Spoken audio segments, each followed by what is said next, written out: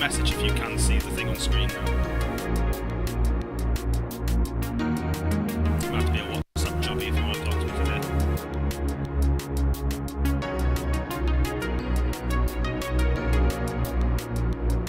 Nice one. Okay, that's an accurate timer. As I said before, I think they be working out to you guys rather than Piers.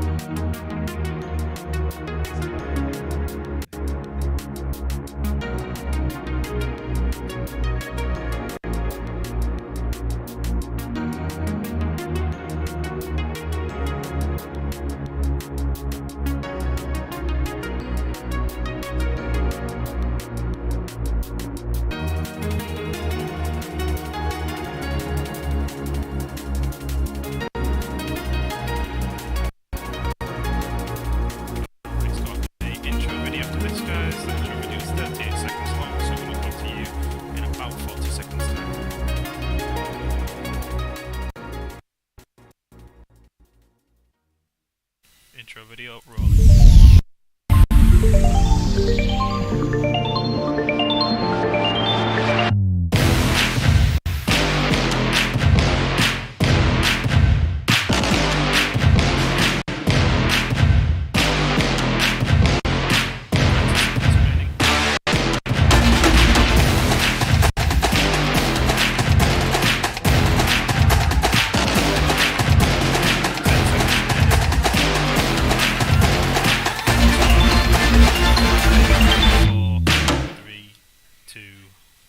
Comms live.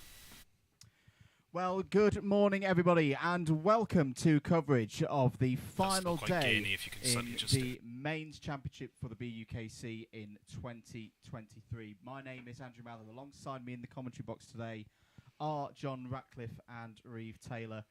John's on the mic with me at the moment. John, Clay Pigeon, a classic venue to have one of our BUKC finales. For the moment, the weather not too bad for the drivers out there. Good morning, sir. Good morning, everyone on the stream. As you say, it's sort of double trouble in the comms box today, isn't it? You've got two of us to deal with today, but it should be very, very exciting. As you say, good conditions here at Clay Pigeon. I think that's a surprising one, to be honest. I think every time I've been here, it's been absolutely chucking it down with rain. A bit of a microclimate down here in Dorset, but a very exciting track nonetheless. You can see on screen, 815 metres in length, 6 turns in total. So not too much of a technical circuit, but those corners can prove very difficult, especially in these quite treacherous conditions, wouldn't you say? Yeah, definitely. And the weather, you know, it can change very quickly around here. We had a lot of rain overnight. So the track semi-damp. Moist in places. Moist in places.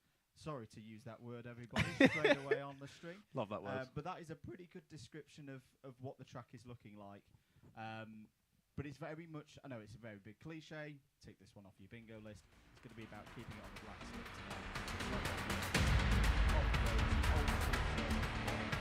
No big car management.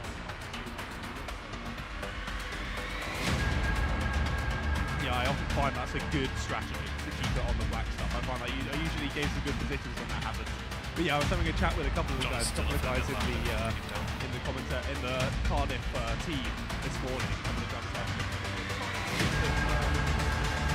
best advice as I could give, I think I've been here for 2 years or so. Last time I was my last driving match, but a really exciting circuit. Down in turn number 1, there's been a line in the crazy zone, and I was saying that often in the start of the season, a lot of loading can occur. Of course, very much against the rules, but it doesn't happen. So down to Billy's Bar, definitely something to watch. Yeah, lots of overtaking opportunities around here as well. Hans hairpin is a good one at the far end of the circuit. You can see him move into the horseshoe bend as well, although it is wet on the inside. That's probably, as I look around the circuit, the wettest point of the track, right on the inside there. And you have to be very smooth around here. Cliche of Clay Pigeon. I won't mention the big ones around the world just yet.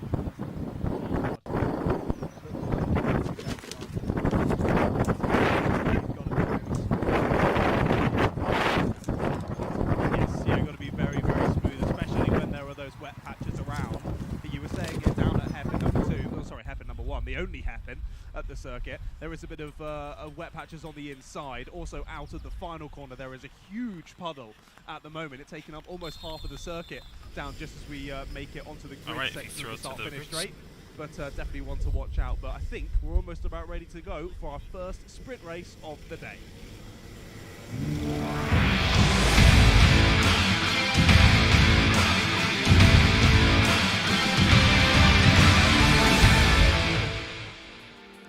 The excitement builds then as we make our way into the final round of the 2023 BUKC season. It's Brighton B who take pole position for race number 1 of the day, with Birmingham B alongside on that front row. Then it's Liverpool B and Nottingham Trent A behind. They're followed by Coventry D and Exeter A. Row 4 sees Bristol A and Coventry B. They're rounding out the top 10 and Loughborough B and Newclan A. And it's Coventry A and Nottingham A behind them.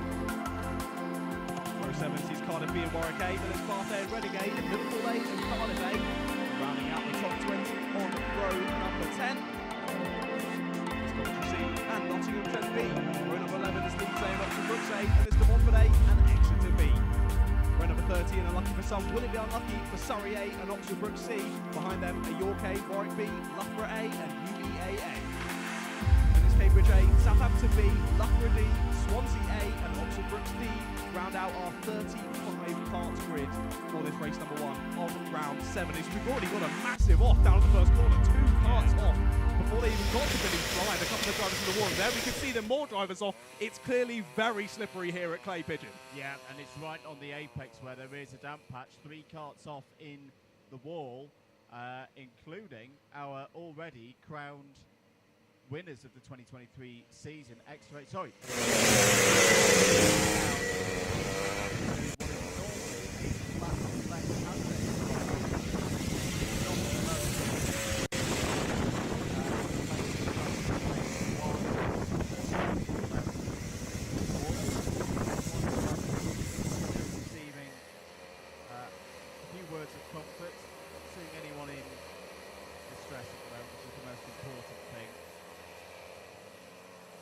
I understand the drivers remaining in the karts now. I know sometimes we talk about in BUKC, you've got to get out as quickly as possible to recover the karts. But in that situation, when there are a couple of others following it, you do want to stay inside the karts until everybody has slowed down and realised what the situation is. Yeah, exactly. The safest place to be is inside of the cart, so smart of the driver to stay inside and just double check themselves, make sure they're all okay, but yeah, they look to be okay, so all up and out the cart. The problem is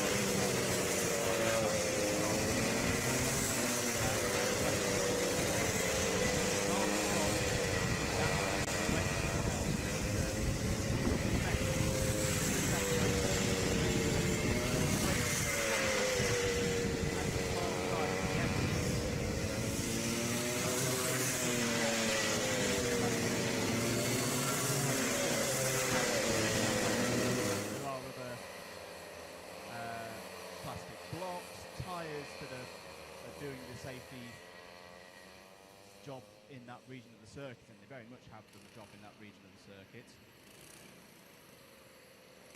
It's an odd place to see karts go off in the first couple of corners, but as we've been speaking about, treacherous conditions for this morning, and of course to remind you all, this is one of your first BUKC or Club 100 streams. These karts staying on slick tyres no matter the conditions, so it makes it very interesting, but means that our marshals have an early tidy up down at the wall on the edge of that first corner. But of course it also highlights for all of these morning sprint races, the drivers get only a few minutes of practice time, which of course means you've only got a few minutes to to learn the circuit if you've never been here before, learn the conditions specifically for today, and that can often mean that if you're coming out the gates flying, you're trying to get the most out of those 5 minutes. That can mean that you push a little bit too hard too early on, and you end up in a tyre ball, as that driver found out earlier. Yeah, everyone's okay, everyone's running again. That's the most important thing. Club 100 team hard at work to put the tyres and the plastic bottles back in position ahead of the start of this race. Good work by everybody involved. Right, so championship scenarios, as if you've been watching us for the season so far, you're probably already aware, X to A entered today having already secured the championship. Quite a rarity in BUKC. First time that's ever happened in the streamed era of BUKC, but it's still a great battle going on for second place in the championship. And in Clubman as well. Quite a few teams in that story involved in this one, so keep an eye on Bath A starting 15th, Coventry A in 11th, and Cardiff A in 18th place. They are all teams who mathematically could finish second in the round. Also, keep an eye out for Nottingham Trent A starting 4th on the grid. Big race for them this, John, in their pursuit of the Clubman Trophy. I think we are going to go around again, and in the same respect, Coventry B in 8th place. So this straight away, race 1, two of the few of the teams that can win overall, well not overall, but in the Clubman class across the course of the season. They are in this first race, and they're starting up in the top 10. There's lots of big hitters, but that piles the pressure on immediately for this opening race, doesn't it? Because you want to start off your round with the most optimal finishing position, and when you start off with a pretty good position, you're sort of maybe expected by your fellow teammates to secure those points for the team, as I do believe we are going to be going around again. So a little bit more chatter time from us, as oh dear, the 37's missed it. Yep, the 37 has misunderstood the instruction there, and at the moment the driver's just going around what's called the crown here at Clay Pigeon. The 37's Birmingham B, they're on second on the grid. It's not a surprise. Already making an appearance here before the race even gets underway. They're not going to catch the track. No, they're being sent around again. Okay, they're going to be sent around again, so Birmingham B are going to get a little bit lucky there. That they will rejoin back into their designated second place on the grid. Should be able to squeeze back in. On the left-hand side of your screen now and slot back in. Bit of a chaotic start to proceedings. We've not even turned a racing lap here yet. Comms Box Live is running over on the DDMM YouTube channel. Hello everybody, we're giving away to the camera. All the point scenarios, if you're wondering how's my team doing this, there and whatever, head over to DDMM. All the stats are there. We've got new rolling tickers as well to give you more information on that front. Right, we're ready to go here at Clay Pigeon. Round 7 of the BUKC 2023 is underway, and it's a very skittish start through the first bend down in towards Billy's Blind for the first time. All looking quite sensible at the moment, which is good to see. No one having any incidents as they enter into the S's. Down the back straight now towards Hans Hairpin they go. And Birmingham B got a very good start, but a slip back. There's also one kart towards the back, stuck on the large sausage curb, exiting the S's, and has come to a stop on the back straight. We'll work out who that is in a short few moments' time. But I think in a way, the chaos of the formation laps there, John, has calmed them down a little bit once they got into racing for good here this morning. Yeah, they got quite a bit of time to chill out before that start, didn't they? But no, I was expecting it to kick off a little bit more this morning with the slippery conditions, but maybe those drivers going off in the warm-up sessions maybe scared them all just a little bit to be like, okay, maybe we should take it easy on this start. Let's just be relaxed here, and all making it through the first lap. Of course, we had that one driver pull off. We'll double-check who that was. I haven't actually seen the live timing just Liverpool yet. B and Bristol A have not come round to finish lap number 1. I think it was Bristol A who have pulled off down the back straight down to the hairpin. I saw them looking sort of at the rear left of the cart as they pulled over, so clearly some sort of issue with the cart or possibly the engine for them, sadly. Yeah, maybe. It's very easy to get mechanical damage around the circuit with it being one that's got some meaty curbs around it.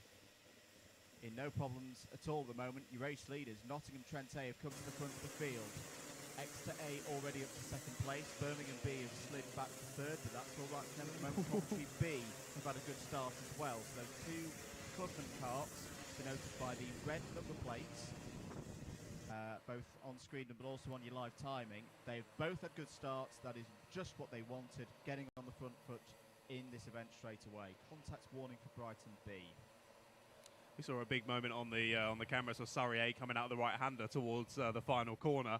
Just got it a bit slidey on the grass on the outside, but managed to keep it all together. I'm not sure if they lost a few positions or not, but either way, managing to hold on to it. Now, as you were saying earlier, a couple of decently big hitters in this race. I've seen Ross Steele out there racing around. He's in a little bit of a gaggle at the moment, slightly further ahead. Fraser Brunton involved in this one, but as we can often see with these difficult conditions, the pack already starting to extend, isn't it? They are indeed, although penalties already coming in, and some of them quite significant. York have got a cone penalty. Get the words out. Got it in the end, mate. 2 jump start penalties. I was not surprised at one of these because Birmingham B, just like they were a bit quick to break out of formation around the crown, they were way too quick over the line, crossed the start line, the timing being first when they should have crossed it second. They received a jump start penalty, but Nottingham Trent A have as well. So both of them started or crossed the timing line, and it's not an argument to be had from those teams because the times over the line are the evidence. They crossed the start-finish line ahead of the pole sitter. And I'm just going to remind myself. Yes, so that would make sense. So Birmingham A's, it's just a straight. They're starting on the front row. They need to make sure that the pole sitter starts the race in first. They didn't. I imagine what's happened with Nottingham Trent is because they were in 4th place on the grid. They followed Birmingham B through and have also crossed the timing line ahead of Brighton B, who were your pole sitters. So what that will mean is both of them will receive 2 place penalties at the end of this race. So Nottingham Trent A cannot win this race now. Very intriguing that for the clubman, because who's going to benefit from this at the moment, John? Coventry B. Exactly. So great for them. They're licking their lips, rubbing their hands with glee. Of course, they're probably not going to know that these penalties are out there just yet. It's very difficult to tell, even at the best of times, when your own penalties come in, let alone your fellow drivers. So the Coventry B driver, probably unlikely that they'll know how well their race is going at the moment, but their goal just to keep it on the black stuff and keep pressing forward. As you were saying, I think the jump start penalty, one of the few in BUKC where you can't really feel aggrieved at it. A very clean cut, all down to the timing. Of course, some other ones, some of the bump and pass penalties, things like that, often come down to what the stewards and the marshals think of your moves. Exactly, yeah. It can be a little bit more argumentative, that one, but jump start, certainly not. So the drivers aren't able to come back from those ones, as we say. But the racing is continuing, and the 7 of Nottingham Trent A, despite having that penalty, still building out a very, very nice gap as the front, as we saw them come through the first hairpin there, just overtaking our kart tester and the lovely Nikki Richardson. That's not something we often say. What a mate. Yeah, that is unusual. I think it was just moving out of the way and letting the leader through more than anything. Great scrap. You can see coming through the horseshoe now towards Buttons. Fraser Brunton and Cardiff A, number 6 on the move. What a season it's been for Fraser Brunton. One of the strongest individual performances, I'd say, across the course of the year so far. Reigning Club 100 and lightweight sprint champion. I'd say it's a great battle. He's actually already pulled away from it now. It's Loughborough B, Nottingham A and Nottingham B behind. I think Nottingham A ran a touch wide there, although I should note that I've had intel from Leeds, of all places, that Nottingham A are ineligible for today. So that's why you may be a little, our experts in the chat will be wondering, Andrew, are you getting old? Because that's clearly a Leeds suit in a number 27 Nottingham A car. What are you on about? That is because it is. All right, that makes sense. University driver in a Nottingham car. They are ineligible. I don't like them today. They're causing me mathematical problems. There's your news. Ignore Nottingham A. That makes sense why you got the intel from Leeds then. Yes. As it's the Leeds drivers taking their seats. Yes. So fair enough. Yeah, you're not the biggest fan of eligibles. If it's your first time tuning in, don't mention that word to Mr. Andrew Mather. It's all right. We've made some improvements with alpha timing for tracking them. down into Hahn's Hairpin. This is going to be a hotbed of activity today, particularly if the rain starts coming down. Yes. Bathé having a strong run at the moment. They're up to 9th place, number 25. Yeah, the amount of drivers I've seen both in Club 100 karts and in owner karts make it to that barrier on the outside of the hairpin. It's too many to count. Make it to the barrier, go through the barrier. Yeah, I've had a couple of times being on that camera post where I did think I was in the firing line for a second. I remember a Super One event here a few years ago where I was worried for your safety. Yeah. You were fine, but at the time it was a little bit disconcerting. You be worried for me? That seems unlikely. I know. Nottingham A, ineligible, but the fastest on circuit. Looking so very really quick. Putting that experience to count. Just called to sight on number 34 there of Reading A. Ross Deal driving for them. Yeah, Nottingham A just pushing on ahead, aren't they, towards Cardiff now. They've got a couple of seconds then forward to UClan and Coventry. So hopefully, if Nottingham A continue this pace and close up to the back of Cardiff, and then possibly those two can work together to try and push on to 4th or 3rd position. But I think those are really the lofty heights for those two this race, as it's then a further 4 seconds up to Exeter A in second, and then a further 6 over 6 to Nottingham Trent A in the lead. Now, I've got one for you in the chat, sir.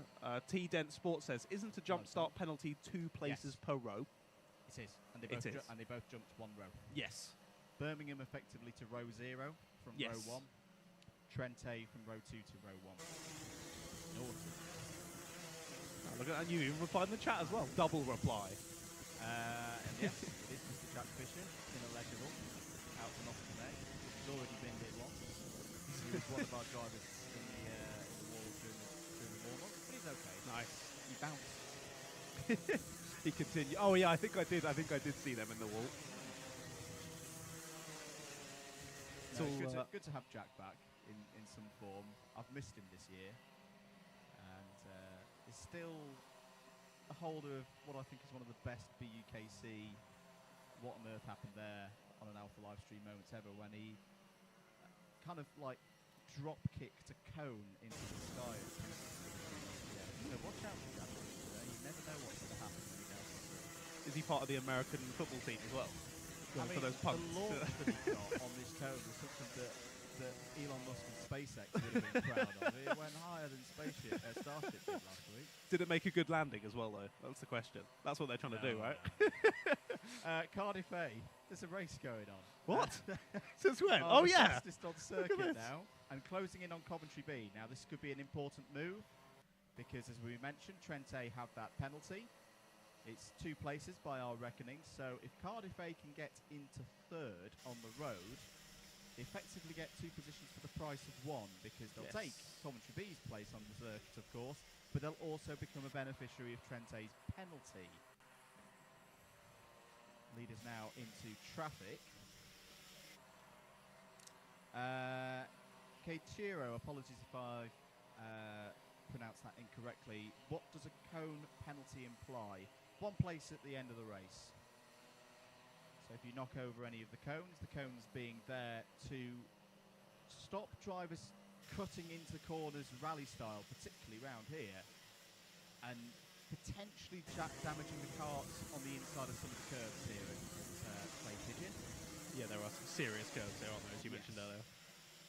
And you see JV there on patrol in the middle of the circuit. He does not want any of his karts being damaged by the drivers, to the detriment of drivers who will be using these karts later on in the day, and also his staff. So that's why that rule is in place. There's an example of a cone in place. Hit that cone, it's going to be a 1-place penalty for you.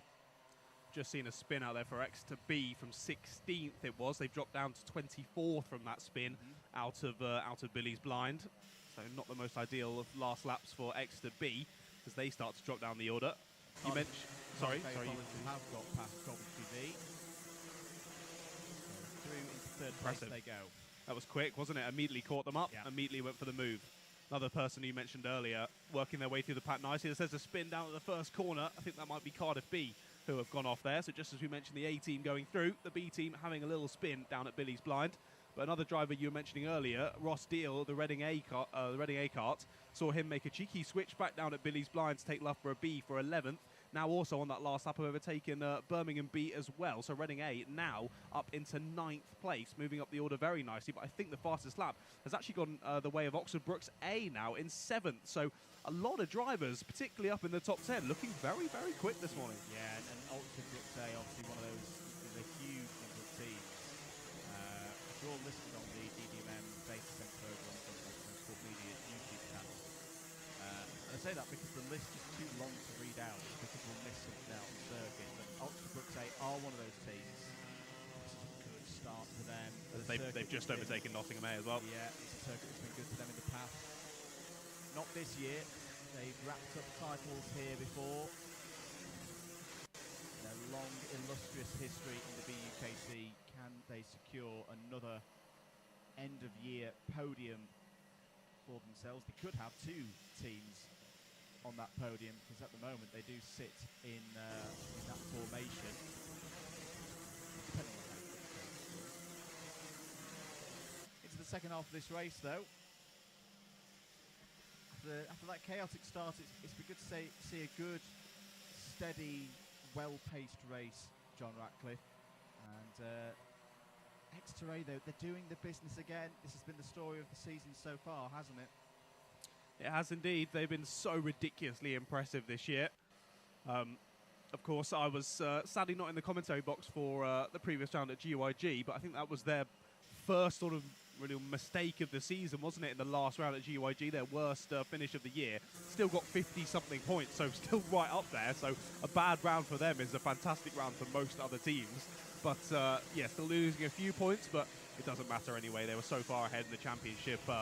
What an impressive year from Exeter A, and very much deserving of their achievements in 2023. It'll be interesting to see where they can continue that on into 2024.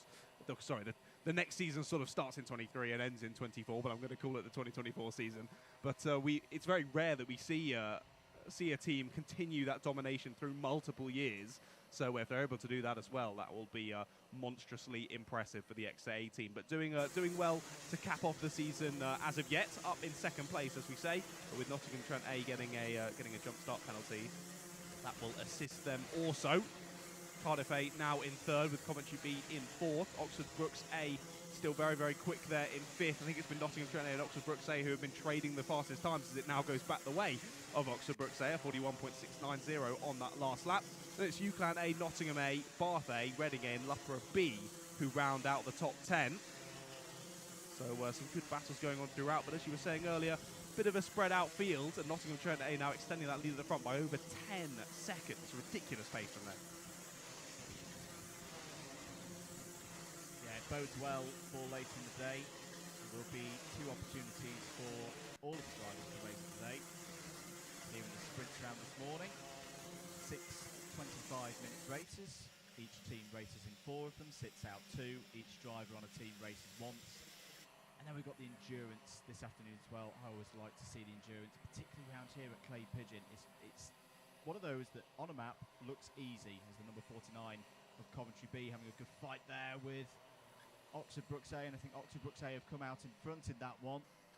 This has been a good drive from Oxford Brookes A. I would still say, John Ratcliffe, this has been a rebuilding year for Oxford Brookes A. This is not the same team that we've got used to talking about in years gone by, but what's impressed me, particularly this second half of the season, is it does look like they've learned quickly. This is more like the Oxford Brookes that we're used to in previous years in terms of performance and results. For years going forward, this bodes very well for the next generation of Oxford Brookes drivers, that they're going to be in the fight for years to come. That is for sure. They've always been an extremely impressive team. They're always the sort of ones expected to be up at the front, which is why it was so surprising at the start of this season to not really see them there and battling. But they've had an impressive second half of the year to fight their way back, and they've been very, very consistent with their results and just remaining under the radar and gaining those good results and getting good points towards their championship charge, just as they're doing today in this opening race up there in P4, just battling their way through, constantly gaining positions every lap or so, and gaining those extra points towards their championship. Now we move into these last couple of rounds with Oxford Brookes A in second in the championship and Oxford Brookes B in third. Very, very close on points, but trying to hold on to those final two top spots in the championship, which are still up for grabs. Of course, Exeter A having locked off that winning position already at the previous round at GYG. But yeah, Oxford Brookes A have been, it was surprising they weren't quite there at the start of the season, but great to see them back fighting up the order. I'm not sure that will give them a lot of confidence moving into the 2023-2024 season, which will start later on at the end of the year, sort of October time, where I can imagine the conditions will be a lot worse than they are today. Surprisingly so. I thought we would see some rain from Clay Pigeon, but hey, don't speak too soon. I know I shouldn't speak too soon. I know I'm going to commentator's curse the weather somehow. Nah, just put it down to the microclimate that we have here. Yeah, exactly. That's not our fault. That's not our fault. Hill known as Warden Hill here at Clay Pigeon. 7.5 minutes of the race to go. Key change. Key change. Cardiff A have hunted Exeter A down and taken second place on the road. So to the extent that that now means that they effectively lead the race once Nottingham Trent A's penalties have been applied. And in that little squabble, sort of second down to maybe even 10th in the championship, gets even closer now, doesn't it? With Cardiff pushing on ahead and gaining maximum points from this opening race. It's exactly what the guys at Cardiff wanted Fraser to do in this one, and not from the best starting position either. No, in the middle of the pack, it's always difficult to navigate your way through. Birmingham B have received an ABC bump and pass penalty for those of you new to the BUKC. That means they have overtaken someone with a little bit of contact, a little bit too much contact for the race control's liking, and wherever they finish at the end of the race, they will be demoted 4 positions. Contact warning for Loughborough A, that is just a warning. Not a penalty, but if through too many of those, we will lose positions. Also, see that the number 4 is ahead of the number 6. We've got a few carts going off the lead lap, the number 4 being Loughborough A, in what really has been a bit of a bizarre season for Loughborough A. They've had struggles with selection, who to put on the A team, who to put on the B team. The B team, in the way that they qualified, effectively became the A team. I was going to ask, are we still clarifying at the final round that the B team is the A team and the A team is the B team? Or are we assuming people know this now? But they're pretty much next to each other on the championship. Yeah, it doesn't really matter. It's been a bit of an odd one for the former champions. I'll tell you what, this race isn't done for Oxford Brookes A either. They've just set the fastest lap of the race, 41.256. They are tearing up the circuit. And they are catching at a rate where they are going to be on Exeter A on this lap. So let's keep an eye out for the 2 and the 1. Could they be swapping plates at the end of the day? Well, Exeter will definitely be taking the number 1. And with these kind of drives, Oxford Brookes A are going to be looking good to take the number 2 for 2024. Contact warning for Exeter A. There is a driver off down at the bottom end. Is that the number 37 or the 17? I think it's the 17. That would be Brighton B or pole sitters. Track limit warning for Coventry A. Before going through the number 2, then the number 1. So Oxford Brookes A have got 1 back marker between themselves and Exeter A here. Oh, it's the number 45 squeezing Loughborough A onto the grass there. That's Bristol A, who have re-emerged from the pit lane, are back in the race, but 4 laps down. So Fraser Brunton there in the black suit, red shoulders and white helmet, effectively your race leader once penalties are applied. Looking pretty comfortable at the moment, John. 1.9 seconds clear of Exeter A and Oxford Brookes A. And with 4 minutes to go, that's a gap that he should be able to manage. Yeah, looking pretty comfortable out there is Fraser. Just warming up to the conditions well. As you were saying, Oxford Brookes A are ridiculous on pace. 41.2 their fastest lap. We've probably got about 10 drivers in the field who are down in the 41s. Most of those, including Fraser Brunton, up in the high 41s, a 41.802 for Fraser. So a 41.2 for Oxford Brookes A is just ridiculous. But Cardiff were able to scrap back early on, as that's a bit of a late one down the inside for the number 2. A bit of a bump on the number 4 to squeeze their way through there, and we'll have to see what the stewards think of that one. That's always the risk with Billy's Blind. It's a very, very short braking zone. It's one where you want to carry a lot of speed. It's a quick stab on the brakes. And if you're not a good way alongside another driver, the number of times we've seen that scenario where the driver on the outside maybe isn't fully aware that there's someone coming down their inside, because it's such a short braking zone and everything's happening very quickly, that you can get that side-to-side contact very, very easily. Yeah, you find the front of the kart sort of just drifting wide, and you're like, no, don't hit him, don't hit him. There's nothing you can do about it. And again, you're so on the ragged edge that it doesn't take a lot of contact to really wash out through Billy's Blind. And then to compound matters, as you come round that right-hander, the track drops away. It really cambers down into a bit of an abyss. So that's why sometimes you'll see, particularly today with the less than optimal conditions, you'll see drivers kind of stay in the middle of the circuit as they prepare for the right left of the S's. The Clay Pigeon abyss. I like that. Don't get lost in the Clay Pigeon abyss. It's a scary one to be at. Word. And it's particularly when something like that happens, as you were saying, it doesn't take much contact to force someone out a little bit wide, and it makes it look like it was a massive incident. And the steward... Extra A wide. Oh dear. And they've lost the position, so Oxford Brookes A have got through. Oxford Brookes A have got through and into third position on the road. That is far from ideal there for Exeter. Did you see, was it just a little mistake, or was it a bit of contact, or what happened? It was early before, and in the mix of it, and in fact, was it? now fallen quite a way back. Oxford Brookes A showing up to the party here in the first race. Just over 90 seconds to go. There's your race leader, number 6, Cardiff A. There's the number 1 in the middle of your shot, with the white helmet and the red details.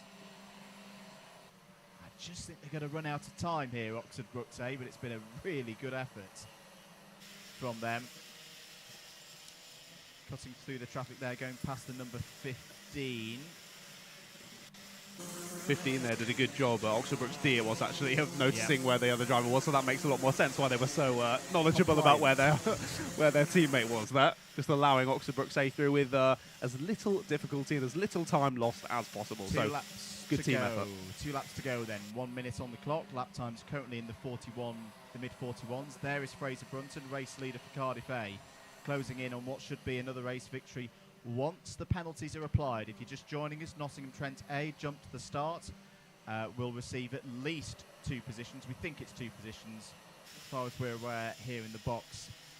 They cross the line in a scenario where they'll effectively have started 1 row ahead of where they should have. That's why we're talking about this battle between Cardiff A and Oxford Brookes A so fiercely, because this is for the 60 points available for winning one of these races. On a day where it really is going to be, if you're going to finish second place in this championship, if you're a Cardiff or a Brookes A or a Birmingham A or Bath or whoever it is, you have got to be perfect here today across these 2 rounds. And for these 2 teams, Cardiff and Brookes A, it's a very good start.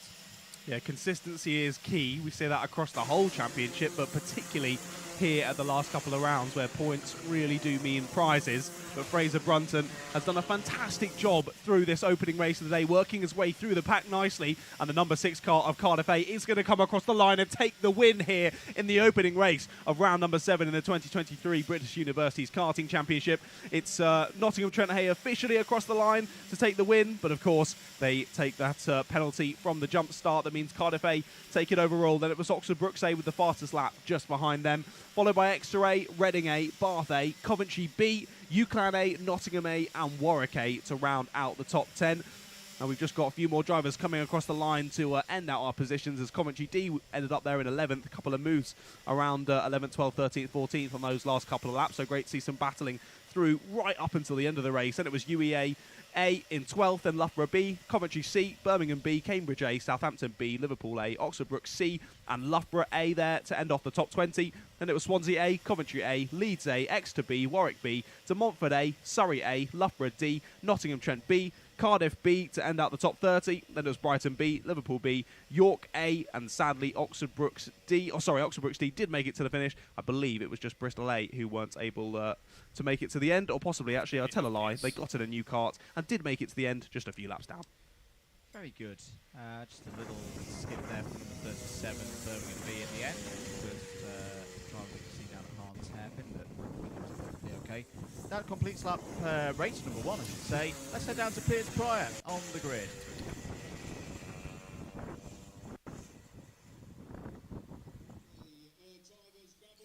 Well, what a start to the day's racing at Clay Pigeon for the final rounds of the BUKC. Of course, Nottingham Trent A getting the win on the road, but unfortunately a penalty. Let's grab a word with our winner on the road. Unfortunately, let's go that again. So you got great pace out there, winning by about 10 seconds or so, but unfortunately... Yeah, I jumped the start, can't lie, so I kind of knew I'd done it as I come down the finish line, so I'll take it. But yeah, I guess the win was all right, won by a big gap, so... Your driving past the start was obviously very good, but feeling pretty good. It was good pace out there. What about the rest of your team, Nottingham Trent A? Are you going to have a strong day? Yeah, we need to. We're only 2 points ahead of the next clubman, so I think we got a lot of strong drivers. So hopefully we should get enough points to win the clubman championship. Good stuff. Right, we'll move down the grid. We saw Fraser Brunton, our overall winner. We took our overall winner. Unfortunately, came into the pit, so maybe a problem with his car. But I think we're going to throw back to the commentators for a bit now. We'll catch you after the next race. All right, Comms, if you can just take it for a minute. Apologies there for a couple of the issues, I think, down on the grid. Back with us here in the box at Clay Pigeon. Reeve Taylor joins me for the first time on the mics this morning. Good Reeve, morning, John. Welcome to the greenhouse. Thank you very much. Great views up here, actually. It is. It's really nice comms box. It's one of my favourites in the country. Is Clay Pigeon, and as I was driving over the hills through the Cotswolds yesterday, it was rainy, it was foggy, and I was like, I hope I'm in the greenhouse to be able to, even when the weather does come in here, you get a good view around the full circuit. So yeah, it's one of my favourites. What did you make of that first race? I was, to be honest, fearful at the start after we saw the way things begun. Yeah. But I think the overall, the whole grid kind of settled in. And as you said at the start there, I think that kind of seeing the chaos at the start allowed everyone to settle down a little bit, maybe play things a little bit more carefully. And it was, I think, overall very clean racing. Didn't see as much heading into Billy's blind as we usually do here at Clay. Usually we see pretty much everyone running just that little bit too wide and ended up in the barriers. But no, overall, I think some very clean racing. Good to see that the track has cleared up substantially in comparison to the start. Yeah, it needed that first race just to clear the track up a bit, get some heat into the tyres, some heat into the karts, and yeah, the second group of drivers I think will fare a lot better than the first lot. But having said that, I think the first group did drive once it got into the race very, very well. There we are on screen. Hello. Hello, everybody. Here in the comms box greenhouse. We've got a great view right over start finish, and that jump start. I didn't want to call it straight away because sometimes my eyes deceive me, but they didn't in that case. We got quite a good view of Birmingham B and everybody else following them through. Nottingham Trent A being the unlucky ones in a way that they didn't. If they just held back a little bit there, if they hadn't crossed the line ahead of Brighton B on driver's right-hand side, they wouldn't have been adjudged to have jumped to the start, and they would have held on to that race victory. So hopefully they'll put that one down to experience and know for next time. You can get in contact with us here in the box, various ways of doing so. We're keeping an eye on the Alpha Live YouTube comments, of course. We've also got the DDMM comms box cam, which will start getting data and numbers filing into it in due course. Thank you for your continued support, and a few shout-outs as well for recent subscribers. Hello to Daniel and Dale Campbell if they're watching, Callum Motorboys as well. So if you don't mind giving us a sub there on DDMM, that would be great. Depending on what your Google settings are, is whether your name will then cycle through. Apologies if it doesn't. The powers that be in the cloud and everything sometimes don't want to give me that information, but there we go. But yeah, we're getting ready for race number 2. There will be some warm-up laps once again for this group of drivers because it's the first time that they will be heading out on circuit. But it's looking pretty clear here at the moment.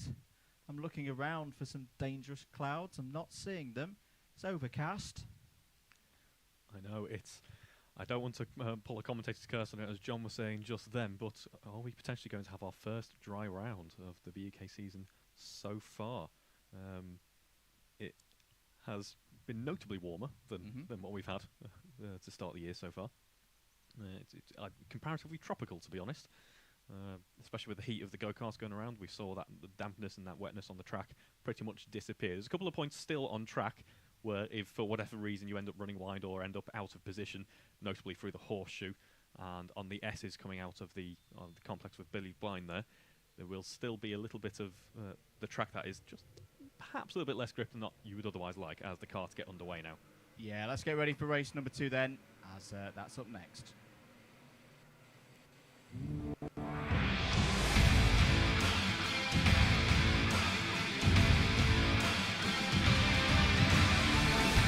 Grid then for the second race of the day, round 7 of the BUKC 2023. Cardiff A, great start in race 1 and a good opportunity here in race 2. They start on pole position. Nottingham A alongside them on the front row. Reading A and Manchester A form up the second row of the grid. Oxford Brook C and Birmingham A. Key race this for Birmingham A, I feel, there on row 3. Cardiff B and Leicester A start on the fourth row of the grid. Loughborough C and Nottingham Trent A go from row 5 to Montfort A and Coventry C start on row 6. Edinburgh A and Sheffield A go from row 7. Swansea A and Oxford Brooks A will look to move from the 8th row of the grid in the midfield there. Warwick B and Loughborough A start on row 9. Southampton B and Cambridge A complete the top 20 on row 10. The University of East Anglia, UEA A and Brighton A are there on the 11th row of the grid. Loughborough D and Southampton A on row 12. Bristol A did not have a good start to the day. They start this one on row 13 alongside Liverpool B. Coventry D and Lancaster A start on row 14. Exeter A and Coventry A form up a big hitters row 15. Liverpool A and Brighton B are on row 16. University College London, UCL A and University of Central Lancashire, UCLan A form up the 34 karts in this race of 25 minutes. Just to go through who's important in that one from a championship perspective. Let me just order my table. We talked about Cardiff A. Obviously, they've got pole position for this one. Birmingham A as well, another one of those teams that mathematically could finish second in the championship. They'll be looking for a big one here. Oxford Brooks A, difficult one this. I know they've just come from 22nd to get a good result in that first race. Sometimes you prefer that to start a little bit further back and get that rhythm going through the field, as opposed to starting right in the middle of the pack where everything can kind of conjoin, especially down into turn 1. This is their race. This is that race for them, starting 16th on the grid. Bath A sit this one out. Coventry A, obviously, this is their one where they start from the back.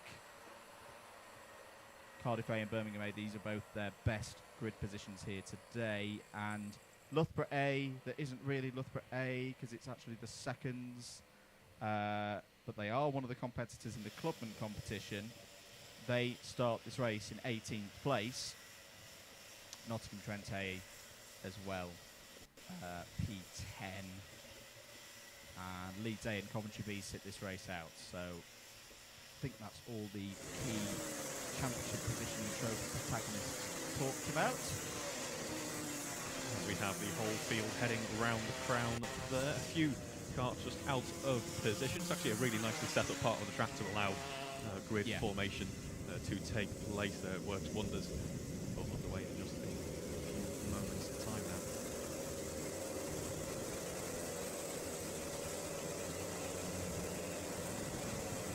Waiting for thumbs up from the pace kart driver to be good to start this race. I think we will be for this one.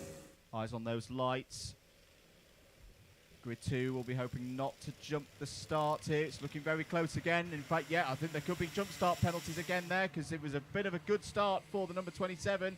Almost too good. There's drivers off. Down 1, 2, 3, 4, 5 karts joining down at Billy's Blind. This could be a restart.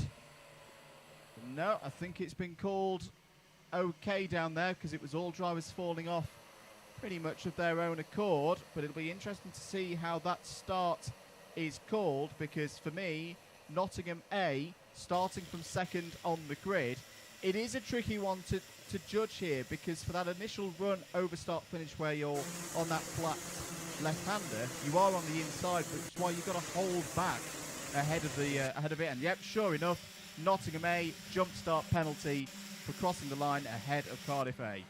Yes, I think that's the right call as well. He was clearly pretty much a kart length ahead by the time we got through the start-finish line there. But as you say, it is very difficult. It's almost a bit of a curse to be on the front row here because, as the number 36 was off there, that was Swansea A. That was a bit of a strange one. It was almost like they gone a bit too deep into Billy's Blind and pulled it up before they made contact with the wall. And they do well to do that because I think that was on the yellow flag. There's still karts being recovered from the first lap incident. Yes, it looks like we have another kart off there as well. We have drivers heading down the pit straight, looking over their shoulders because it is a very long run all the way down to turn 1. Then very intense braking zone for Billy's Blind, one of the primary overtaking opportunities on this track. So karts that I think had some problems on that first lap. Loughborough A, Loughborough C, Nottingham Trent A did not have a good start as well. UCL A, UClan A, Brighton B and Coventry C are all a touch off the back of the field now. At least in this modern era in Club 100. Karts have clutches now. These Rotax Evo powered machines in previous areas with the push start and direct drive, they wouldn't have been so lucky. Who's coming up through the field? I see Sam Lovelace passing by our commentary box window in the Exeter A kart, already up to 18th spot.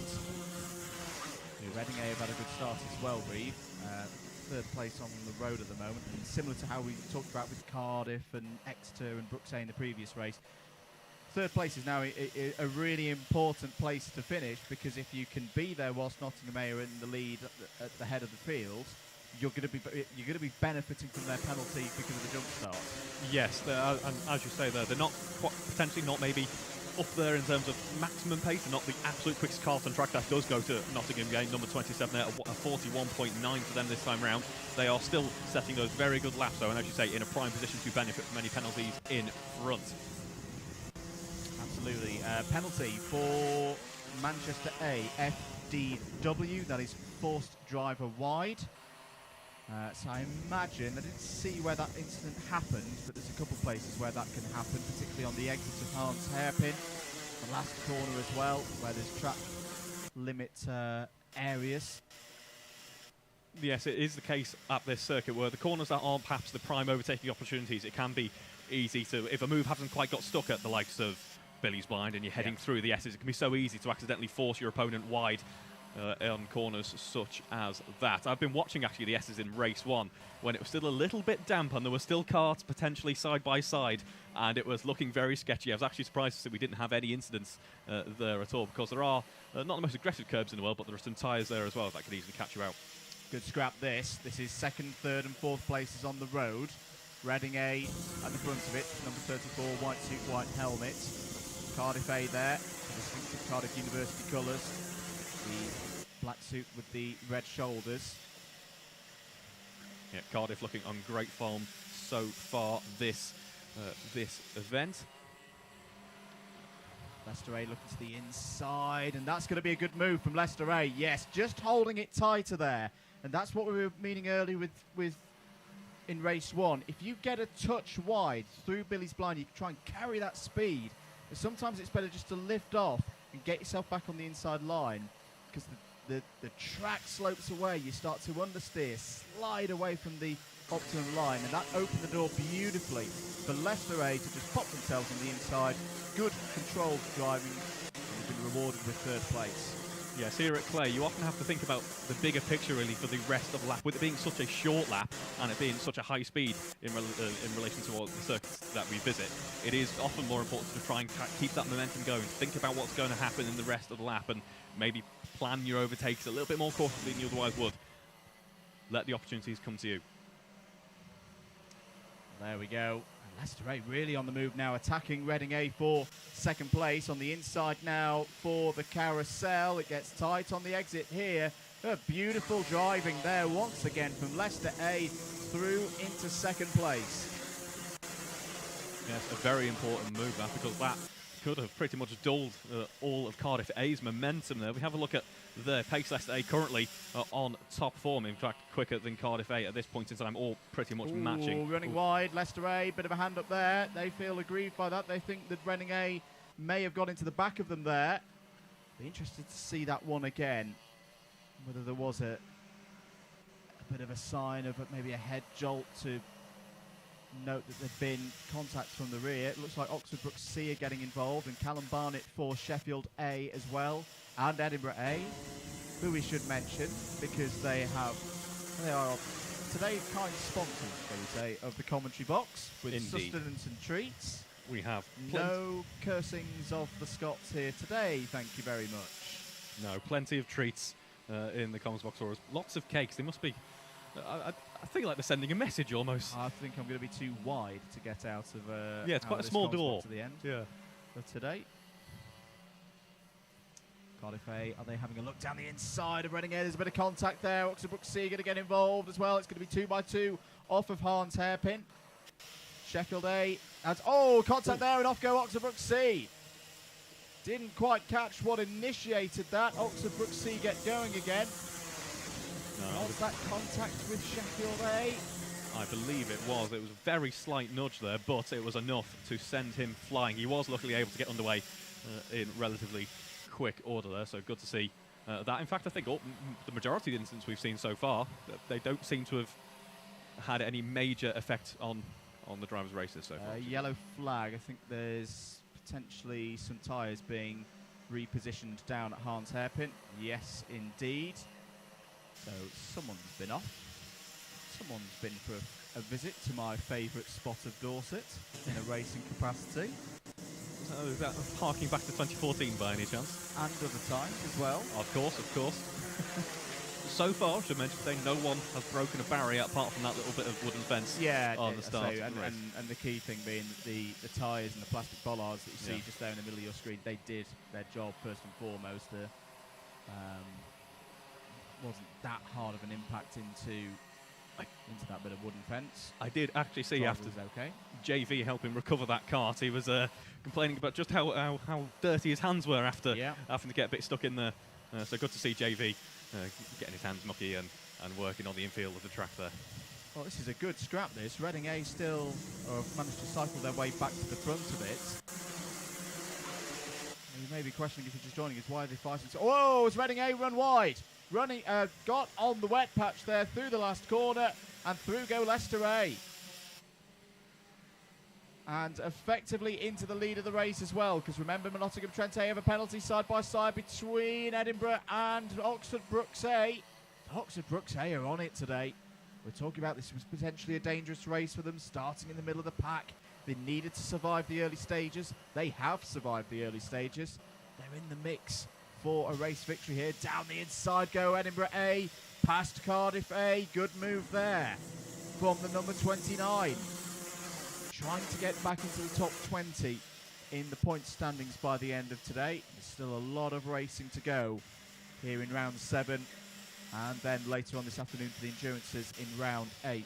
Really could mix things up. We saw at PFI the last time we ran the endurance format, a couple of the teams weren't quite there on their strategy per se and their cleanliness of pit stops. So it'll be very, very open once we get to that in the afternoon. We do have an advantage by contact, or bump and pass rather, for Reading A. Has just come in there. In fact, one for Lancaster A as well. So a little bit of argy-bargy here at Clay Pigeon so far today. And I imagine a lot of that is probably happening where I am currently looking now, heading down that pit straight, if you can call it the pit straight. There's plenty of loading goes on through that kink before you run it down into the first corner.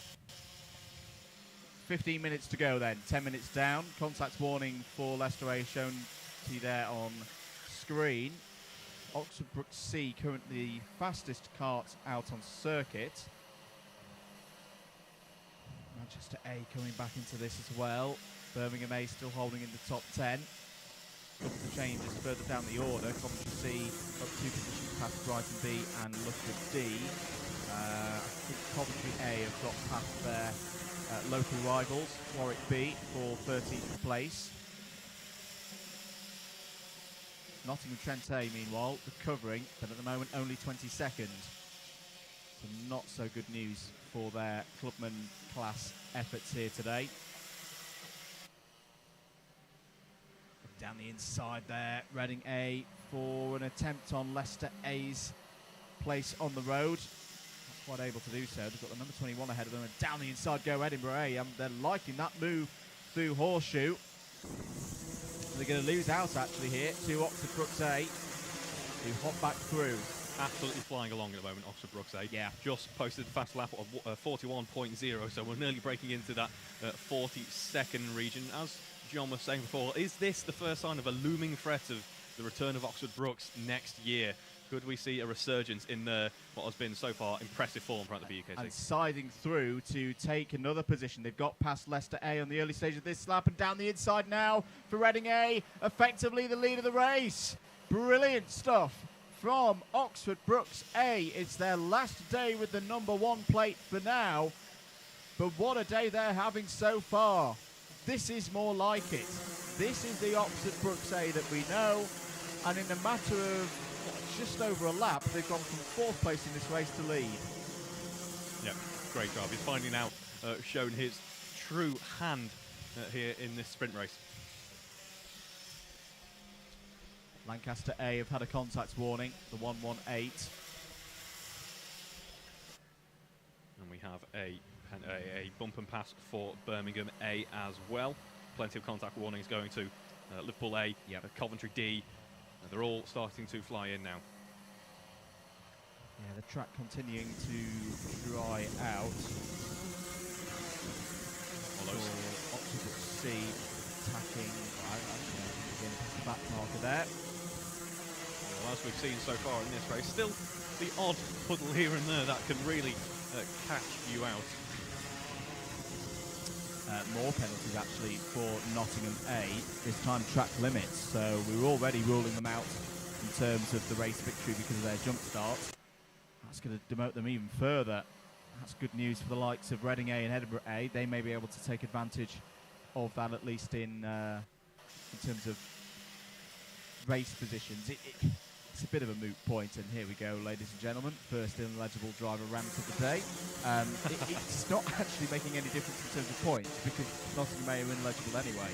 They're a ghost kart. They were never going to get the 60 points because they've not got registered students from Nottingham University driving that kart today. But it could still come down to if there's a tie-break situation,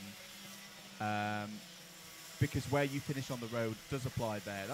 So it's just something for those drivers and those teams to be aware of.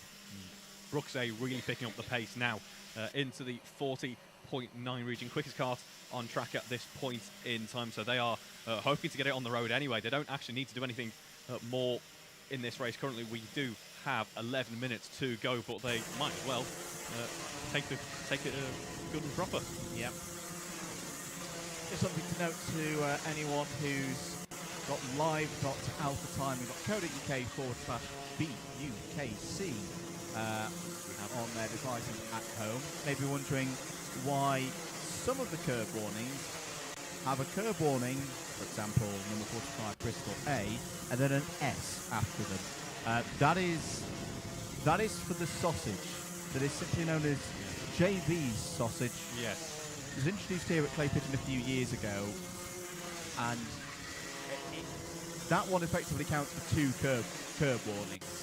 Other curbs, you'll get 3 strikes and you're out. But if you hit that one, because it's such a hard and potentially damaging curb, there's less margin for error on that. There's less warnings available. That if you touch the sausage, which is coming out of the S's, we'll point it out to you next time we have a shot through there. Race control are not going to be particularly pleased with you because the kart actually rises off the ground. Yes, and there truly is no advantage to going anywhere near that curb because, as you say, you lose all control of the car effectively. You're just skating along without control. Good scrap going on here. This is the Edinburgh A, Reading A, Leicester A, Sheffield A and Oxford Brook C group. Oh, so we have an off there, and there's tyres on the track. Tyres on the track on the exit of the S's there. Luckily, most karts able to avoid it. There was a little bit of contact there as we have marshals now rushing, panicking to try and get those tyres off the track. Yellow flag there. Catch which kart that was. Was that Nottingham A potentially who had that moment? They're just coming through. It was. No, it's Nottingham Trent A, the number 7. In fact, there was a... You just heard it there. If you heard it on the stream, a driver ran wide there and over the sausage, and you hear that skating, that it's scraping noise. It's like horrible. hitting a speed bump in your car when you go. Yeah. It sounds great round a skateboard park, not round a karting circuit. No, I think to quote JV, don't look at the sausage, don't think about the sausage. The sausage does not exist. You cannot put your kart near there because it simply doesn't exist. It's a dark place, and you shall never go there. Sam Hampton, just passing through shot there in the number 2 Exeter A kart, 15th for them at the moment. Quite an unlike Exeter A race. This, not flying through the order, not up at the front. They won't care though. Having a good day out. A victory lap of sorts. Oh, is into the side there. Leicester A. Oh, and that's going to be more contact with the number 14. What happened there? Leicester A just seems to be trying to drive straight through the back marker. Track limit penalty for Nottingham A, another one. Breaking down a little bit in the last 10 minutes here. Yes, we've enjoyed half an hour of clean running, so let's have a little bit chaos. more. Yes. And of course, they'll have to try and iron out this type of driving kind of inconsistency when it comes to the afternoon running, of course, the enduro races, when you really have to do things entirely differently tactically. Apologies. 24th out of position. Leicester A has got tangled up with Coventry A through a bright early start for Leicester A. It's starting to fall apart a little bit here. But I think we've gone full course yellow. Yes, we have. We have gone full course yellow. And I can understand why. We just mentioned that it started getting a bit fractious out there, a bit scrappy, carts off the road. Well, in fact, I know exactly why this is the case. The tyres that we talked about as being flung into the middle of the circuit coming off the S's a few laps ago, the marshals are needing an opportunity to get those tyres back in place. And they've got to put this full course yellow out, which is now going to bunch everybody up. Now there's an opportunity to get the tyres back in place. But there's a stream of water now across the exit of the S's. Yes, still some debris. That shouldn't be. There's a coffee cup in the middle of the track as well. Shouldn't have to worry about that. That's probably been dumped by someone in the tyres beforehand. One of the drivers potentially on the wall last decided they needed a quick caffeine boost before they were on their way. I don't imagine that small amount of water will affect things too much unless there's any brave overtaking moves on the exit. If you're running out in that part of the circuit that we're looking at out of our commentary box window, you're in trouble anyway. We have had some more sausage penalties, by the way. I think Swansea A had one. Southampton B have had a takeout penalty. There may be a bit of a talking to for the drivers after this one. We're still under full course yellow. This is really going to change things as well, I think, further up the order because it's bunched them all together now. Look at that run, Reeve, from, I'd say, 4th place all the way down to, like, 14th. We've got about 10 carts all covered by 3 seconds now. 6 minutes on the clock, still under full course yellow. We're going to go round one more time. Yeah, it's going to be very interesting to see. Will this be a second chance, perhaps, in this race for the likes of Reading A? Oxford Brooks there as well, of course. They've had fantastic pace in this race so far. So while they are effectively leading, it will be even easier for them now to try and get that overtaking move done if they can. The other interesting aspect of this, so it's just as it's happened, a bit of a train is formed behind the number 28 of UClan A. Now, they're in 23rd place. That means you've now got the leaders now all mixed up with a load of back markers from, what would you say, 23rd back to Swansea A in 30th. this could get a little bit chaotic in the last 5 minutes. We are still under full course yellow. It will be removed at start-finish when race controller happy to do so. Jacob Harris will withdraw it, and it's not going to be this lap. Just trying to establish why that is the case. No, we have now gone back to green. Yep. So we have now gone back to green. Apologies. So we've now got a 5-minute sprint. And if you're Nottingham A or BUKC or Edinburgh at the front of this field, you're going to have to really have your wits about you, because you've got karts now behind you which you were 5-10 seconds ahead of earlier on, and you're trying to overtake back markers. It is all going on down at Hans Hairpin, 2, 3, maybe even 4 wide, trying to catch the sight of the number 1. They're right in the middle of the pack, behind the number 50. You're looking for the black and yellow, fluorescent yellow helmet in the middle of the pack there. There they are. They've done very well to control this one at the front of the field. But they've got a penalty. They've got a penalty for contact, and that is exactly what can happen in this scenario with the whole pack together. It's effectively like the start of the race again, and having survived the risk of starting in the middle of the pack, where everybody bunches up at the start, it's then happened after a full course yellow with 4 minutes to go. So that completely changes the story. Oxford BUKC have come up the field. Where have Edinburgh gone? Edinburgh have fallen down the order. In fact, no, sorry, Edinburgh have got ahead. Sorry, yeah. Edinburgh A have got up to the front of the field. It's Nottingham A who've dropped down the order, who've now got a contact warning. Chaos here at Clay Pigeon. So Edinburgh A, not needing penalties now, are leading on the road. They've got 3.5 minutes to hold out here, but they're being challenged by the number 7 and the number 1 down into Billy's blind. Well, what a race this has been so far. Yes, absolutely turned around on its head with that yellow flag period. Change on the lead, for the lead on the road. Oxford BUKC have got back through past the number 29, but remember, they have a penalty, and Edinburgh are now being attacked by Nottingham A. And the karts behind Oxford BUKC. So they've effectively taken the lead of the race now, because they've got past Edinburgh A. They've had a clean one so far, until now, because now they've got a bumpered pass penalty. This could be one of those where if you come across the line, there's been so many warnings, contacts, cones, everything, sausages. It's all out there. It's been the full cooked breakfast this morning. You could be like 8th on the road in this race, Reeve. If you cook through it clean and no penalties, you could be getting a huge haul of points in race 2. Yes, a proper race of attrition, as it turns out. Pace, not the be-all and end-all here in these sprint races even. 2.25 minutes to go. You're going to need the extra big abacus out for this one. There's another penalty, this time Leicester A. And this is all, I think, because we've got this huge mix of cards, but with the added spice of you've only got 2 minutes to go to get your moves done. You've not got 25 minutes like a race start. Every corner, every apex matters just a little bit more when you've got this little time left in the race. Less than 2 minutes of this one to go. There's a yellow flag out through Hans Hairpin and then through the horseshoe as well. Some marshals now trying to regulate the pace just a little bit before we try and get this race to its conclusion in a safe manner. We've gone full course yellow again. We have gone full course yellow. I think that's purely just owing to the sheer number of penalties. Sheer number of contact warnings and penalties that have started streaming in. So they've decided yellow flag, let's neutralise the race just a little bit and make sure everyone is coming home facing the correct direction. Well, I'm afraid, folks, that we're not quite going to know, I think, if it is Edinburgh A, because I've not seen a penalty come up on screen for them, but the sheer rate of penalties that has been coming through, we could have missed it. It's distinctly possible.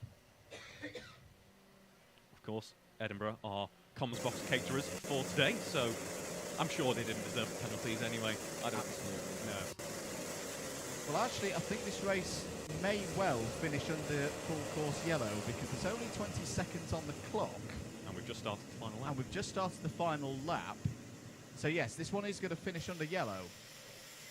And as I say, I think there will be a bit of a pause in proceedings ahead of race number 3 and some re-education and additional briefings, shall we say. Oxford Brook A have it on the road, but they have a penalty. That we know for sure. Oxford Brook C also have a penalty. That we know for sure. Edinburgh A we think are clean. Nottingham A have many penalties. That's fine. Just contact warning for the moment. No penalties. Nottingham A are multiple penalties, but also illegible, so we don't like them. Coventry A, I think, has got a penalty. And then beyond that, I really don't know. It's going to be a bit of a bizarre end to the race. Time is up on the clock, and there is the checkered flag across the line. Oxford Brook A take it on the road from Oxford Brook C. Well done, Edinburgh A. If they have got through that without any penalties, they kept the heads, and it's a well-deserved race victory. Nottingham A 4th, Coventry A 5th, Reading A 6th, Southampton A up in 7th place, Birmingham A are in 8th place, 9th for Cardiff A, Leicester A 10th, Sheffield A 11th, 12th for Manchester A, 13th for Exeter A, 14th for De Montfort A. I'll be honest, there's no much point in me reading out the rest of this order because there were so many penalties in that, it's all going to get jumbled up. Check it out on results.alphatiming.co.uk/BUKC for the official one when it comes through. We're just going to take a short break on the commentary here for a frequency change. We'll be back with more action here at Clay Pigeon for race 3 in a short few moments' time.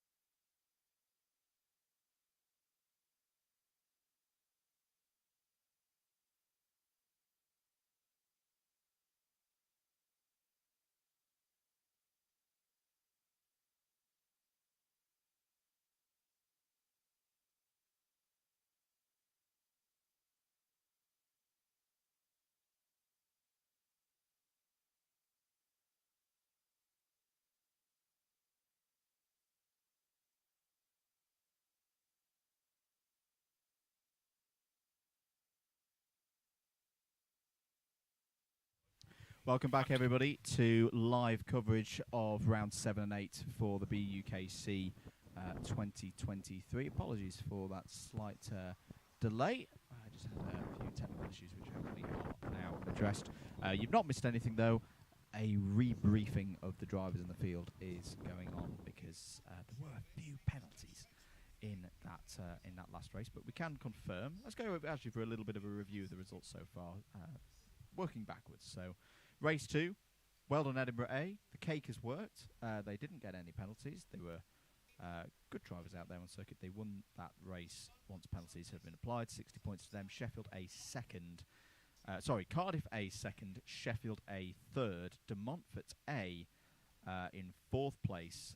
And my oh my, I'm just looking down at where I think where they were on circuit. I think De Montfort A, Reeve, finished. I think they finished outside the top 10 because they finished 6 seconds behind the leader on the road, which was Oxford Brookes A. So I think they've received that 4th place on the basis, and same with Sheffield A. They were 5 seconds off the lead. Yeah, we've got a few examples of that. Just one that stands out to me is Liverpool B at number 15, or finished P15 on the road. Number 76, that's Ewan Darlington. Good work. Reeve's got the pre-penalties results on his screen, and De Montfort A were 14th kart over the line, are given 4th place because they didn't have any penalties. Well done, De Montfort A. Good driving. Oxford Brookes A 5th, Oxford Brookes C 6th. All these results, by the way, you can see on results.alphatiming.co.uk/BUKC.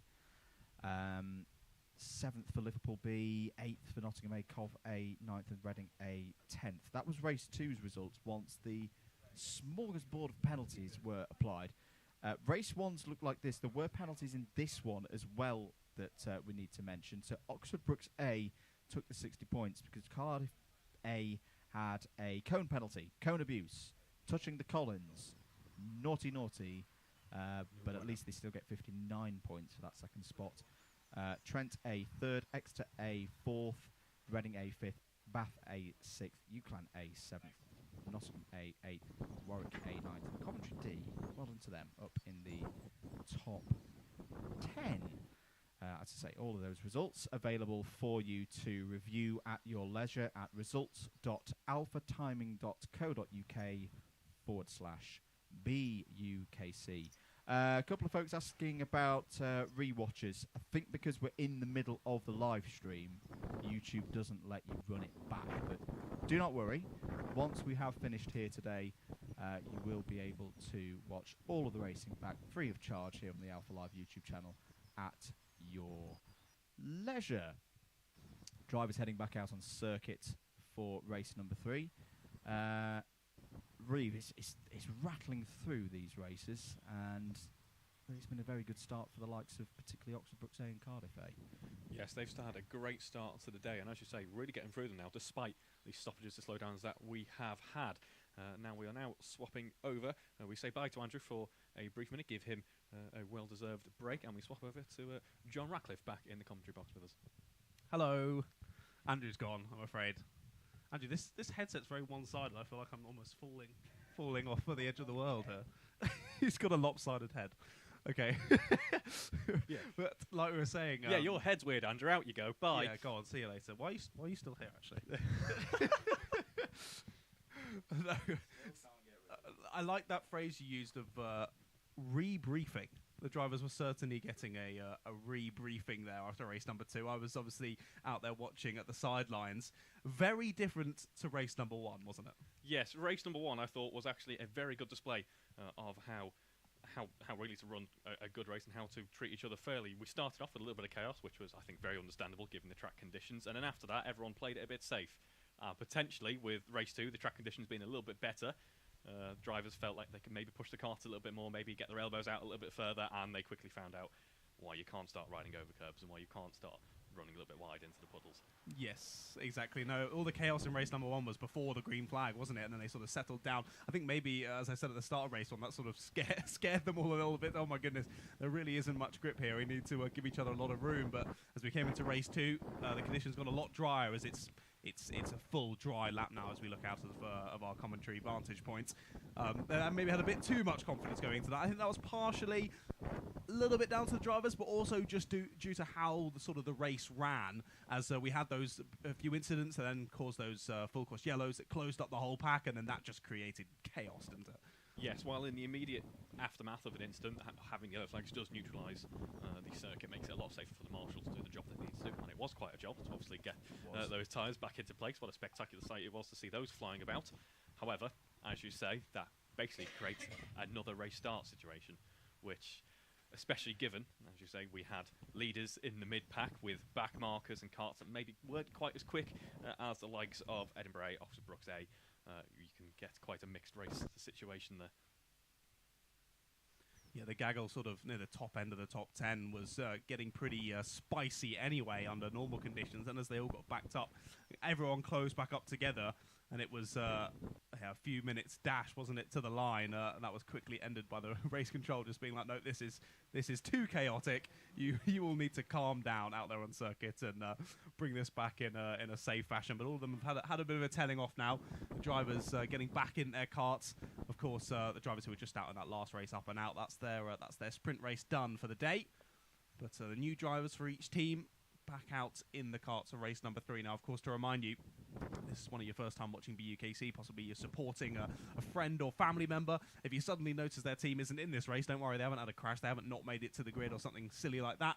But between the 6 sprint races, all the teams will be included in only a handful of those. So not to worry, you'll see them out later on in the day if you don't see them in this one. But let's hope in race number 3 it's more like race number 1 than race number 2. We want some excitement, but maybe not quite as crazy as it was that last one.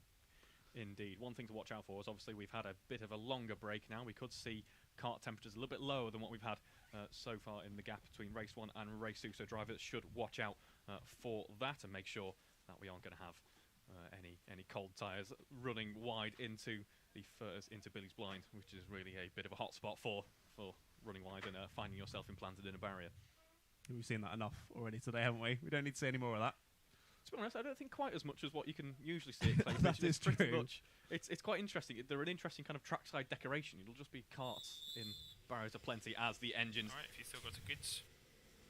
Engines get underway, and we are ready to have a look at the grid order now.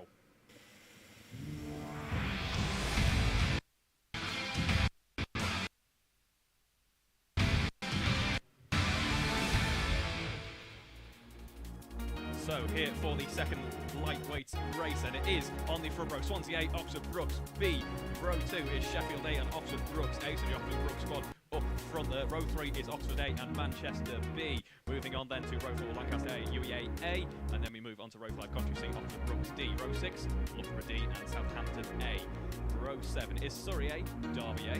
Row 8 we see Brighton A and Exeter A in 16th, the local boys of course. Row 9, Birmingham B and Loughborough A, and then we move on to row 10, Liverpool A. I can put on my Scouse accent for that one. Liverpool A, and then we have 20th UCL A. Row 11, Warwick A and Loughborough C. Row 12, Manchester A and Nottingham A. Row 13, Bath B and Oxford Brookes C in 26th. Row 14, Birmingham A, Cardiff B in 28th. Row 15, we have 29th, Leicester A and Brunel A. And then we have in row 16, Loughborough B, Coventry B. Rounding out the field is Nottingham Trent A in 33rd, and then De Montfort A in 34th position. So that is the running for this 34 kart race, as we are still heading around the track, getting those warm-up laps in, getting the karts, the tyres back up to temperature as the grid forms up and the drivers get ready for this race then, John. Yeah, when you were confirming where Liverpool were on the grid, it kind of sounded like you were questioning whether they should be there. Is Liverpool 8? Liverpool 8? Go far more Scouse than that, don't worry. Yeah, I can't compete, mate. I'll leave the Scouse accents. And to be honest, all accents to you, I think. Oh, really? That is bad. That's a brave. That's brave of you. Okay, I've been challenged clearly. Maybe let's keep them all stream friendly. Of course, yeah, of course. As we head through the S's, though, it's one of my favourite parts of the circuit to watch. Heading through the S's, just how tight and compact it is, and you have karts near enough 3 wide. That's not how to do it. They're not 15, having a big spin. That is quite wide at the S's. On cue, thank you, kart number 15. Is able to recover though and hasn't lost too much time. These, of course, being lap. That was Oxford Brooks D just having a little spin. That's the optimum time to do it is on the warming up lap. Just push a little bit past 100% and see where the grip falls away. And that Oxford Brooks D kart certainly found that, just trying to take a bit too much speed on the entrance into the S's, and found that the kart didn't want to rotate into the left-hander after, and went for a little spin instead. But that's it for our warming up laps. The drivers now pulling around to get gridded up, ready for the race start in this one. I think the big one to watch out for in race number 3 is the Oxford Brooks karts. You've got the A team kart in 4th, and the B team kart in 2nd. So that A team kart is going to be pushing the B team kart to the start. Of course, not too much. Want to make sure that they get there behind the first place man. We've already seen a few penalties occurring today on the start procedure.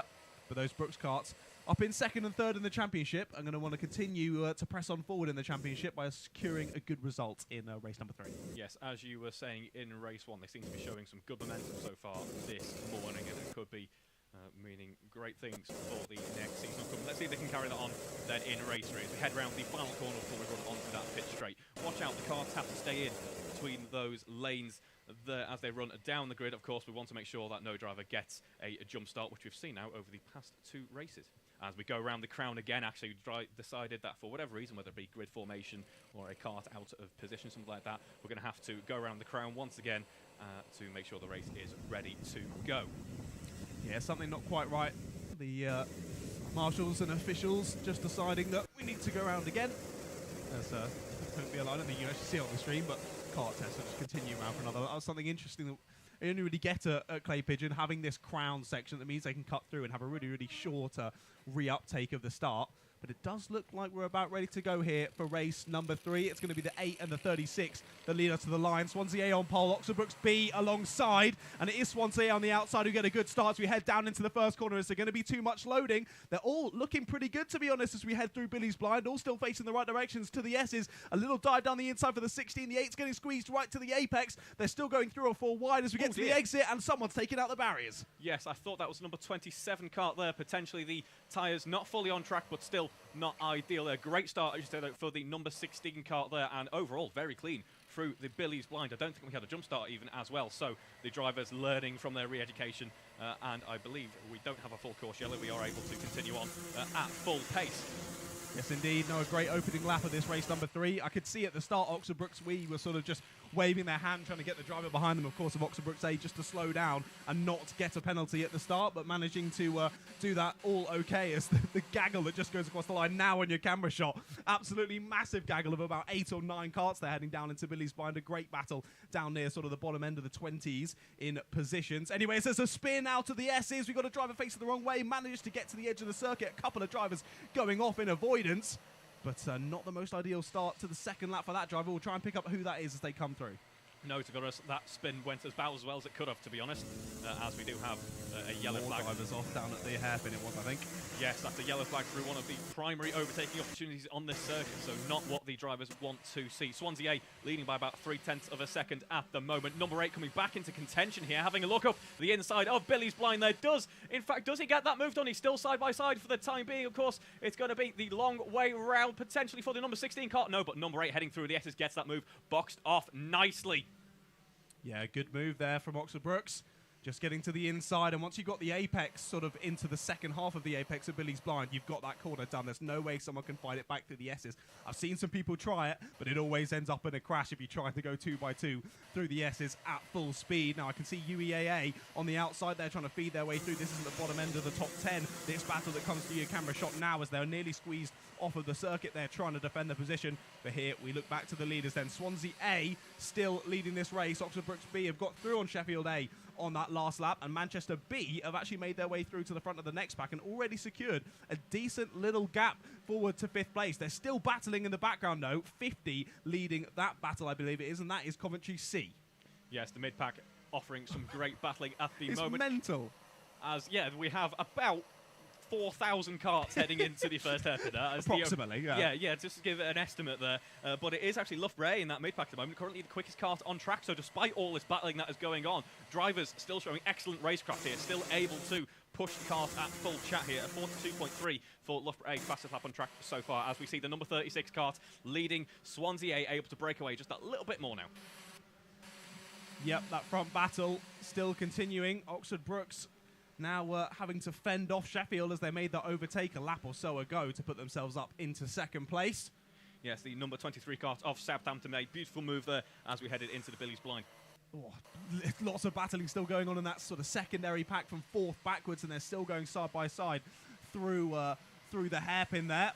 As Surrey A, I think, lost a position or two in that one. The number 2 of Exeter A has had a flyer on that. They're passed on Surrey A, which must mean that they're up in 5th or 6th position, I think. Sorry, no, a little bit further down than that. 8th position or so. They've got Manchester A just ahead of them as well. So the number 2 and the number 3 now looking to work together as they try to make their way through and pass Southampton A and Coventry C. Black flag for Lancaster A. Oh, dear. Which is not ideal. We saw they already had a couple of penalties at the very start of the race, so they'll be having a brief chat with the officials back in the pit lane, and I'm sure will be on their way, feeling a little bit more confident once again. As we have a battle now forming up between Oxford Brookes B, Swansea A, heading through the horseshoe. It's very close indeed between the two. It looked for a moment there that Swansea A had that momentum underneath them now to be able to start breaking away from the pack. However, Oxford Brookes B in the 41s quite comfortably now is keeping up with that race leader. Interestingly enough, I think Lancaster A have actually got 2 black flags independently of each other. Oh dear. Initial one for 2 ABC contacts, and then a forcing driver wide, which caused a further black flag. So I'm not sure how that actually works with you getting 2. That might be a little bit more severe than just a quick chatting to, as we see the drivers there looking at the number 13 car there, ducking down the pit not so straight in order to try and get as much pace as possible before heading into the Billy's Blind. And Manchester A currently top dogs in terms of pace at the moment, a 41.6. As we have heading through the horseshoe once again, it is Oxford Brookes B and Swansea A still side by side, not giving each other any more than an inch. Absolutely fantastic racing going on the front end and throughout, to be honest, throughout the field. Never more than an inch given in BUKC. That's why we always love to watch the racing. Now Lancaster A, after they still haven't actually come in for their black flag yet. They're still in 15th. But I think that's one of the ones where you sort of just put your head down in shame and nod and say, yes, sorry, sir, I won't do it again. As JV, I don't think it's a particularly happy bunny after that race number 2. No, I did see someone in the comments there suggesting that we should mic up JV at this point in the morning, and I second that. I think that would be a brilliant idea. We get to listen to the re-education and get to see just how pleased he is to see his go-karts heading over JV's sausage there. No, because we'll have to pay another person to sit there with a bleep button just for every time he says anything. Just press, press, press. This is very true. Heading back onto that start-finish straight then, the leaders still 10th apart, and in fact, all of this battling at the front end of the field is one of the issues with enjoying a fantastic battle like Oxford Brookes B and Swansea A have been. It's brought Sheffield A back into play here, now very much in the mix for this battle for the lead. Yeah, it's in really fact, close now up, in second position. Yes, and they're looking for the lead as well. Moving to the inside to defend there was Swansea A. Sheffield A looking rather cheeky out there in second place at the moment and continuing to pile the pressure on through Sector 2 now as we head up through the left-hander into the right-hander, and they'll flow into the final corner. A very quick final corner here at Clay Pigeon. It's really a lift, possibly a dab on the brakes depending on the conditions, and then absolutely send it, fly through, and it really, really matters because you've got that long run of the not so straight, as you say, all the way down to the first corner where you can either lose all that momentum or gain it back, as down the inside Oxford Brookes A tried it there into the first corner, and I think they've got it done. Yes, fantastic move from Oxford Brookes A. As you said, a great on the defence, has been able to dispatch of Sheffield there, and in fact all this battling has now brought in Manchester B, who fancies his chances at getting into first position. Just want to correct myself there. It's the Oxford Brookes B kart who's battling at the front, not the A kart. Of course, the B kart started in second, the A kart in fourth. We would have expected the A kart to close up with the B kart, but they're actually down in 12th place. So the B kart outperforming the A kart very nicely at the moment. They're up in second place. I think part of that is just how strong the midfield is. Brunel A is very much on form here. A 41.1 for Brunel A sees them keeping Oxford Brookes A behind for the time being. Sorry, that was where we'd switched microphones and we'd forgotten who was in what, so I muted him and then coughed. My apologies, everyone. Apologies for that one. We are professionals, honest. Professionals, sorry. Honest. Yep, sorry. My apologies. This lead battle, though, really kicking off, as you say, now becoming a four-way battle. Manchester B, not a team maybe we would expect to be up in the lead battle, but they're very much holding their own at the moment, and the squabbling going on between the top three is just allowing more and more and more to start to get a bit of a whiff of, oh, I could be involved here. The 23 and the 3 are only just behind. That's Southampton A and Manchester A looking to get involved too, as it might be the move for the lead. There is the move for the lead. Oxford Brooks A get them through Billy's blind. Might be followed through for second place as well. They're going to try and go side by side. 16 not getting a great exit though, and that's going to now put them under pressure from Manchester B behind. While all of this is happening, Exeter A on great form at the moment, up into P7 now. Had a fantastic battle at the end of the last lap and is probably looking like they could be competing for P5, P6 in just a few laps' time. Good little battle going on behind as well. It was Coventry C I saw go for a move on Surrey A there, putting themselves up into 8th place. Number 15. Good kart control, my man. Just caught that at the very end on the horseshoe. Full opposite lock there. The back end wanted to step out, but is still on the tarmac. As we have number 21 then, apologies, is that number 23 of the Southampton A kart getting ahead of Manchester B through the S's there. Good move. There's a late one down the inside as well. That's Manchester A moving their way through. Not sure if that was past Southampton. I'll have to double check. It was on the we have a spin at the end of the S's there. Yeah. They are able to rejoin the track in a safe manner, which is good. I see the tyre walls come down as well. I'm not sure if that was in that incident. The marshals, I think it was. The making their way over. Running over, yellow flag in that sector. Luckily, there's a big enough gap on track because all of the field is still so close together. That Manchester move that I'd noticed, though, was actually the Manchester A kart getting through on the Manchester B kart, hence why maybe it was a little bit of an easier move than maybe I would have expected. But the A kart moves their way up into 5th place. So having a pretty good race on Manchester A. They started 23rd on the grid for this one, and we're not even 10 minutes in, and they're up there in the top 5. So definitely watch out for Ocean Bache there in the shark-toothed helmet, as he, I think, has just got through on another driver. Is definitely 5th on the road there, so I'll just double check as they come across the line. But still Oxford Brooks B who lead the race here. Number 23 running a little bit wide there. Southampton A riding over the curbs there. Not sure if they get a warning for that one. But now side by side heading into Billy's blind there. He's a little bit ahead, but is he going to lose out on the brakes? I think he will. In fact, losing a few positions. This goes to show those long sweepy corners that we have here at Clay Pigeon are very, very important indeed. The few corners that we have. The drivers behind just smelling the weak points there and getting in and getting involved. It's Max O'Shaughnessy who's made his way through a few different karts there, and the number 2 of Exeter A. He's now right on the back of Ocean Bache. Is he going to try and work together with him now as these two at the front of this little squabbling pack as Surrey A now go down the inside? I think it's been a not very ideal lap here from Southampton A. We'll see where they are on the timing screen when they break the timing barrier. And there you go, look, down into 8th. So 5 positions lost on that last lap, I think it was there, for Southampton A. Not ideal, but as you were saying earlier, it just shows how close this pack really is. Yes, another example of that. Manchester B dropping down on that lap as well. As we have side by side, number 30, number 43 of Liverpool A and Cardiff B heading into Billy's blind there. And it will be, at the moment, looking like Cardiff in good position here as Liverpool kart gets squeezed on the exit of the S's there. Unlucky, mate. Cardiff beating Liverpool. Who would have guessed that? Ah, I see. Yes, of course. Some inter-commentary rivalry there. We're all friends here. Of course, as we have. Oh, another black flag, this time for Nottingham Trent A. They weren't having a great race as it was, to be honest. I think last time I saw them, they were down in sort of 20th position. But now they'll be dropping right to the back of the order after that black flag. Should mention we have had around the halfway stage, just under the halfway stage in this race. It is Nottingham A, the first kart to actually enter the 42nd region in terms of lap time. Ooh, very interesting. Okay. Clearly still getting faster out there, the circuit. Still a bit overcast, so not particularly warm track temperature, but definitely not wet anymore. Only a few little puddles, but really, really right offline. If you're finding those puddles, something's gone drastically wrong on your lap somehow. But no, basically on dry pace now, aren't they, all of the drivers? And the battling still continues throughout the order. We're watching a little pack go down into the first couple of corners there. But our leading battle, I should say, still continuing. The front 2 breaking away nicely. It looks like there could be a move for 3rd, though. Ocean Bache might lose out here as Brunel A go down the inside at the hairpin. A very textbook move there from Brunel, and they're having a stonking race as well. Yeah, they started in 30th. What a race for Brunel 30th to 3rd so far. We've only just gone through halfway.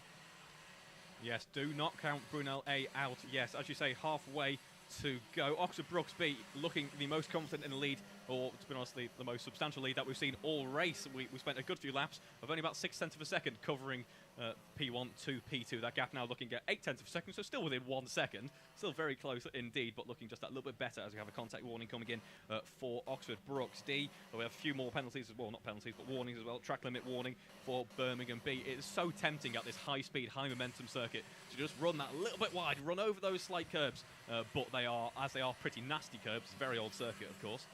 They are watching them like a hawk. Yes, as they always are at BUKC events. You're not going to get away with anything that could discern a penalty at the BUKC. It's very stringent, heavily managed here, but it's good to see. Of course, quite a few drivers in BUKC can often be their sort of first foray into proper kart racing.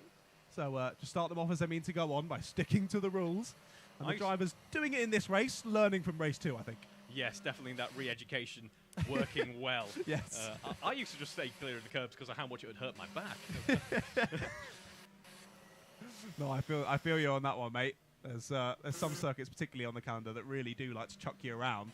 And we were saying about old curves. One of those, sadly, we're not at this year, is, of course, Llandow in Wales. It's usually the one that we interchange with. Well, actually, it can be Llandow, it can be here at Clay, or it can be at Wilton for finals. It sort of depends on the year. But this year, at Clay, and I wouldn't change it for the world, it's bringing us some fantastic racing as of yet. As we have a fantastic battle going on between the number 39 and number 16 kart there. Manchester beat Sheffield A. A little bit of loading going on heading into that first corner. Well, you say that, Sheffield A have just got a black flag.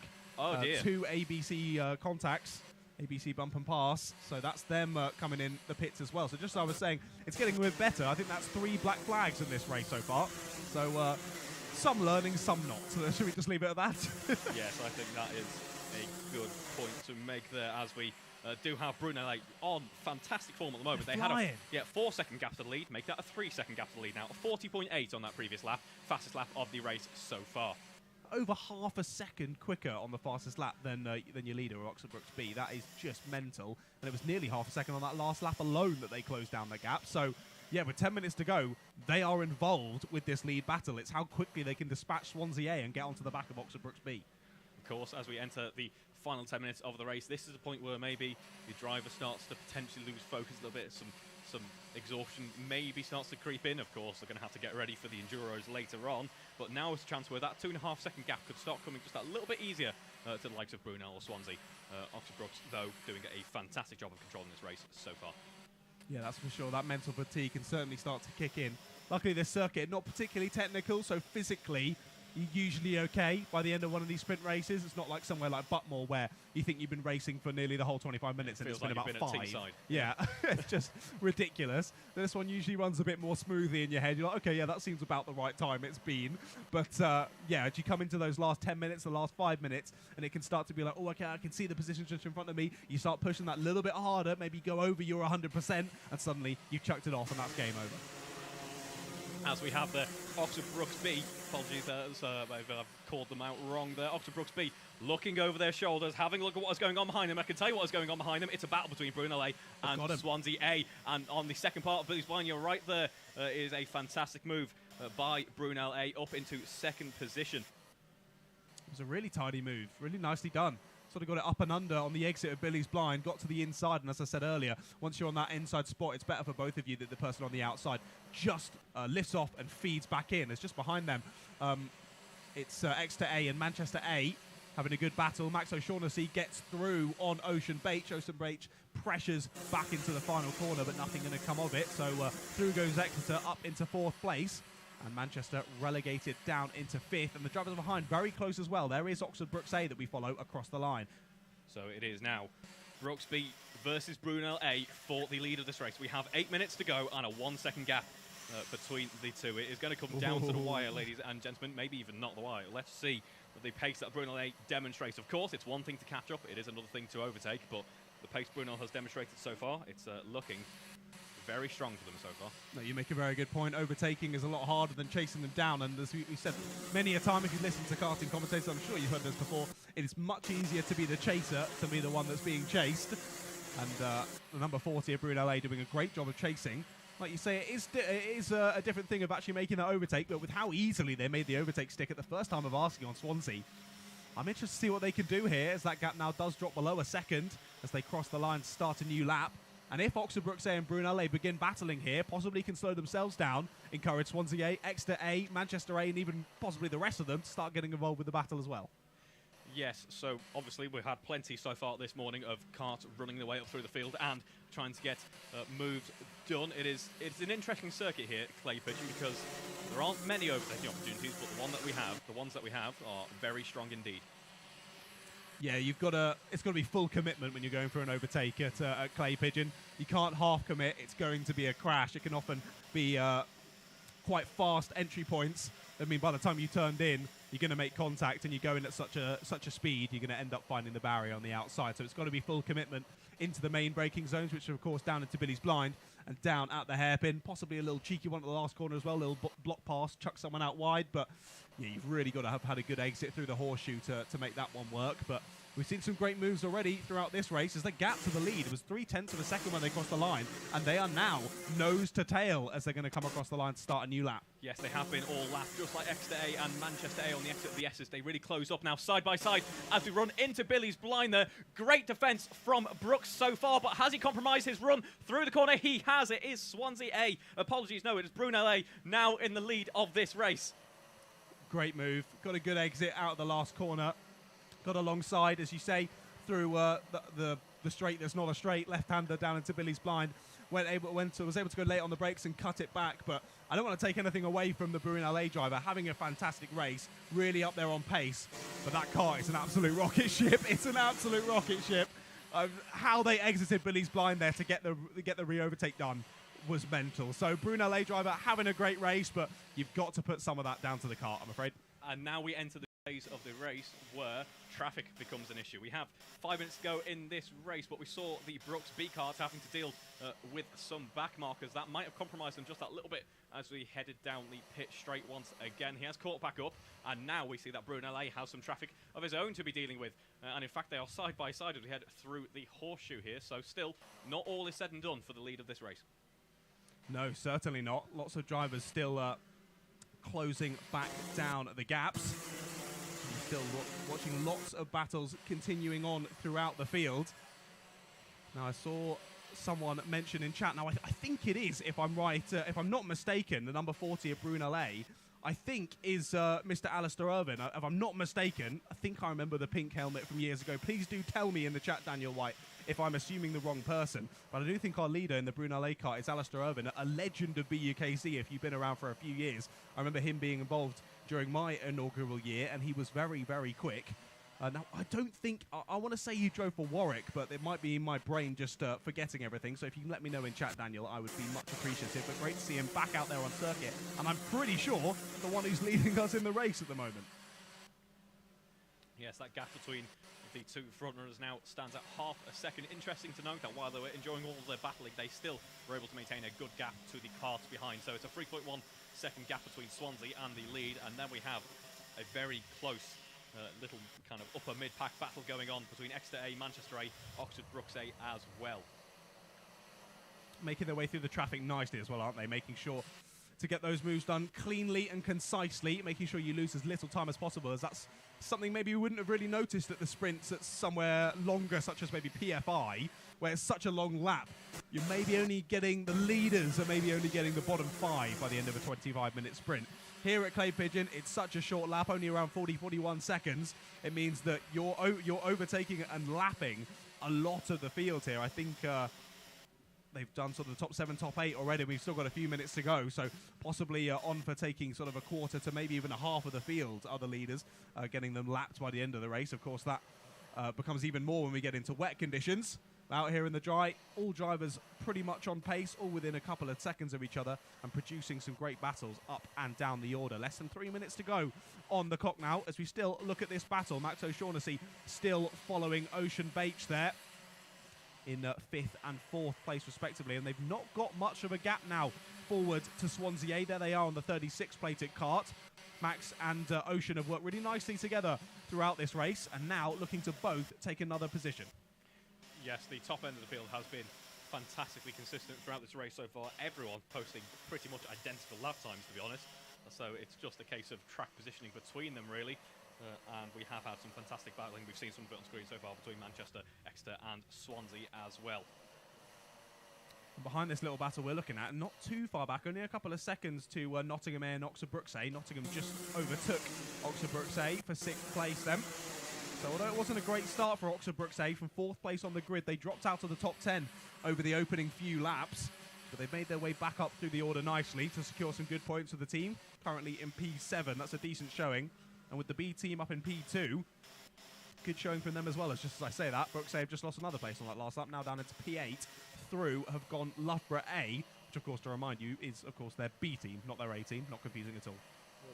Speaking of the A team, that's a B team, they have had a bit of a difficult race. Oh dear. Loughborough B so far, fairly far down the order with a few penalties to boot as well. Someone who hasn't, as we've talked about in plenty so far, Brunel A. Fantastic getaway from Brookes B after getting the overtake. Jordan now stands at 2.5 seconds, the gap between Brunel A and Brookes B. So my only thought is, if I'm, oh dear, Manchester A, penalty, ABC bump and pass. Of course, we saw Manchester and Exeter working together to dispatch Swansea, as they've just done there, as we head down through Billy's Blind once again. Something's clearly gone awry there. I'm not sure if it was while Ocean made the overtake on Swansea themselves, or possibly a back marker that was getting involved with it. Missed it on the cameras. But, yeah, an interesting one there. But sadly, Manchester A are going to be losing a few positions because of that one. This bodes very well for Exeter A, of course, who have benefited from working with Manchester and are now going to gain another position as well. And this ties back to something that we were talking about at GYG, the previous rounds, where what we've seen has been kind of a trait so far of this season is teams perhaps not able to string... Oh, we have a spin. We have a spin at the horseshoe. Can't quite catch which car that is. They are able to carry on without any major ill effects. I don't even think we will have a brief yellow, but able to continue on. But yes, what we've seen so far this season is no teams have really stood out in being able to string together a perfect race weekend as such.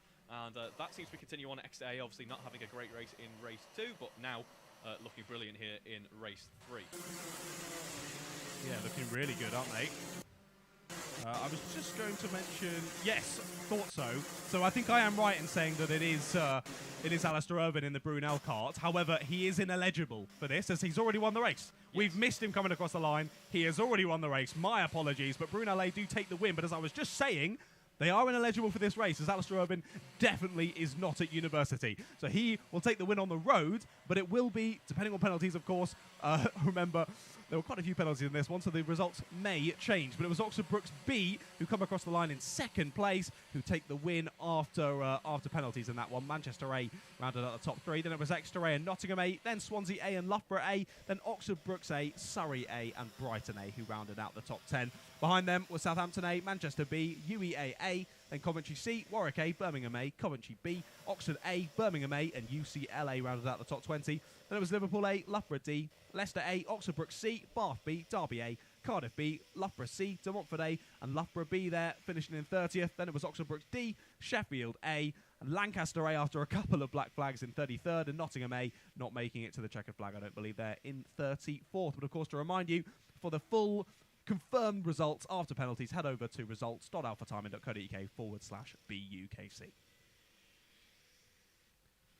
But a great race there. Race number 3 now done and dusted.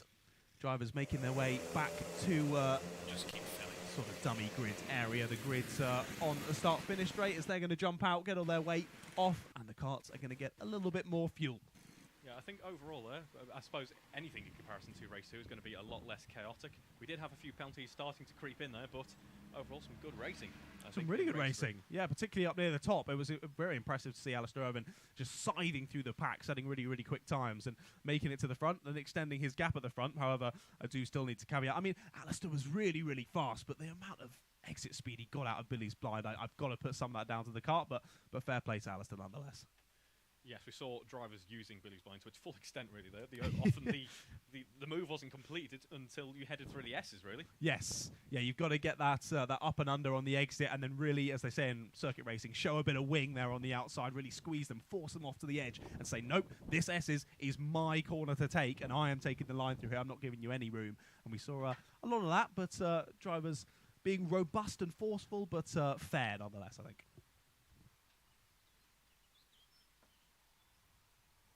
So as we have all the drivers now exiting the kart, I think good news is I don't believe we're going to get any re-education this time around. I think we're just going to have the teams running to their karts, getting the drivers out, getting all the weight adjusted and getting everyone back in ready for the next heavyweight race. Which hopefully will be coming shortly.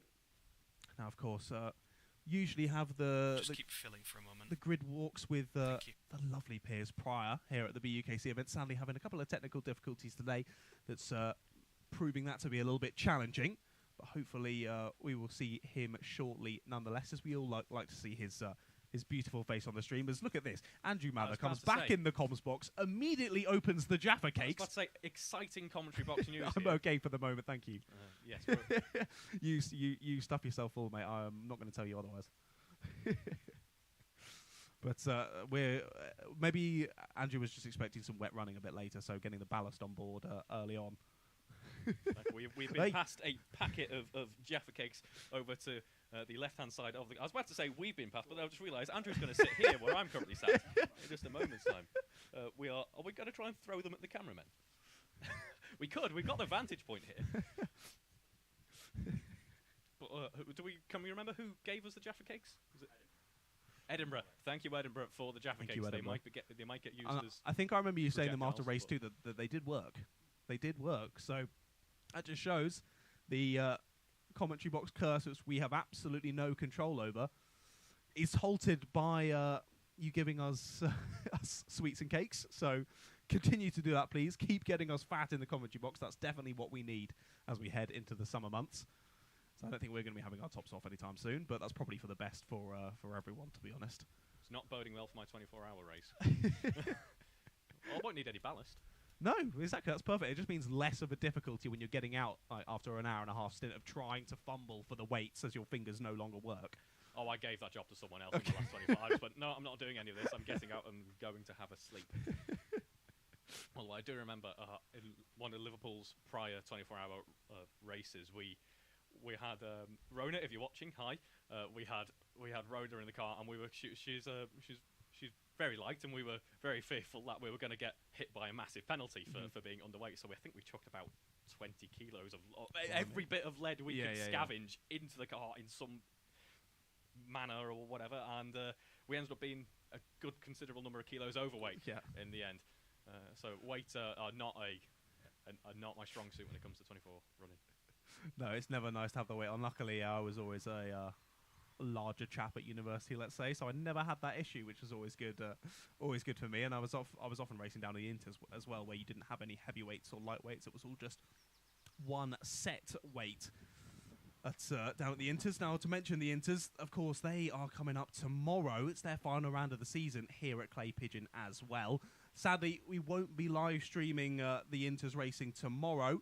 So if you want to keep up to date with those, then you'll need to head over to live.alphatiming.co.uk/BUKC to catch up with the action there tomorrow. And then on Sunday, we have our yearly Drivers' Champs racing, also here at Clay Pigeon, of course, where anyone who has basically ever raced in BUKC, I'm pretty sure, is able to come back, get back in the karts, and get involved with the racing for a day's racing, which is sort of more similar to a Club 100 event than it is a BUKC event, isn't it? Yes, a bit of a BUKC Hall of Fame, if you will. It is, yeah. And it's one way to celebrate. Of course, another way to celebrate is... I think that's why we can assume that Alistair Irvin is in the kart for this main stage, just getting a bit of practice ready for Sunday. Yeah.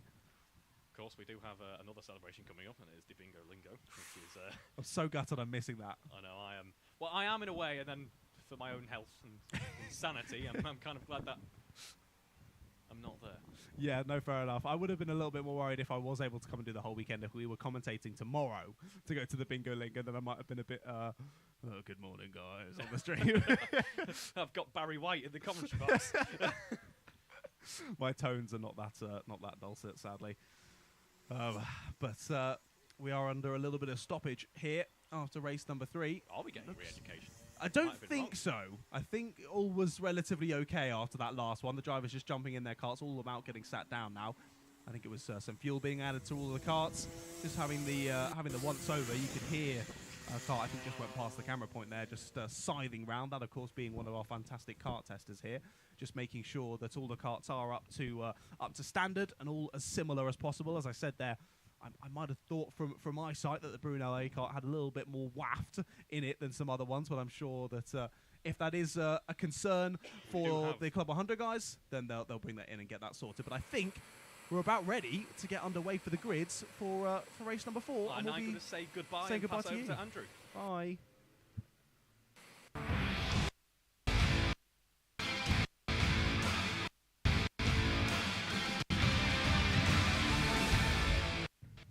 Getting set then for the 4th race of the day. Here's your grid for it. Southampton A have pole position in this one. Derby A alongside them on the front row. Oxford Brooks D and Southampton B will form up row 2.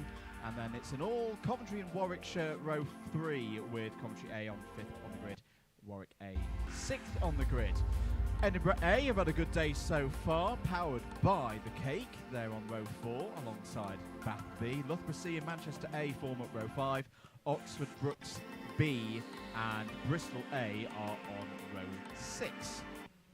Liverpool B and Coventry B are on row 7. Lancaster A and Cambridge A on row 8. Bath A and Brunel A on row 9. And then running through to the back end of the field, Loughborough B and Reading A start on row 10. Warwick B and Brighton B on row 11. Nottingham Trent A, big race this for them. They start on row 12 alongside their club and rivals Leicester A. York A and Oxford A start on row 13. Manchester B and Coventry D on row 14. Coventry C and Nottingham Trent B start inside the top 30 on row 15. And then forming up the back of the field, Leeds A and Brighton A on row 16. Sheffield A and Exeter B complete the 34 karts field. Formation laps underway. Andrew Mather and John Ratcliffe on the mics for you at the moment.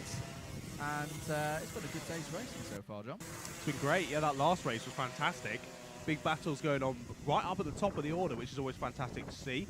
Of course, we like battles going on throughout the order, but when it's up for those top podium positions, it's always makes it just that little bit more exciting. Now, I was going to mention, you said during the grids there about Leicester A in that clubman battle. I was going to say, they're going to want to continue and get a good result in this one because they did so well in race number 2. Because I remember them battling up near the top of the order. I think they were second at one point. Yep. After that crazy race and the penalties at the end, they ended up being 17th.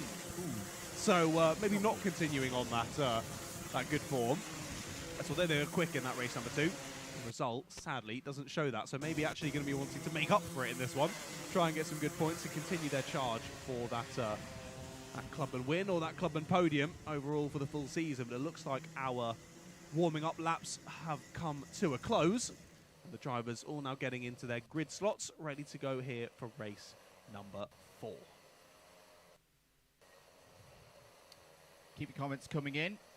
And if you're new around here, why not give a press of that subscribe button here on Alpha Live. Plenty of action for you coming up across the course of the weekend. We'll have live action and commentary from DDMM on Sunday at the complete opposite end of the country, up the M5, M6 and several other motorways as well, up to Roundrup for round 4 of the Super 1 National Karting Championships. That'll be Sunday all day here on Alpha Live.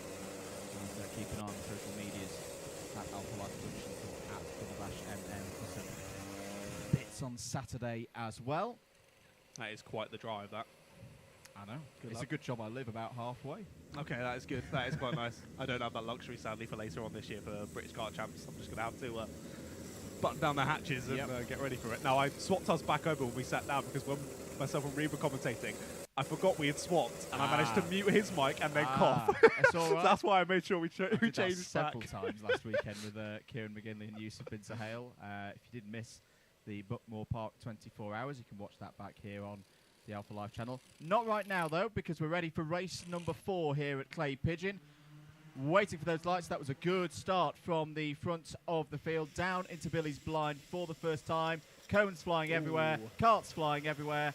Is that going to be a restart? Because there's 1, 2, 3, 4, 5, 6. Yes, I think that's a Stonewall restart. That was a suboptimal beginning of the race, and we'll try that one again, John Ratcliffe. Yes, the drivers get told Don't be so naughty. Get back in line and try it again. Of course, 3 opportunities at doing the starter before you'll have a proper stop and a real telling off. And pulling aside and going, now hang on a minute. Yeah. This is not good enough. That all looked like it stemmed from, at least from our vantage point, John, that looked like your classic loading coming from probably the middle of the field and the poor folks around 10th place, 11th place, being encouraged out the way and into a spin. Encouraged, yeah.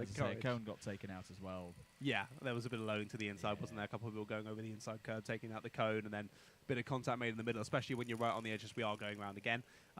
Especially when you're on the edge of grip there, going down to the first corner. A little bit of contact on the inside sends you round, and then everyone was just taking avoiding action, and some of them finding the wall on the outside in that avoiding action. We're all making it back to the train, and we're going to get this restart. Scores coming in on the DDMM data centre, by the way. Do keep an eye on that if you're particularly nerdy for your BUKC scores and doors. I will just put a public service caveat in there. We do know there's quite a few mysterious ineligibles floating around, so these scores are not official. I've got the ineligible list for you, by the way. Ah, thank you very much. So I will send that to you now. As were we going around again? No, we're not. Looks like we're about ready to get this one started then. Southampton lead us to the start, but getting a very good start there. As it's going to be a bit more relaxed, I hope, as we head down into the first corner. Bit of contact, but all keeping it facing the right way. So that's positive at least, isn't it, Andrew? Yeah, there was a lot of drivers down the inside and tried to go side by side through the S's. That sort of works, maybe, yes. There was at least one cone being knocked over, but I'll be giving credit to the observer if they can work out who took it out, because about 20 carts were all down the inside line there. There's a lot of chaos at the back. 3-4 wide as they go through the horseshoe. One spinner towards the rear. It's Cambridge A, the 1-2-0. End of lap number 1, though. Over start finish. It is Southampton A leading. It's a Southampton 1-2 at the moment. A from B team. Well, this is their home circuit, the South Coast University in Southampton. They were a little bit wide there. Now, surely in this position, and we've seen that on a good day, Southampton are right up there. They could have had a championship challenge, I think, this year, if they'd had a bit more consistency. You've got your A and your B teams up at the front of the field, John. You've got to work together at this stage of the race around this circuit. Yeah, it's the perfect place to be, isn't it? 1-2 right at the front of the field. Yeah, the 23 pointed forward and does so again as they come down the front straight. Noticing, I think probably noticing it's their teammate, just to say let's work together and push on forward here. But I believe it's Mr. Taplin, isn't it, in the B cars? We've got a yellow flag, so someone.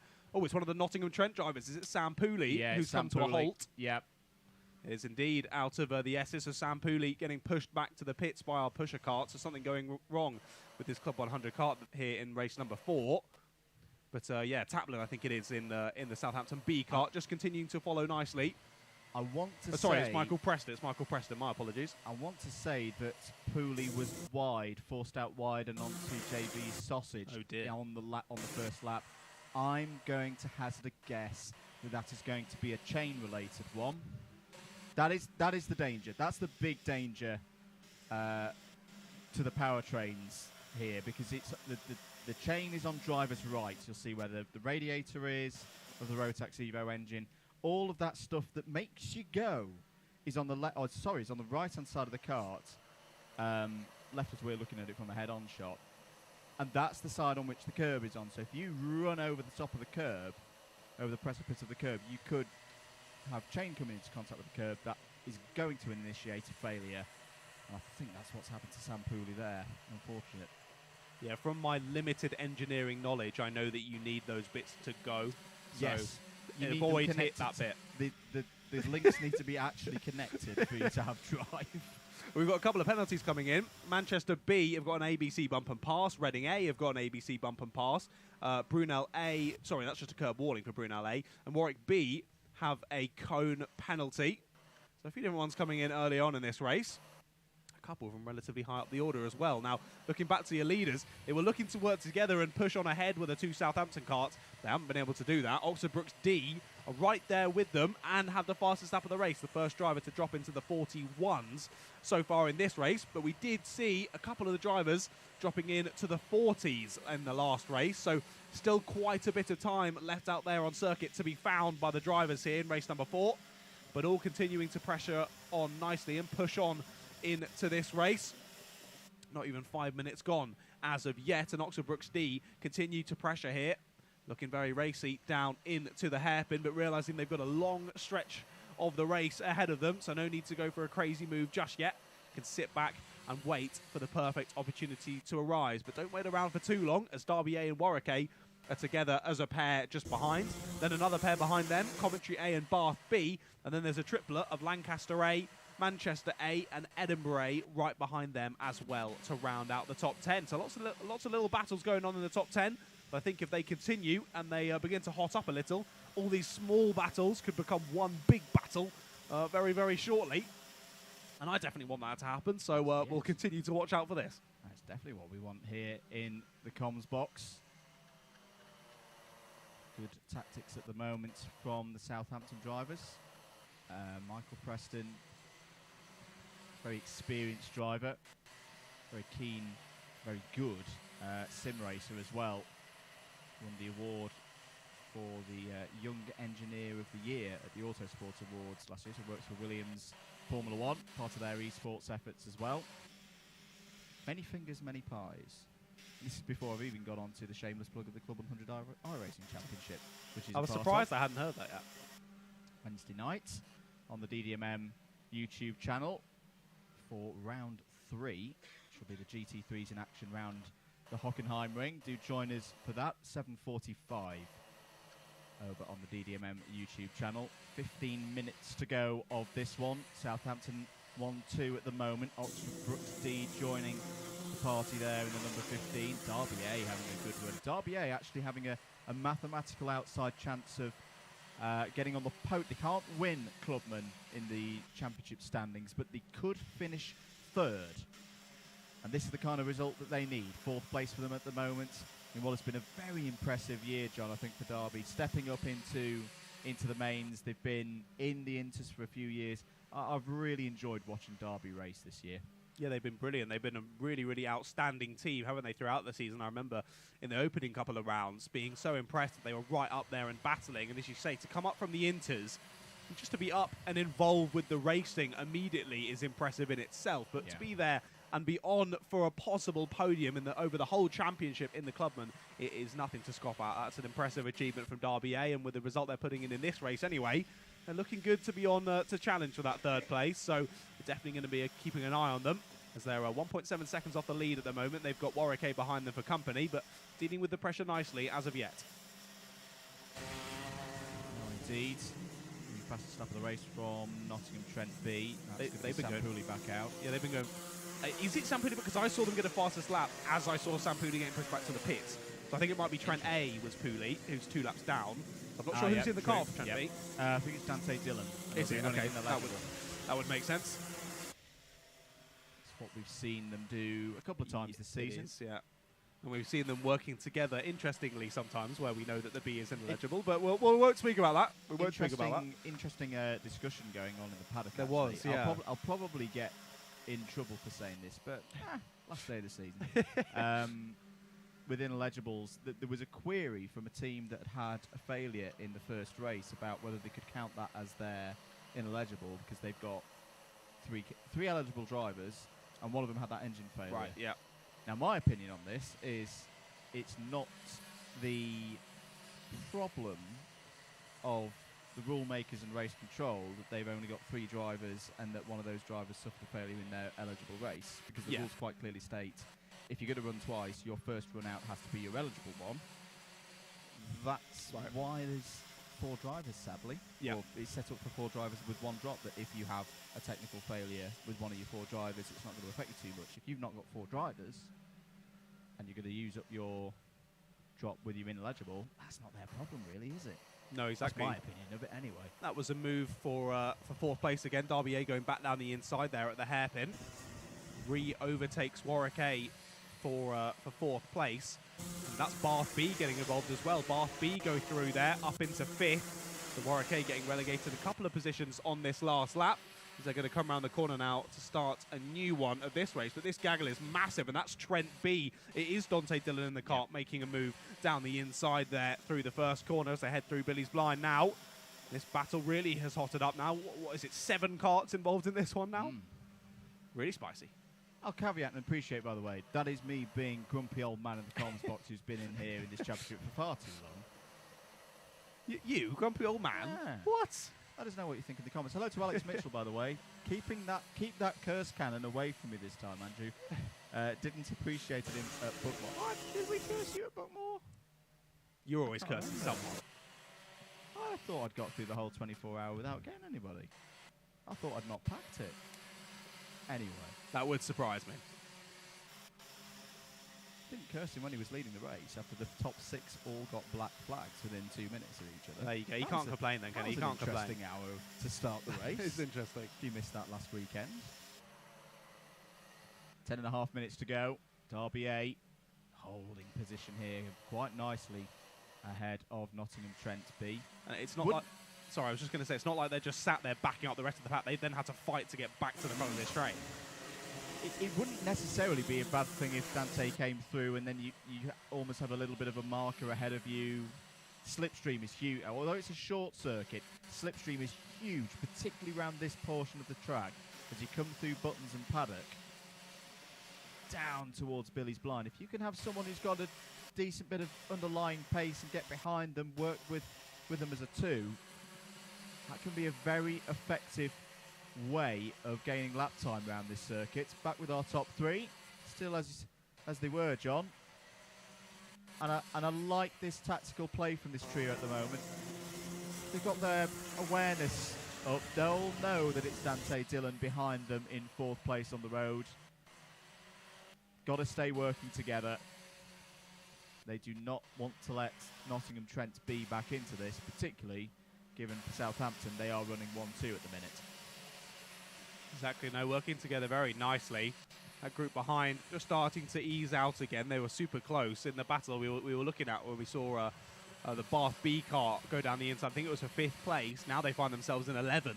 So just a couple of laps later, and the gaps are super close. So that means that they just get knocked down the order. One overtake, and you can often find your momentum goes negative, and you end up losing a few positions because of it. So Bath B now find themselves just outside of the top 10. As Bath A have just snuck their way into the top 10, actually, up into P9 for themselves. But this top 3 battle, as you say, still continuing. Not really a battle at this stage, working together very nicely, but the B kart, the Southampton B kart, certainly not being dropped by the A kart at all, pushing forward and working together nicely. I think you can understand if they'll sort of just stay as it was, stay as it is. They want the A kart to get the most amount of points. Yeah. B kart can get the second most amount of points possible. However, their difficulty is keeping the Oxford Brookes D kart behind both of them. As I say, Southampton are one of the teams that mathematically could finish second today. They're a little bit further down the table because they've had round wins, got the points on the board, but they've also had some utterly disastrous rounds. Like I remember one at Bookmore Park and PFI. It didn't go particularly well for them. Now they could end up as dropped scores if Southampton can show this kind of performance across the rest of the day. How do you think, as a team that plays on the mind, how the mental side of the game here, John, is that almost a bit freeing because it's completely, it's a win or lose situation. You're either going to do it or you're not. Yeah, I find often with BUKC, if you start thinking about sort of overall championship and how things are working, and we need to get this position in front of this team to do this, it all just gets too much, it gets too confusing. You stop thinking about your racing, you start thinking about numbers, and it all goes to pot. Yeah. So the best way to do it is just to go into your race. If it's any other race, just see, all right, where am I starting? What do I need to do here? What's the best way of making my way through the field and just getting a good result here? Because as we say time and time again, consistency is key. If you can just get a decent result, it doesn't have to be up there in the top 3, a top 10, even a top 15, depending on you battling for Club 1 or Prems. A good result, multiple good results across a team, that's what builds a championship. Yeah. Just go in there, do your own race, and try and get as best as you can. There's Archie Hobson for Warwick in the middle there. 6th place for them at the moment, trying to, in fact, no, they've dropped, haven't they? That's Edinburgh A, who've got by Bath A. I think that's Axel Slijepcevic in the cart for them at the moment. We won't start it now, because I may have got in a bit of trouble earlier in the week for it, but there's something about Axel and how he sits in the cart that actually makes him stand out by the standards of a blank white helmeted driver. Yeah. At least for me anyway. I always got the Mickey taken out of me for how I sit. My shoulders sit super high, so I'm like quite hunkered down in the seat. Yeah. So I'm like sort of driving over the top like this. The Donkey Kong I've no neck. And if you wanted a visual representation of that, head over to the DDMM stream. You will see me showing how I do my turning. That. I remember we came here after lockdown for the first proper endurance for 2021, and he'd lost like 15 kilos. And it was actually it's genuinely hard to spot him on circuit because it's like, where's my Donkey Kong? That's not He's him. not here anymore. Well, there he is. Like half of him's gone. Hello, Howard, if you're watching. He sends his love, by the way, to the BUKC fraternity. He's missed it a lot this year. We love Howard. We miss Howard. We'll still catch him on the Alpha Live Club 100 streams. That was very wide from Derby A, and that is going to offer the opportunity to Edinburgh A to get down the inside. This really is a good morning for them so far.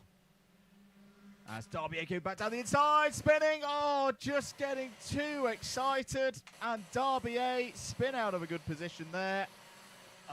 You could almost replay what was going through the driver's mind there. They've made the mistake through Billy's, got wide, lost a position. They tried to get it back straight away, got too excited, and had a spin.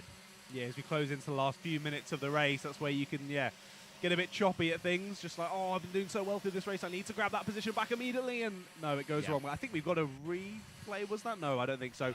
Just a little graphic. We might be able to see a replay in just a few ticks. But sadly, Derby A there just dropping down the order ever so slightly. But is that the first comms box cannon of the day, is it? I mean, we were talking we were talking so well about them throughout this whole race. Sorry, Derby. Sorry, Derby.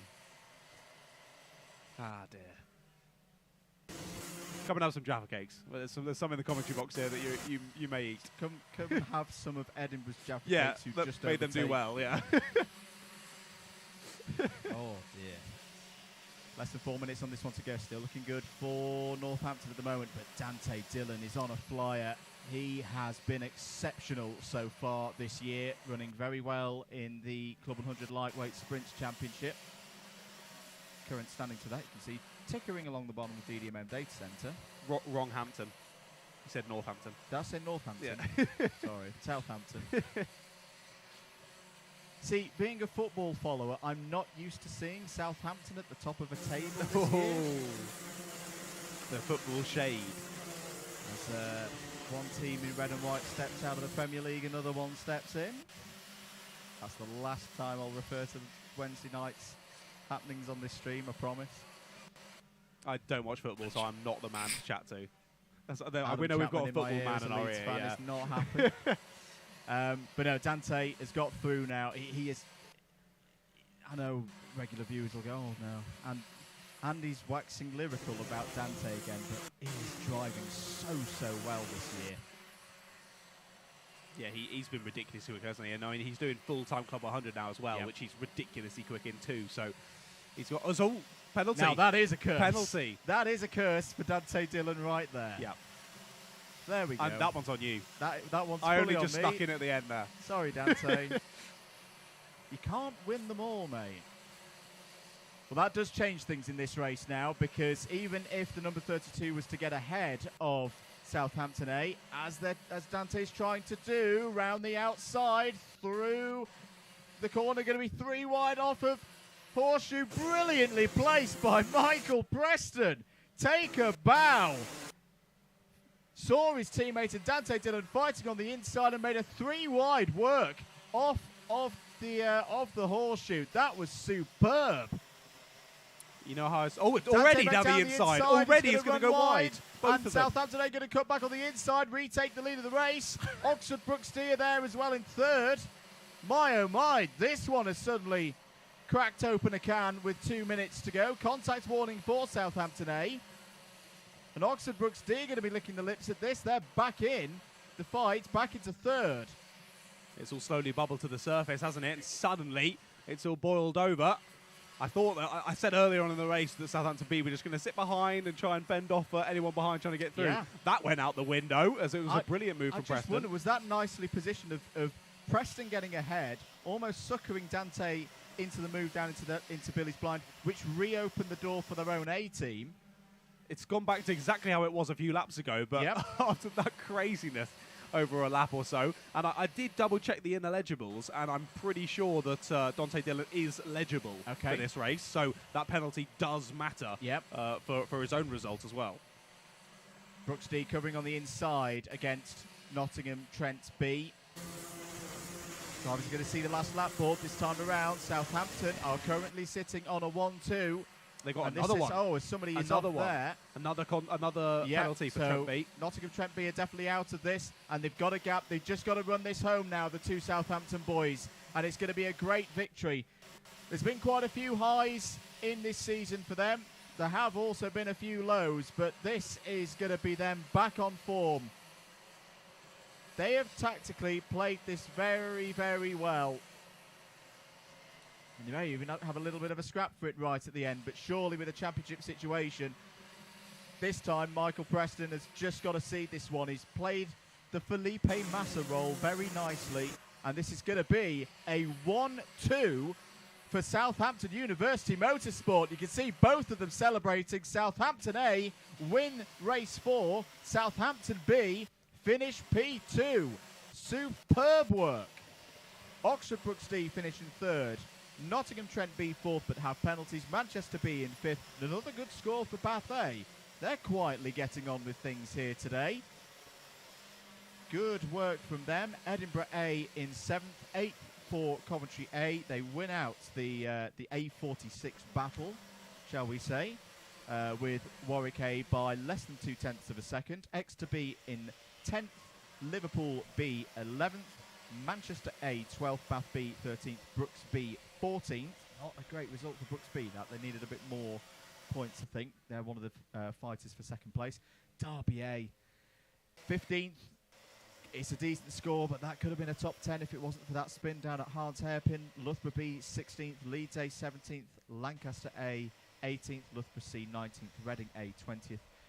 Brighton A outside the top 20 there, ahead of Coventry C though, and Sheffield A and Warwick B. There's the rest of your order. That's a provisional result, by the way. Results.alphatime.co.uk/BUKC for all the latest results. We've got at least provisional calculations of scores ticking through on the DDMM data centre and details of events that we've got coming up on there. And also reminders of who's in the fight, who's not in the fight for the different categories that we're looking at. Club and class still up for grabs. Second place and third place in the championship overall, very much up for grabs. So plenty to get your teeth into, plenty to be decided still. And drivers just taking their bits off the carts, their lead, if they're slightly gravitationally appreciated driver. Not that us two are anymore. And their transponders and their number plates, and we'll cycle round for race number 5. It's not a full weigh-in because the next set of drivers are already emerging onto the circuit. Hope you're enjoying the commentary here at _MM and at Ratters Media across your social media networks. Thank you very much for the recent support and the long-standing support if you've been following us for a long time. Keep your comments coming in. Let us know who you're supporting. As I was about to say this afternoon, but with 2 minutes off that, hopefully we'll be able to join Piers Pryor down on the grid shortly. That that was a really impressive race, I thought, there, John, from Southampton, because you saw from an early outset there was a plan there to keep working together. They knew a challenge would come in the latter stage of the race, and they held it off. Yeah, when that challenge came at the end, I thought that was it. I thought it was all exploding. I thought the A team was going to start dropping down the order and getting swamped up in the pack, and the B team might actually soar on ahead. But it was Dante Dillon's send, wasn't into the first corner, then reopened it up again, and they got back into the order that they were before. But a very impressive race, and I don't remember the last time I saw a 1-2 in BUKC. It's particularly this season because it's been so open all the way through, and in a respect that's why we've got this scenario today of Exeter A have already wrapped up the championship. They're the only team that have had any kind of front of the field consistency, and it's been chopping and changing every single race in that top 10. So no, I think you're right there. It's going to be a very rare feat in 2023, so well done to Southampton, and I think that'll really perk them up. I know it has been a roller coaster season for them. They were delighted with their performance at qualifiers. They then had a disastrous round 1 at Bookmore Park, but then came back straight away to have a really good round 2. At times they've not known whether they're coming or going, so for them to get a 1-2 today and show that they've still got it, they've still got that pace, and they'll work on it for future years, getting that consistency in place. I'm really happy for them with that result. Yeah, that's really, really good, and remaining consistent through this last round is going to be key, as of course we know Southampton A are involved in that sort of, how would you call it, sort of middle to bottom end of the top 10 battling in the Prems. Of course, it's pretty close between second and third as well on the points of Oxford Brooks A and Oxford Brooks B, but then it's sort of Brooks B downwards in the top 10, who are all within only a handful of points, 15 or 20 points, so it can be... it's going to be really, really challenging between all those drivers. Very good. Good news. I think we can head down to the grid and join Piers Pryor for a few words with some of our drivers. Welcome back to the grid here. I know it's only race 5. We've not been able to speak to many of the drivers today, but we're back now, and I'm hoping that we can stick around long enough to grab a word with our pole sitter, or is it second place? I can never remember it. Clear at Clay Pigeon. How's it going? What are you thinking for the race? I have no idea. Yeah. No idea what's going to happen. Is that a good no idea, or is it an apprehensive no idea? It's the furthest I've ever started at the front, so we'll see. Don't get a nosebleed. Enjoy. Right, next person. Very bright helmet in third place here. Who are you? What is your name? Not from Nottingham-Trent. You're an ineligible driver from Exeter Motorsport Society, so you're here to behave? Yeah. Yeah, of course. You don't seem convinced. What's your experience, Pigeon? I've been once, but that was like 9 years ago, so very inexperienced. Well, the good news is it hasn't changed in 9 years, so I don't think it's changed in about 39. So, good luck in the race. What it would be a good race for you right now? We're just going with the flow. We're seeing what's happening. You know what? I like that attitude. We'll see how he goes for our ineligible driver. Let's head one more drive. Let's go on the outside of the grid this time. Second row of the grid. It's a good opportunity to make up some place. Well, have a good result at least. I say make up some place. You can only make 2 places, really, can't you? Yeah, but it's my first race in Mains, so it's going to be a tough one. Hey, what a time to do it. Yeah, I suppose. Clearly got promoted into... Yeah. Right, I think we better head off to the commentary because I think we're going live again soon, but we'll see you hopefully again after this race, but up in the comms box.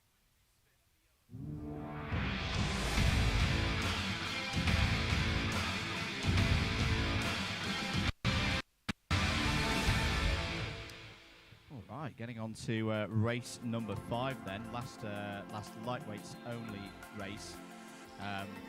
Brighton A and Liverpool A are on the front row of the grid, Loughborough D and Nottingham-Trent B on row 2, Warwick B and Surrey A on row 3, Loughborough A and Brunel A on row 4, Bath A and Exeter B on row 5, York A and Brooks C on row number 6, Leeds A and Brighton B form at row 7, UCL A and Southampton B from row 8, Coventry B and UClan A on row 9, and then we find Sheffield A and Birmingham A on row 10, a lovely row 10, Swansea A and Cardiff B on row 11, Oxford A and Manchester B on row 12, Edinburgh A and Bristol A on row 13, Birmingham B and Liverpool B on row 14, Warwick A and Oxford Brooks B on row 15, and then Cardiff A, Bath B and Derby A completing the 33 kart field. John. Bye. See you later. Here we go then. No, what actually happened there Oh, was that was my Andrew Mather impression. There was Reeve back on the mic. That was amazing. How do you even tell? Wasn't it? Yeah.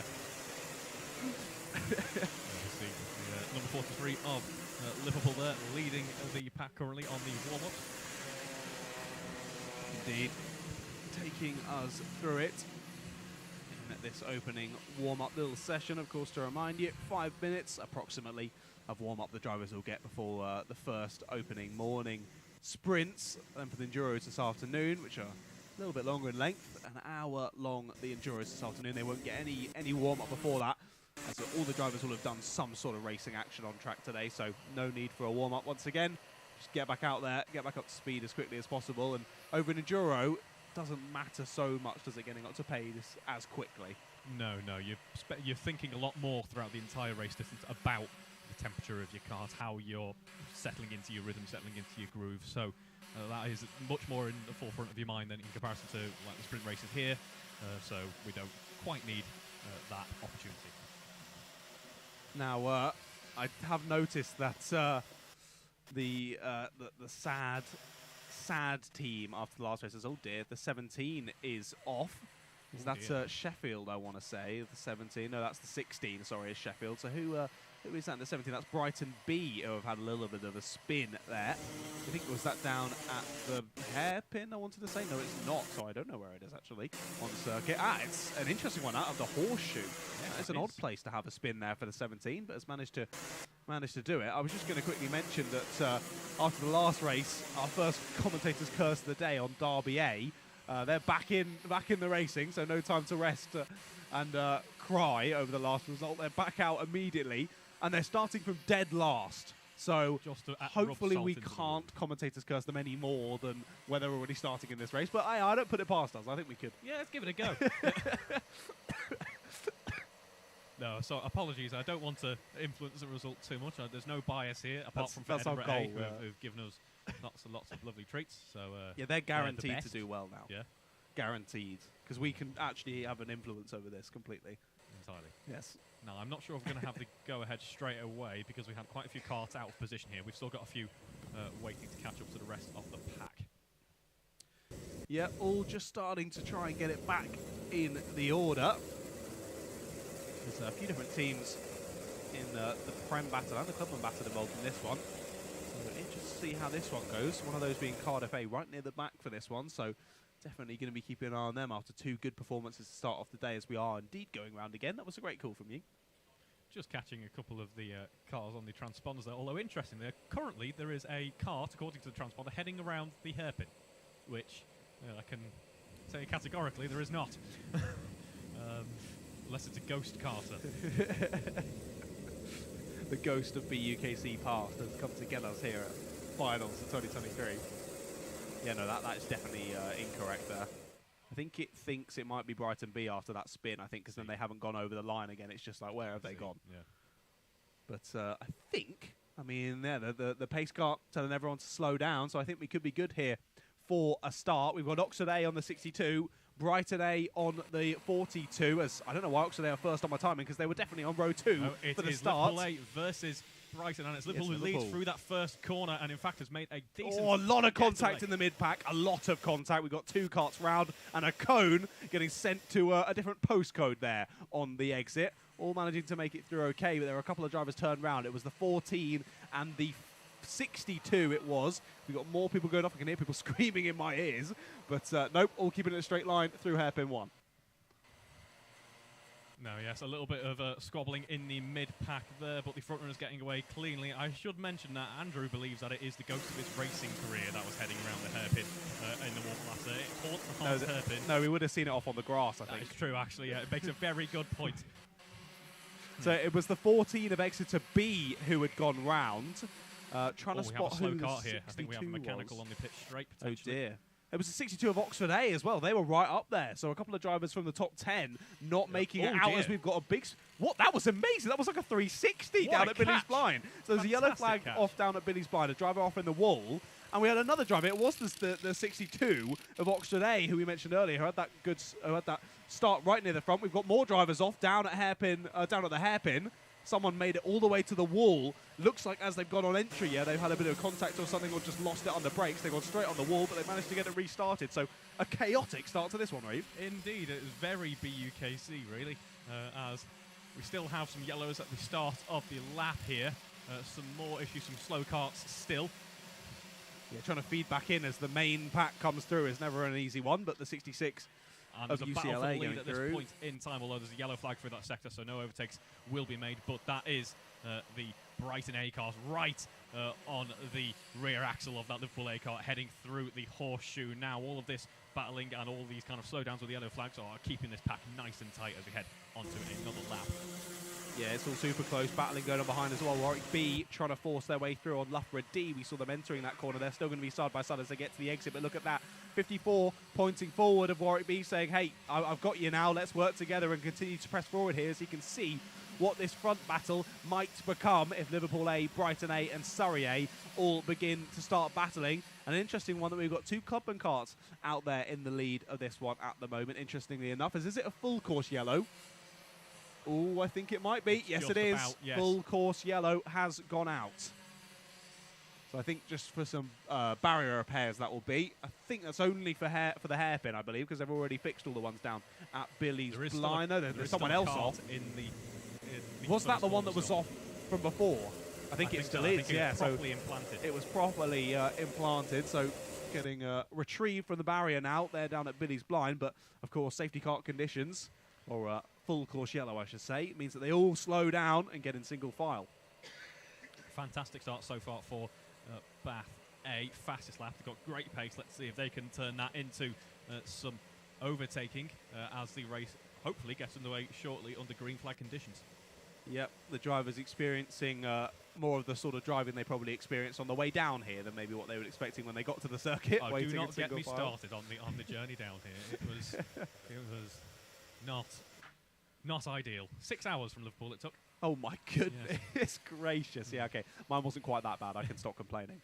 But it was a lot foggier. Yeah, I assume you drove down yesterday. It was a lot foggier than it is today. Luckily, I think, for the drivers. I've been here before where it's come over foggy and you stand in the comms box here and you can't even actually see the hairpin.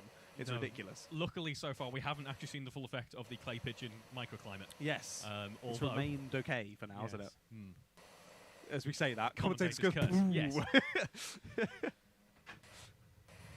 I think, I can still see the yellow flags out, so I'm not going to say anything too soon. As I can see, I think the guys down in Sector 1 might have put them away, so possibly could be good for a start here. Just trying to keep an eye, as I can see the green flag on the gantry, so I think we might be going back underway and racing. And yes, we are then. 43 of Liverpool A leads us away under the start. And there might already be some moves down to the inside. A couple of drivers making some cheeky ones off at the start, just reading it nicely, reading the play very well, and making those moves stick. So I think it was the 25 who made a move. A bit of a back-end slip out for Liverpool A on the exit of the S's there. Sees him lose a lot of pace, and he drops back a few positions as a result. Not an ideal start, which is a shame because it was looking good as we headed through Billy's Blind there. Now currently in P2 has clawed it back as there's contact going on between Surrey A and Warwick B. Yeah, it was too aggressive from Warwick B, ends up losing a position because of it. He realised it, to be fair to him, pointed the driver back through, but through then went Bath A and another car. Didn't quite see who it was. Was it Leeds? It was Leeds. So Leeds have now made their way through. Now they go through Bath A as well. This battle getting very tasty. Back to the inside goes Warwick B, and I think they've got it redone. A bit of contact. Gets the lead back as well, heading through Billy's Blind. Fantastic move there. It looks like the number 42 of Brighton A just a little bit too wide there, and the door was wide open as it's getting a little bit close for comfort heading through the S's there, but I don't think anyone lost out really. No, all keeping it relatively respectful, but after a full course yellow restart, it's basically like another race start, isn't it? The chaos kicks off once again, but the front battle again just beginning to build that lead over the rest of the field as some serious squabbles continuing up and down the order. Warwick B bump and pass, unfortunately for them. Penalty for our first proper penalty of this race restart. Now, we saw when they had that bump and overtake that they did let them back through, so hopefully it's not for that, and must have been another incident later on in said lap. But that does mean that they have no opportunity at finishing in the lead here as the second place man points forward. The third place man does not agree. Goes down the inside there at the hairpin. Surrey A through on Brighton A then and make the move stick. Good move. Yes, the time working together has come to its conclusion. Now it is time for Surrey A to try and usurp Liverpool in taking first position. A couple of drivers going 3 wide there around the horseshoe. Never an ideal one, but managing to make it work nonetheless. Surrey A now look forward towards that race lead. Liverpool A still holding on to it after losing it just for a little bit, didn't they? A few laps ago, but managing to retake the lead in impressive style. Now checking over the shoulder as Surrey A bear down on them. Surrey A go to the inside, and there they go then. 2 overtakes in 2 laps, both at the same place, and Surrey A now finding themselves in the lead. Yeah, it could be Brighton B. No, Liverpool. Fantastic. Oh, very close indeed. That was very brave of the Liverpool driver there to stay out in front. I was chatting to them just before they made their way into the go-kart. We're bookended by 2 Liverpool cars. Actually, we have, of course, the Liverpool A kart in first position or second position at this point in time, and then we do have Jonathan Pinder further down, who started right at the very back here. But it is at this point in time Surrey A leading with Liverpool in second. A yellow in the first sector because we do have an off heading into Billy's Blind. So I think a driver had gone round there down at Billy's Blind. It was the 25. That's from high up. That's Bath A from 4th place, who have had a spin there. They've dropped down right into the pack. Now, we didn't quite see whether that was due to any contact or whether they've spun it all by themselves. But I'm just going to try and pick up where they've gone back there. So they've joined behind the number 16, so that's Sheffield A. So they'll now be down in 13th, will Bath A. So just as Andrew mentioned in the last race, Bath A were having a good day. I think they were P6 in the last race, battling nicely, getting good positions, but sadly it falling away from them in this one. Neutralising a little bit at the front end. Potentially, no, it's going to be Liverpool A up the inside. Fantastic move into the S's. Brilliant move there, and a swap around's going to be taking place now for second, third, and fourth potentially as well. It is oh so close. Now, really, it's a 5-way battle for the lead at this point in time. Do not count Leeds out in this one. Oh no, Leeds are very much there. I'm definitely keeping an eye on them. But Liverpool read that really nicely, didn't they? It just out of Billy's blind, went that little bit wider on the entrance, cut it back, and they weren't even really there until they made it to the apex, stuck their nose in, showed a bit of wing, and made their way through, and built just a slight gap after Surrey A were forced out wide.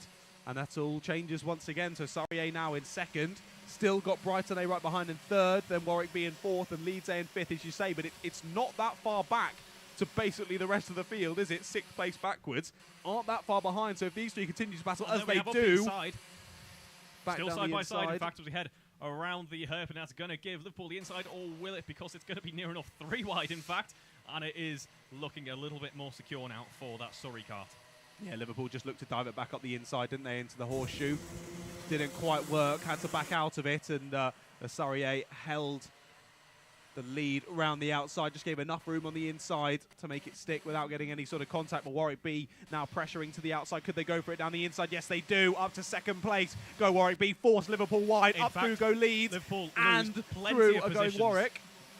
And the 54 as that follows through as well. So yeah, Warwick B go through as well. So Leeds shuffled all the way back down to 5th. Officer Brooks B has received a bump and pass. Leeds A have gone to second, mate. Sorry. Someone's off. Is that Liverpool? Is that the Liverpool? No, it's the other Liverpool. It must be. It must be the Liverpool B kart, because the Liverpool A kart's still involved in the battle. So the Liverpool B kart sadly having a spin there from 17th place. He was asking me for a shout out, was Jonathan, in the number 76 kart. He's got one, but it's because he's gone off. So be careful what you wish for, Johnny.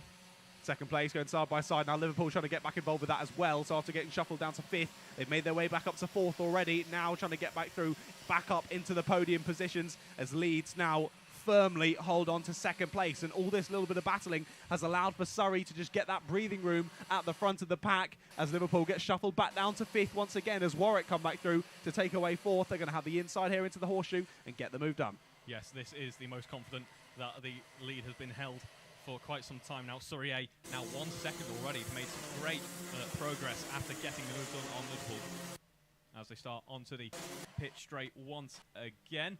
The top 5 really start to separate out a little bit apart from the battle between Brighton and Liverpool heading in to Billy's blind here, looking very close, but no moves attempted so far. I've just noticed Oxford Brooks B's race has gone from bad to worse.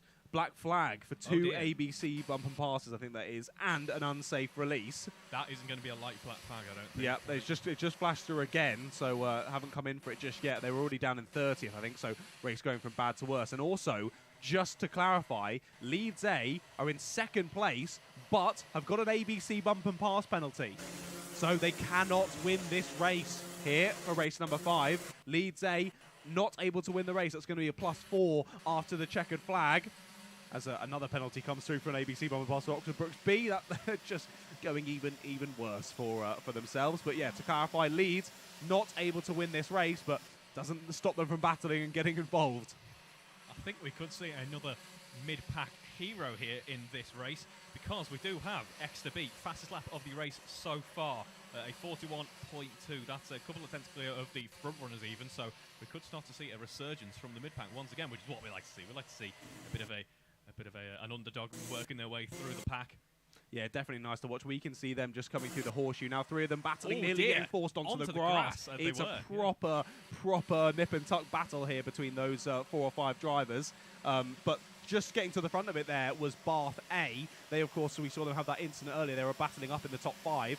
Back up into 11th, I think it is now, yeah, for Bath A. But the red mist has descended for them. They're sending some crazy moves, so it's brilliant to watch. However, the battle for the lead continues. That lead's going for it. Yes, it is. Down the inside at the hairpin. They make the move stick, and I think got followed through as well by Warwick B. So Surrey A now gets shuffled back into 3rd place. However, Warwick aren't going to realise it, but they're in the net lead of the race now. Yeah, fantastic effort from then, and all this battling, of course. It was looking like it spread out just a little bit more, but no, we see once again pretty much a 5-way battle for the lead, ladies and gentlemen, what we like to see. As we watch, we have some spectators from the teams egging the team members on from the sidelines there. I saw someone signing out there, "Go faster," which I'm sure what the drivers are already... I was going to say, I'm not sure what they're gesticulating with those hand gestures, but certainly saying something as Leeds A have another penalty. Oh dear. Might be the same one that's actually just come through, so sorry. Yeah, that is the same one that's just come through, so only 1 penalty for Leeds, to clarify. Just our timing on the stream, just catching up with the warnings and penalties that have come through today, which is quite a few, to say the least. I think I saw on that lap a change. It was, I think Surrey got shuffled back once again, so they're down in 4th. Now Liverpool trying to pressure them as well, so it's Brighton A who have moved up into 3rd place, as confirmed on your timing on the left side of the screen there, and Liverpool A will pressure Surrey. A bit of contact there mid-corner. They're going to go 3 wide on the exit, though, into the S's, and is that going to be Brighton A up into the lead? Yes, it is. What a move. A double overtake there to take the lead of the race with the number 42. I don't think someone has kept the lead for longer than a lap or 2 for this entire race. No, the biggest gap we have saw is 1 second, but that has pretty much vanished now. That is a fantastic lead battle here. I mean, in fact, if you run all the way down to P9, it's covered by 3 seconds. That's absolutely mental. I remember the lead battle being 10 and something seconds in race number 1, so this is just ridiculous. As we have a battle going on between Warwick B, Leeds A heading into that first corner. No moves attempted this time around. People are just loading each other, waiting for that prime opportunity to strike and get the cart a few lengths ahead. And we've still got over 10 minutes to go in this one. We're not close to the finish.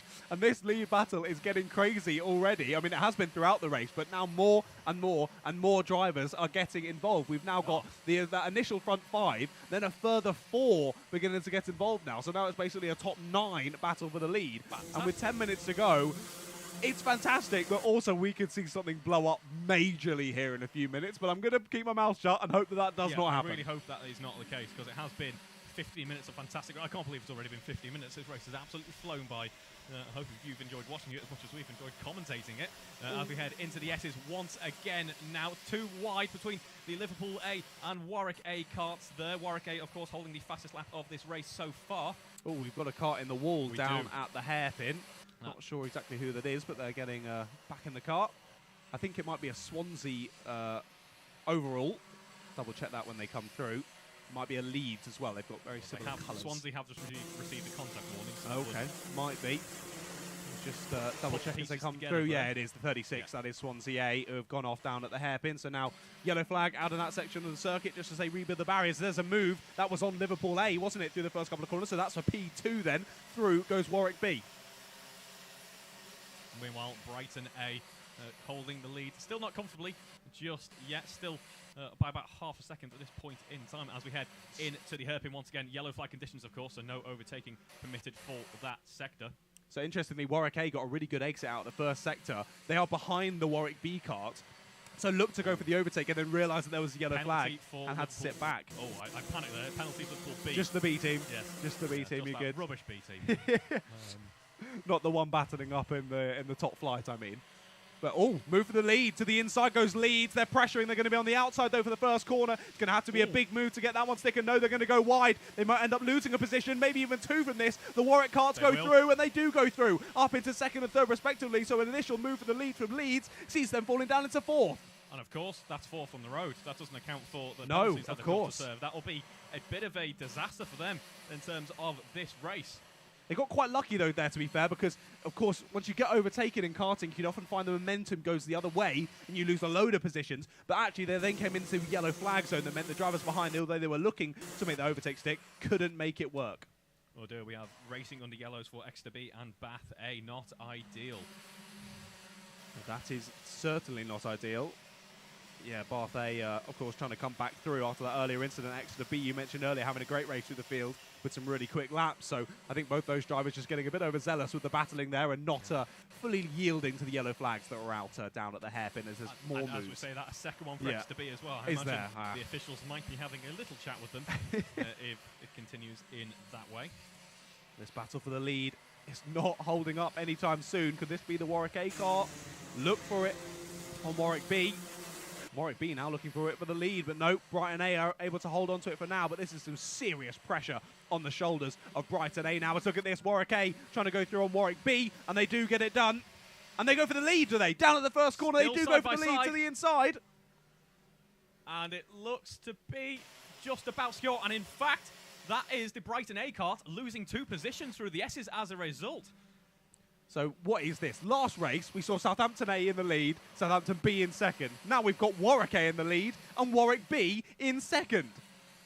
Just as I said at the end of the last one, I don't remember the last time I've seen a 1-2 in the BUKC, and we've got 2 races in a row with it. Really weird you say that. I was thinking, commentator's curse now, we're saying we've not seen one. We're going to have nothing but 1-2s now for the rest of the day. And so far, that is holding true. Well, you're just hoping one's Liverpool, and I'm hoping one's Cardiff. I am doing my best to subdue my slight Liverpool bias. As we do have a very close pack here, ladies and gentlemen. Top it's ridiculous. 9 covered by 2 seconds. So we're coming through on a back marker at the moment now. So he's managing to get out of the way nicely, just about. Let's see if he stays wide through this corner. Does. Very nicely done from the back marker there, just letting that lead and Garrel through. There was nothing they were going to gain from that. Only things to lose is Liverpool A. Still under a lot of pressure. It's Surrey A on the outside. And we've got 2 other carts trying to get involved there as well. Was that Birmingham A? I think UClan A as well involved in this sort of secondary battle of the top group. As we head on to the start-finish straight once again now. Okay, 16 is Ami Jurga. I was wondering, who is that? It's her new-ish Mercedes suit, but she's going to go up and under there. What a move. Side by side as she goes into the S's, gets it done. Nice and aggressive there in the mid-corner just to say, yep, this is mine, and takes her way up into 3rd place, does Ami Jurga. Really, really nice move there. And as I was saying, her new-ish Mercedes AMG F1 race suit, she's definitely given her a few tenths, I would say. Easily, yeah. The ground effect working well on that go. Clearly, we must give her Venturi tunnels underneath the go-kart. I think so, yeah. As I said to Andrew in the last bit, with my limited engineering knowledge, I know you need that thing for car work. Car to work, cargo broom. Well, you don't need Venturi tunnels for cars to work. No, true. I'm sure some of the teams would rather them not have it, given how difficult last year was in particular. But I'd like to see a ground effect go-kart. That would be fun. Yeah, I know cargo broom, and that's about it, so... Well, currently I've had to borrow a car for this week. Oh dear, we have an it was a bit of a snap. No, I just saw that. It was a bit of an oversteer snap. Just caught it, got on the grass and rejoined. That was impressive kart control from that driver. I'll just try and pick out who that was. Oh, we have the Liverpool B advantage by contact, bump, and pass. Was it Surrey? Sorry. It was Surrey in the 33. So they were in 8th. They were up in this lead battle for ages, had that little half spin there, managing to rejoin, but they're going to be a few positions down the order than they were last time. And they've got a penalty to serve as well. It's gone from bad to worse for Surrey, hasn't it, in this one? They were up in the lead, I think, at one point, weren't they? Really battling up theirs. They're going to come across the line, hopefully in a second. And yep, a penalty for number 76 as well. Oh, dear. I think Liverpool B might be getting a black flag. sooner now. Well, I've raced in a race with number 76, Mr. Jonathan Pinder, before, and the man has a way of collecting penalties like they're trophies.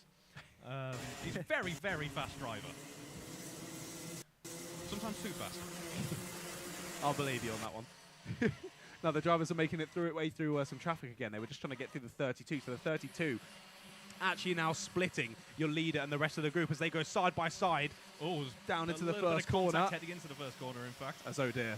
Oh no, that is a penalty. Liverpool for A. The Liverpool A kart there, and that brings to an end what was looking like a very promising race at the start. It was looking really good for Liverpool, but sadly into the last few minutes of the race, and it's all just begun to fall apart. Liverpool were right up there. They were in the lead probably the longest time out of anyone in this race, but sadly, all coming away from them at the end of this one. They're still battling up in that top pack, but down near the bottom end of the top 10, and then with the penalty on top, might not be ideal. Now, we've got a yellow flag. Someone's off down at the first corner, just managing to get their kart back up and running once again. But as we come across the start line, Warwick have built a nice little lead now, 1.3 seconds to the good over Amy Yerger of Sheffield A. But what a race she has had. Absolutely scything through the field has Amy Yerger. And I'm just trying to see where she started in this one. She started in 19th. So 19th to second, not bad of an effort so far for Amy Yerger, but she wants that win. Another brilliant drive. That's what we've seen so far this morning, is drivers using those overtaking opportunities that have been presented to them, executing a brilliant race and working their way through the order. It has been a bit of a theme of the morning so far. It has indeed. Been some brilliant racing, and this one only 2.5 minutes to go. UClan A in P7 gets a bump and pass penalty. Dear. That drops them further back. I think that's this battle we're now seeing on the screen. Basically exactly the same as our leading battle, just no holds bars. Everyone's going for it in these final couple of minutes. That is the number 76 Liverpool, Jonathan Pinder. Oh dear. Oh dear. What a Jonathan's day has really gone from bad to worse there, finding the wall on the exit of Billy's blind. He's not going to get that underway anytime shortly. However, I think that's going to take out one of our overtaking zones for the rest of the race here, as we now have a yellow flag down at Billy's blind, and we have a yellow flag down into the hairpin. So that's both the main overtaking points gone here now, as I think that's just a cone going back. So hopefully that shouldn't be quite as long to get back and sorted. Why is it whenever we're in the commentary box together, John, that we seem to just allow the penalties to start streaming in? It's fine with me. Yeah. Makes some good racing, so I'm happy. I might have to go and give Jonathan a beer after in the break. He's going to need to lie down in a dark room, I think, after that one. But it's still Warwick A who are leading us through this one. They're just coming out of hairpin 1 as we were chatting there. This is the sort of secondary battle in the pack here. I'm trying to see where that one starts. It's UClan A who are in 6th, and you say just got the penalty, leading the secondary battle. Behind them, Birmingham A, Coventry B, Bath A, Loughborough A, and also Exeter B and Liverpool A. Quite a big gaggle of karts there. A few of those with penalties though, so just got to keep an eye on them. And of course, to remind you, head over to results.alphatiming.co.uk/BUKC to see those confirmed race results post penalties. But we're heading into the final minute now. Warwick A still holding a nice over a second gap now. I think it's looking relatively chilled, but hey, the commentator's curse could come out in the final 40 seconds, and I don't want to do that to them, so I'm going to stop speaking. And the stream of penalties as well. You never know, we could have missed something. That's a very good point. That is a very good point. Commentary box caterers, Edinburgh A, another advantage by contact penalty to them. No, you can't. No, that can't have happened. Didn't happen. No, that can't have happened because they're giving us cake, so they can't get penalties. Yeah, I'm pretty sure. You must be misreading that. Yeah. Ignore. That never happened. We have 10 seconds to go now for the checkered flag. So yeah, Warwick A they're on the last lap, aren't they? So yeah, they're down at the hairpin now, I believe. Amy Yerger still there in second, but hasn't quite been able to close the gap to the leader. Of course, we saw Warwick A and Warwick B up at the front of the field for a little bit of this. They had a great little team effort throughout this race, pushing on ahead. I mean, the leading gaggle was ridiculous. The battle was crazy throughout this race. But Warwick B managed to get to the front of it, and they are going to be the ones who take us to the checkered flag here for race number 5. As is it? Yes, it is indeed. I was correct. That is the checkered flag. Warwick A taking, we think, maximum points from that one. As we said, there are quite a few penalties, so we're not going to call these as definite results just yet. A brilliant run through the field for Amy Yerger sees Sheffield A finish in second place, and it was Brighton A rounding out the top 3 after a battle throughout that one. Fantastic. Then Warwick B, were in 4th. Leeds A rounded out the top 5. Then it was UClan A and Birmingham A, Coventry B, Bath A, and Loughborough A finishing the top 10. Then Liverpool A, they're in 11th after a great battle throughout the race there, just outside of the top 10. I think a decent few points there for Liverpool A. They were followed by Exeter B, Surrey A, Derby A, Loughborough D, Oxford Brook C, then Cardiff A in 17th, Birmingham B, Cardiff B in 19th, and then Brunel A in 20th. Then it was Southampton B, Manchester B, York A, Edinburgh A, Bath A, Nottingham Trent B, then Brighton B, UCL A, Swansea A, Bristol A, Oxford Brooks B, Oxford A, and Liverpool B, who finished our 33 runners. Sadly, those last few, quite a number of laps down. I remember Oxford Brooks B getting a black flag. Oxford A had their issues, and of course Liverpool B don't even get a start on Liverpool B. I've just had a quick glance over to Liverpool's BUKC captain, and moods are not high in that team after that race. It all looked so good at one point, but sadly, yeah, even though we say 25-minute sprint races, they're not the shortest sprint races ever, but yeah, lots of time for everything to fall apart, as we saw there for a few teams, sadly. But I do believe I've just got a text from Andrew just to say a whole field weigh-in is imminent. Interesting. So just double checking that none of the drivers. Are we suspecting some foul play? Some foul, but maybe, you never know. But yeah, of course, all the drivers just having to get on the scales, as I think it's just around the corner from where we can see, having to jump on the scales, just double check that they're over the weight limit for this particular race. So that'll just mean it'll take a couple more minutes than usual to get us back and underway for the next race. Just to remind you, in these sprints in the morning, we've got lightweight races and heavyweight races.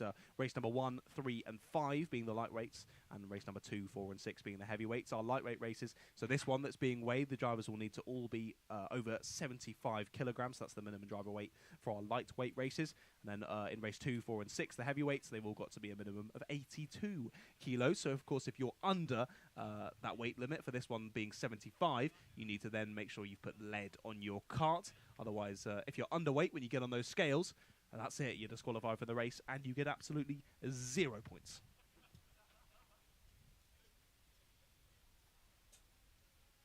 I'm not sure how long a weigh-in usually takes.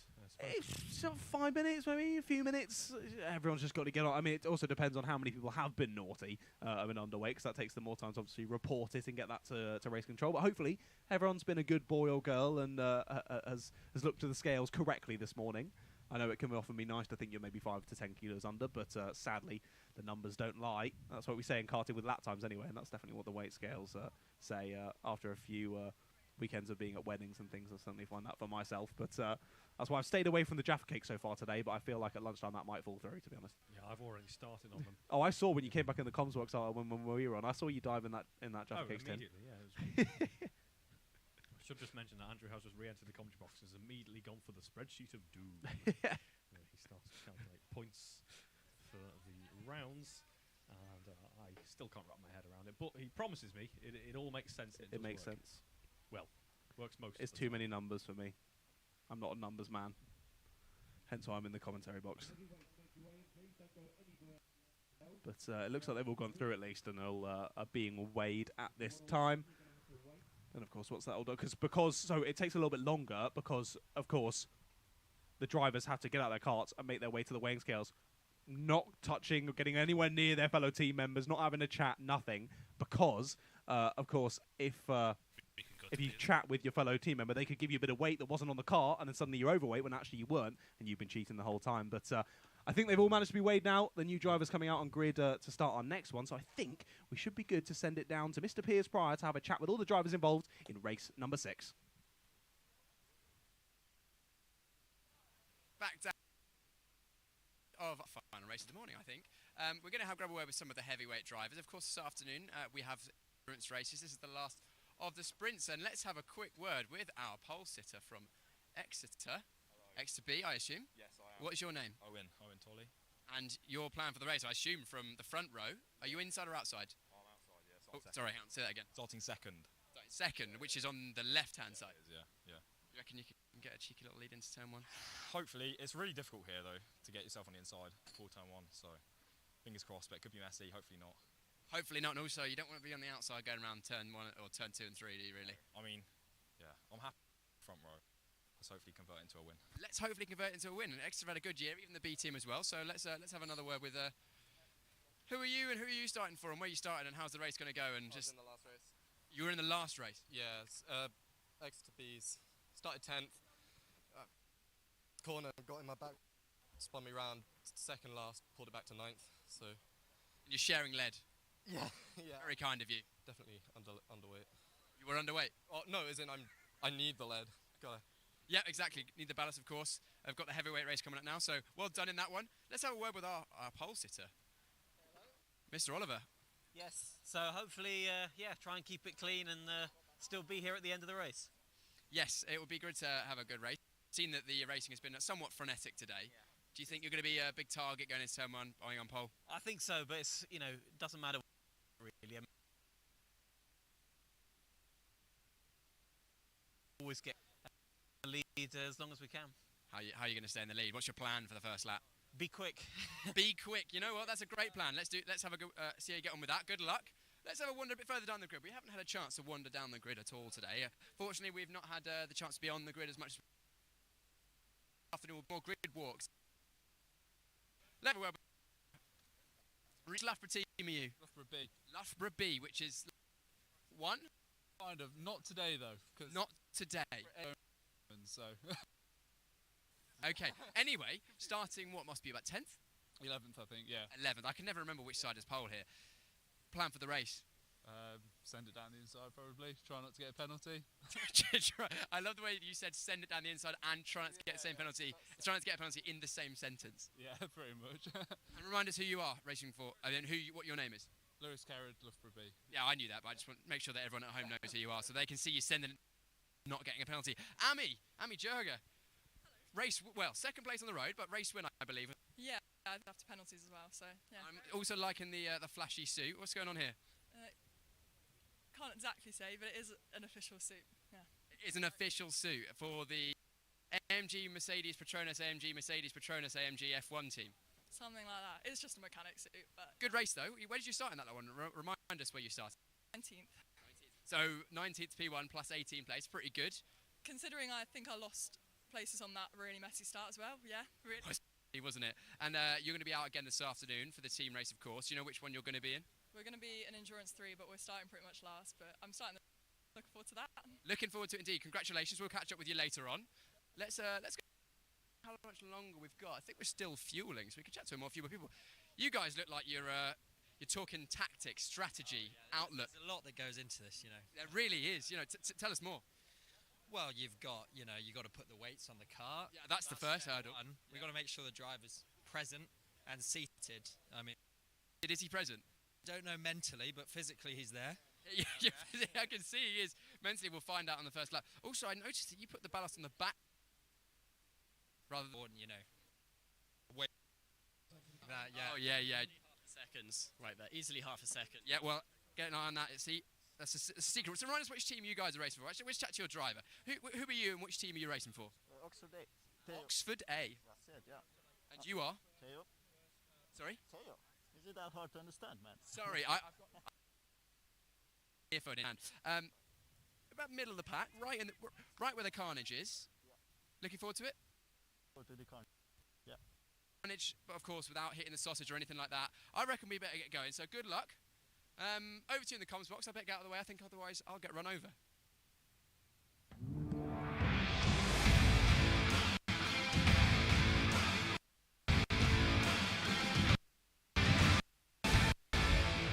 Thank you, Piers. Let's have a look through the grid for the last race of the morning and early afternoon round. UCLA have pole position for race 6, Exeter B alongside them on the front row.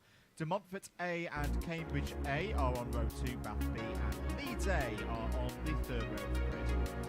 UCLan A and York A are on row 4, Coventry D and Leicester A on row 5, Loughborough B and University of East Anglia A on row 6, Manchester B and Brunel A on row 7, Oxford A and Nottingham Trent B on row 8, Birmingham A and Exeter A on row 9, Exeter A and Derby A on row 10, Cardiff A looking to finish off a good round, and Brooks D on row 11, Birmingham B, and a resurgent Edinburgh A on row 12.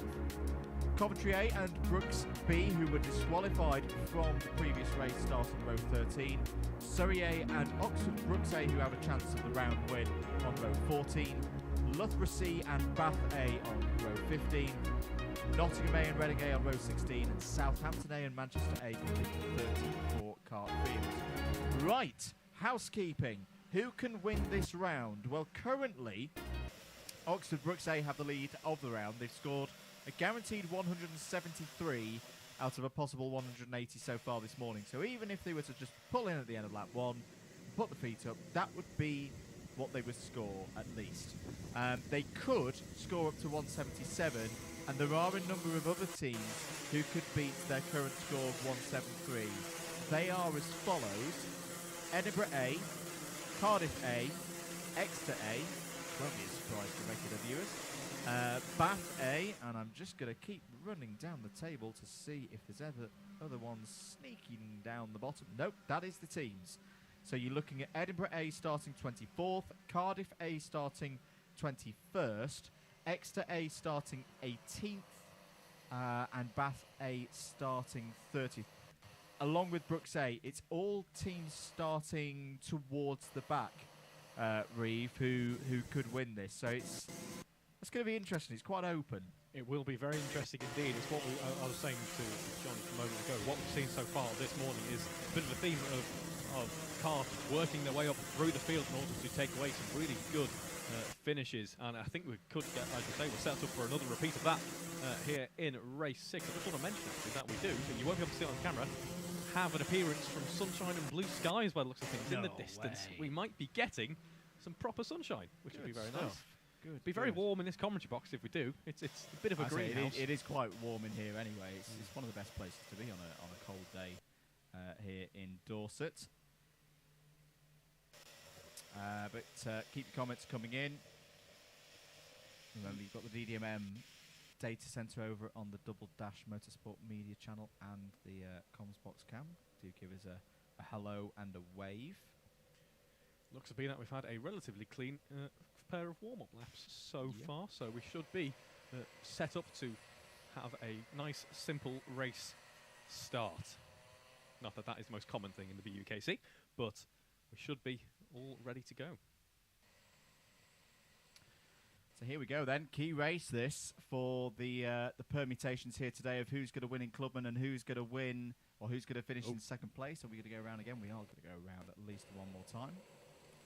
Race control not satisfied that everything was ready to go on that one. When are we going to get the Joker laps then? When are we going to start seeing the crown being used in the race?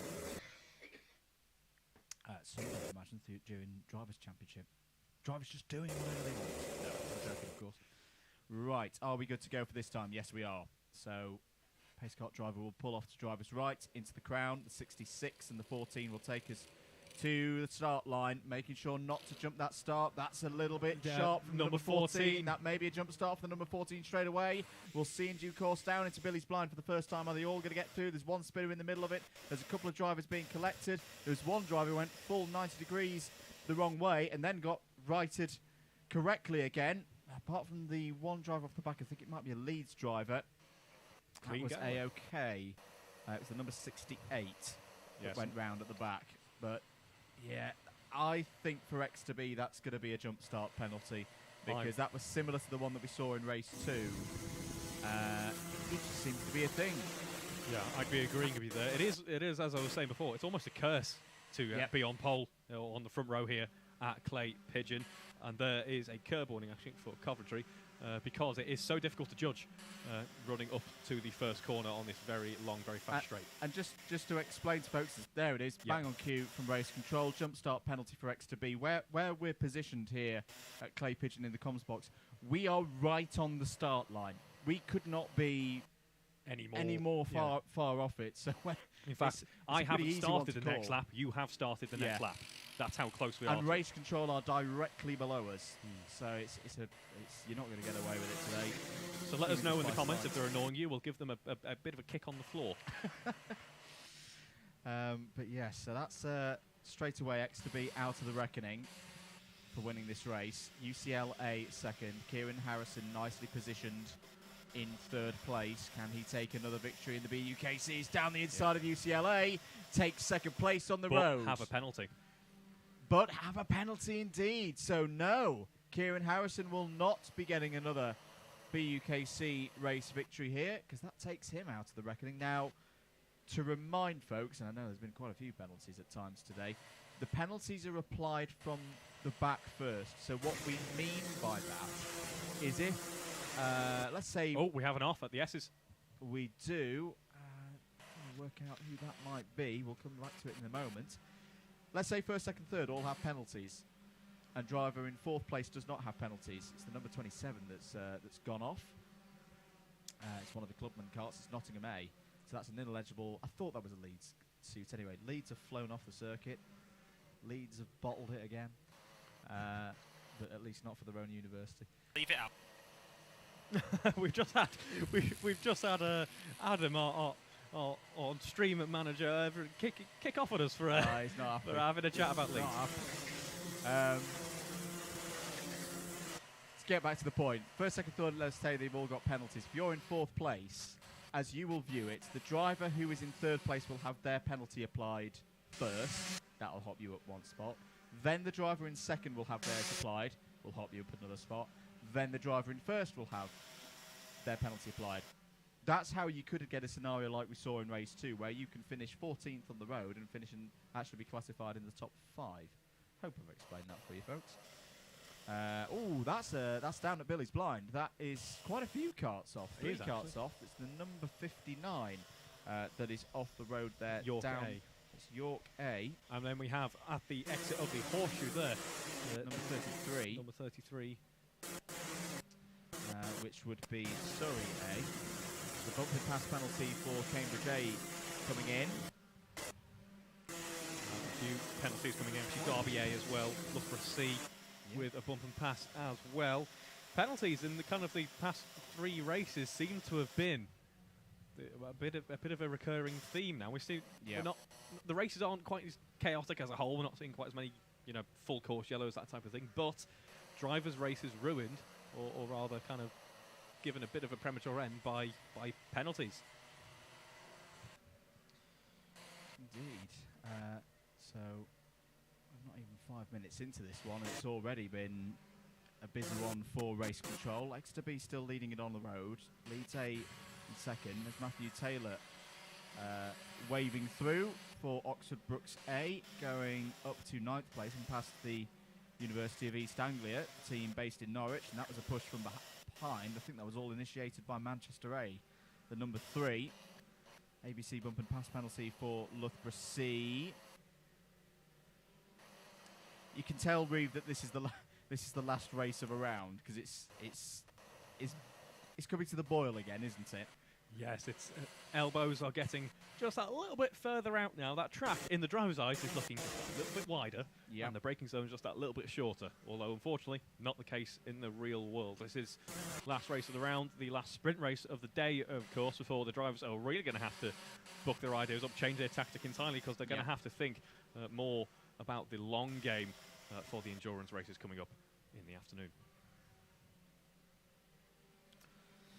So, as it stands, Oxford Brookes A, remember, leading the round, having had a very good time at Glanigors. And there they are, the number 1 plate. They've already lost the number 1 plate for next year, of course. Exeter A will have possession of it. It's almost like that stirred them to make sure that they can finish in the top 3 again for the championships. Down the inside goes Taylor. Beautiful move. I think it's Kane Shepherd behind for Manchester A as well. Long way to go in this one, of course, but this is really good stuff from Oxford Brookes A. They're in that nice position, aren't they, Reeve? They'll know that there's other teams out there who could beat their current score, but if they just go out and perform like this and get to the front of the field, doesn't matter what the other teams are going to do, they're going to take another BUKC round win. Yes, being in that position allows them to enter each race with a more level head and not quite as much as at stake, and that is going to only benefit them because the stakes aren't as high. The pressure's not weighing on the driver's shoulders there. It only seeks to benefit them. Good run from them, fresh off a double round victory at Glannygores a few weeks ago. As we have, can I just point out the number 24 kart there? Fantastic suit. Well, who is that? Yeah, you get a shout out. You deserve a shout out for that. Denisenko for Coventry. Renault-inspired suit there. He's Ukrainian, so it's the colours of Ukraine. Right. Oh, okay. I see. Color Denisenko. Either way, still in. a fantastic cause and a brilliant looking suit. Contact warning for Manchester A. So as things stand, UCLA, unless I've missed them getting a telling off from race control, are currently on for a race victory here. There's also where I remind myself to just check whether they're eligible or not for this race. So many little caveats that we need to check. Which they are. They are eligible for this race. Fantastic. So we believe no penalties and definitely eligible. Brilliant. That's what we like to see. We should be just refer to Clubman. I think, by my calculations, Clubman has already been sorted out that Southampton B are going to be your Clubman winners now. I know there was, again, a question over eligibility, so I will just put that one in there. But at least for now, they've got 162 points on the board, and no other Clubman team can beat that. With our other teams who are in the mix for Clubman Championship, that's the really important question for them this year. Is side by side go the number 15 and the 21. That's Oxford Brooks D getting past UEA A for 14th place.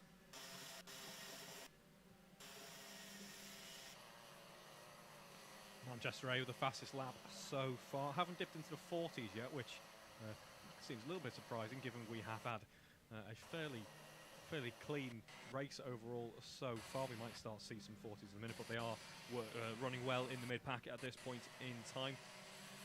A few tenths clear of any other cars on track. Loughborough A have had a good morning. They're not in this race, but they've scored 160 points. Nottingham Trent have fallen down a little bit, virtue of a couple of bad results. They're going to lose ground in the Clubman battle. There's Bath A looking down the inside there, likewise with Coventry B. So we could be looking at a very good situation for the Loughborough Clubman effort. Not to drag it back to kind of race suit talk, but I believe Coventry were also the team at GYG who brought that very luminescent rain suit. So yes, it's not looking like we're going to have those conditions again. But if you do feel like whacking that on, just because it was hilarious and slightly shocked the cameras a little bit, then by all means go ahead.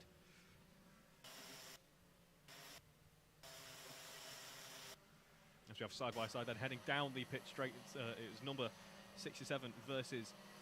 Apologies, no, that is 37 versus 63. Birmingham Beavers Derby A there. I do really enjoy watching karts side by side heading down the pit straight through that kink. Very brave into that braking zone, into the Billy's blind. Change for the lead on the road. Leads A through. Mechanical flag as well for Reading A. Now, wondering what that might be for. I don't think it's exhaust, because I've not heard any loose exhausts around here, because there's so much of this circuit that's full throttle. You hear a loose exhaust here more than anywhere else. Purely because of the curbs. Well, not just because of the curbs, but because you are full throttle for so long. Yeah. The engines really do sing round here.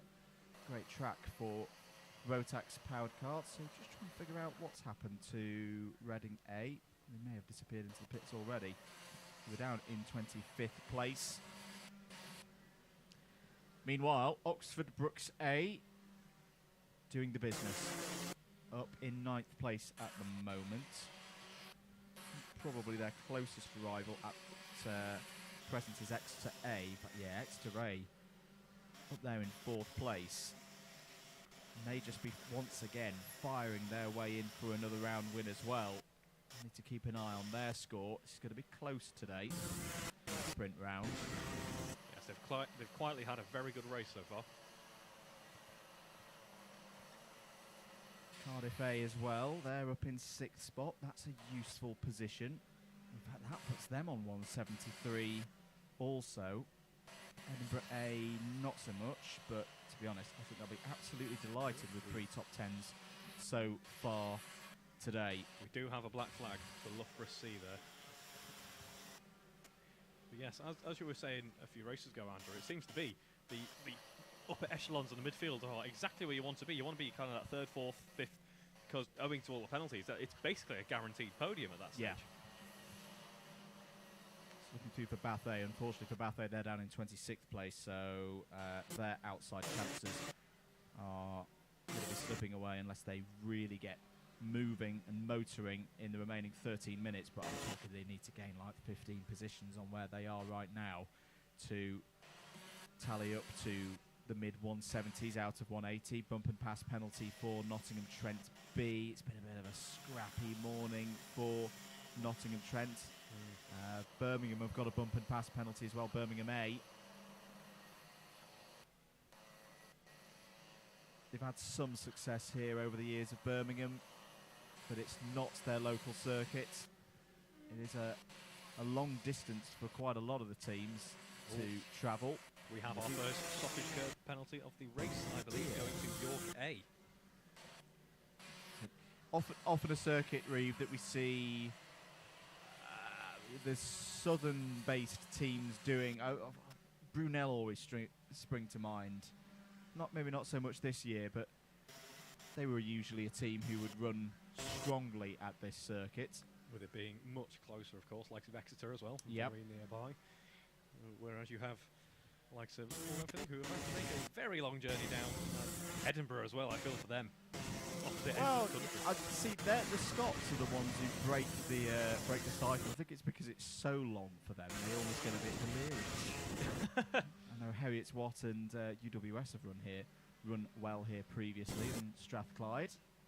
And you see another Scottish university putting the results in here in the BUKC. What's happening with Oxford Brookes? So they're trying to find a way past Cambridge A for 8th place on the road. Things have kind of slipped out of their control now. Taylor's going to be down the inside. Good move by Matthew Taylor. Important lap now, I feel, this Reeve for Oxford Brookes A. They've got road position now. Whoa, down the inside. Big slide from the number 19, Loughborough B. Hold on to it. Just about hold on to it. Yeah, very much. Just about. That would have been a heart-in-mouth moment for Matthew Taylor if you saw that in his peripheral vision. Would have seen a very bright blue Loughborough kart spearing towards his inside right-hand side, thinking, please don't hit my rear axle. So it's just deep on the brakes, the back end. Good driving from Cambridge A there, just holding out wide and not getting involved in that incident. But this is where Oxford Brookes A really need to go now. Yep. They've got, what would you say, a 3-second deficit to that group ahead. Cardiff, Manchester, De Montfort. They've got to push up to that now, close it down, and get some more positions, because at the moment, well, Cardiff have improved. Cardiff should stress, this is provisional. There's quite a few situations with points and ineligibles today that could change matters, but right now, Cardiff, 5th on the road, would finish on 174 out of 180, virtue of a second, and a 5th. Exeter, a 2nd and 2 fourths would be 173. And they'd be beaten by to second place on countback, virtue of Brookes A having a 1st, a 4th and a 5th at the moment. Yeah, Brookes A obviously would like to close up that gap, and I'd suggest that they really do for their race's sake. They do have to, we were talking though, ineligible drivers and penalties. They don't have to push it too hard. They don't want to find themselves catching penalties of their own, because they can try and salvage some positions that way. So that at least make up 2 positions through penalties in front. Running through, so Leeds are eligible, Exeter are eligible, both Exeters are eligible, I should say. UCL are eligible as well, so I think that's good news for us counting the points. I'm trying to keep track of that all of those carts are in a points counting position, I should say. Haven't broken into the 40s just yet, like we were saying earlier on, whether that be owing to maybe air temperatures or the drivers after the chaos of earlier on are deciding to play it just a little bit safer. Yeah. They want to make sure that they are in JB's good books and that. all of their drivers are in one piece for the Enduros later on. We have we have a black flag for Derby this time around. For ABC Times 2. They seem to be getting a little bit stricter on advantage by contact, and I second that motion, I think, because the past couple of races we're starting to see plenty of bumping passes. 8.5 minutes to go then. As there's a yellow flag for a couple of karts having a moment through, and one of the Bath karts is involved there. I think with Derby A, that was coming out of the S's, just off of our pictures. And we have Bath B with an advantage by contact as well. Oh, sorry, Reeve. Big move. Manchester A have managed to get themselves past Cardiff A. Now, that puts us back in a situation of 3 teams. Hey, here we go. This is when the points really start getting out of hand. The permutations. So, Cardiff A have just lost 5th place. They've fallen back down to 6th. That is going to tie up everybody on 173 again. Irrespective of Brooks A, that at the moment this is just ending up as a dropped score for them. But because Brooks A have got that race victory, and the other 2 teams, Exeter and Cardiff, do not have a race victory, if they all end up squared on points, Brooks will take the round on count back. So that drop for Cardiff, putting them back, as I say, onto 173, means right now Brooks A are back in round winning position, but it's out of their own hands. Very interesting indeed. And to be honest, I'm happy with that result. I think Brooks have had some impressive form so far this morning. We've been talking so much about that momentum swing to them next season, and if this is anything to go by, I think it will play into their favour quite well.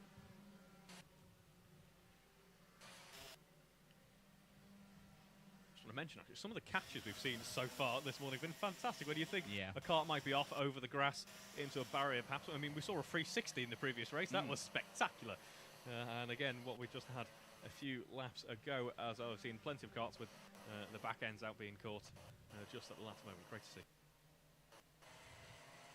Contact warning for U-Clan. So continuing to circulate well there.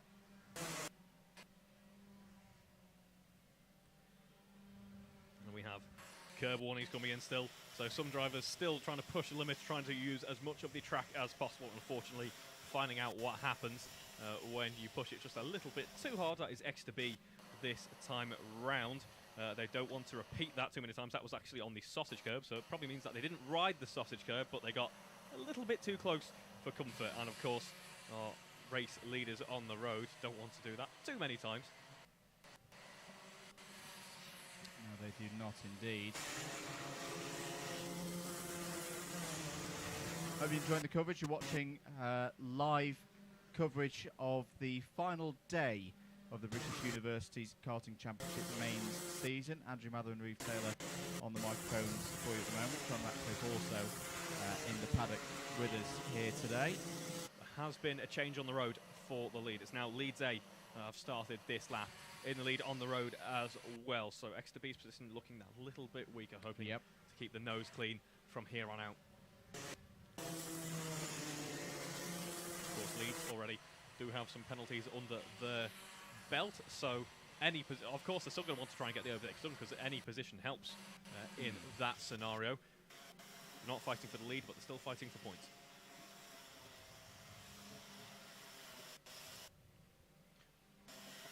We have a penalty coming in now for Lancaster A, and that is another bump and pass.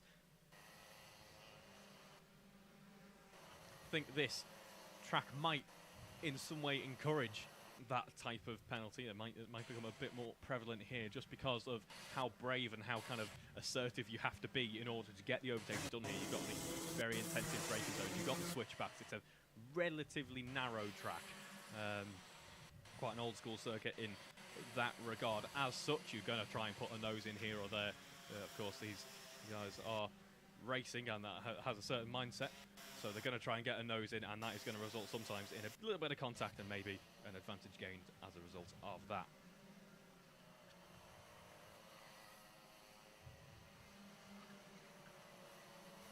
Manchester A currently running very nicely indeed. They are keeping Cardiff A in check, shall we say. 41.1 on that last lap, closing up to Exeter A up in front. So we could still have 3 minutes to go on the timer. We could still see some overtaking going on at the top end of the midfield just yet.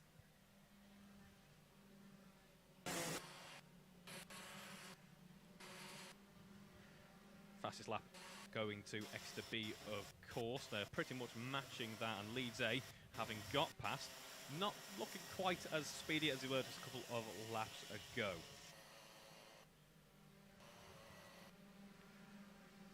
Coventry having a great lap on that last lap, gaining 2 positions, and unfortunately for Cambridge A, dropping back 4 positions.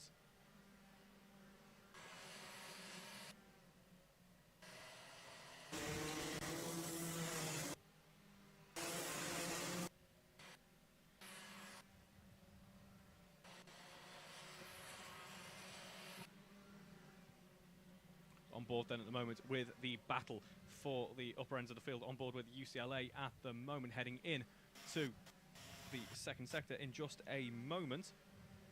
And a little bit of pressure now on UCLA in the form of Exeter A right there, only 3/10 separating the two. I'm sure that gap closing up as the lap progresses on, because Exeter A on great pace at the moment, just slightly quicker than UCLA as we enter the final couple of minutes of this race now.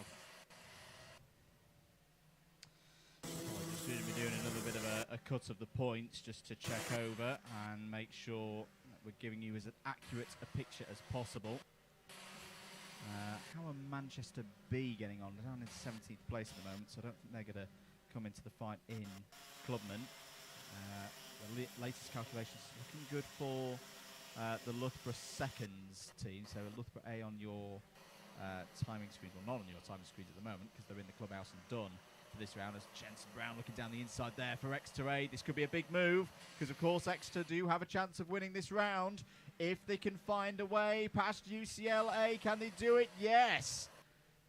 Right, well, let's count them through. Now, this is a good position that we could see a little bit of stable switches here. So over the line, in fact, no, UCL have kept themselves in front. So 2 laps to go. Exeter currently scoring in 4th place. That would leave them on 173. Cardiff in 6th place still, scoring on 173. Brooks now up in 7th, but remember, they have the benefit of that tiebreaker. Bath A also mathematically could do it, but they're a long way down in this race. Count them out of it realistically in this picture. And I think similarly for Edinburgh down in 14th at the moment. Yeah, it's not going to be enough. So, Reeve, we reckon here we've got a 3-way scrap for the round win going on to the last lap. If Exeter can improve by 1 position, already crowned champions, of course, they're going to win the round, and they're looking down the inside. Jensen Brown going for it. He's got it. He's got the move done. Now, was that contact as well for Leeds A? There were 2 carts off down at the bottom of the corner. But Exeter A, potentially with that move from Jensen Brown, has just got them through into 3rd place. It puts them on 174 out of a possible 180.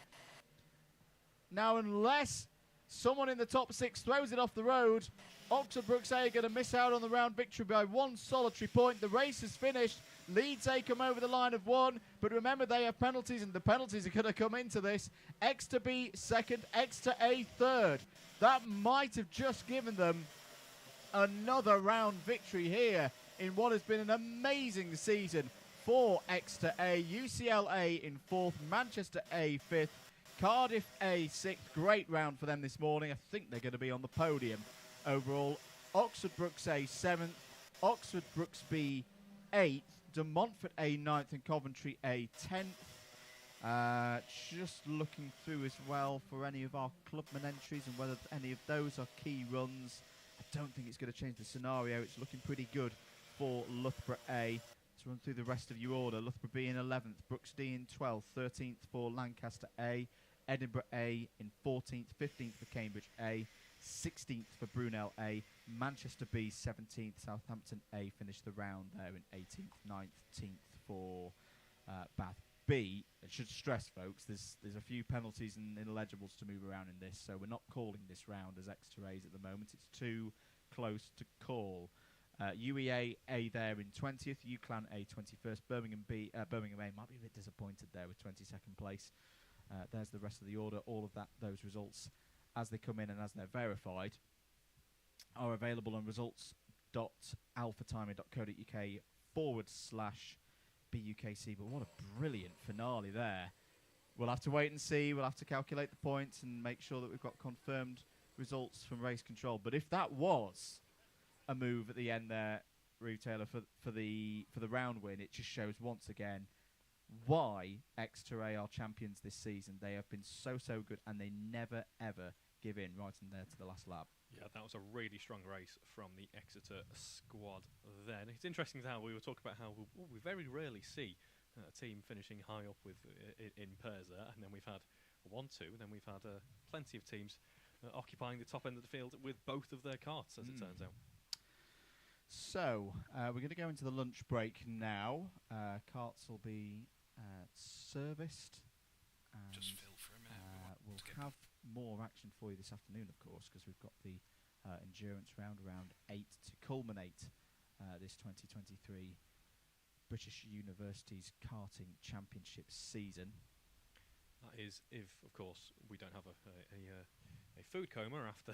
Well, yes, after the amount of all supplies that have been graciously gifted to us by the Edinburgh squad. So grid just clearing now. Silence falls over Clay Pigeon Raceware here in Dorset. You guys can throw it to lunch. And I think we are going to wrap things up there for the morning session and early afternoon session. Thank you very much for joining us.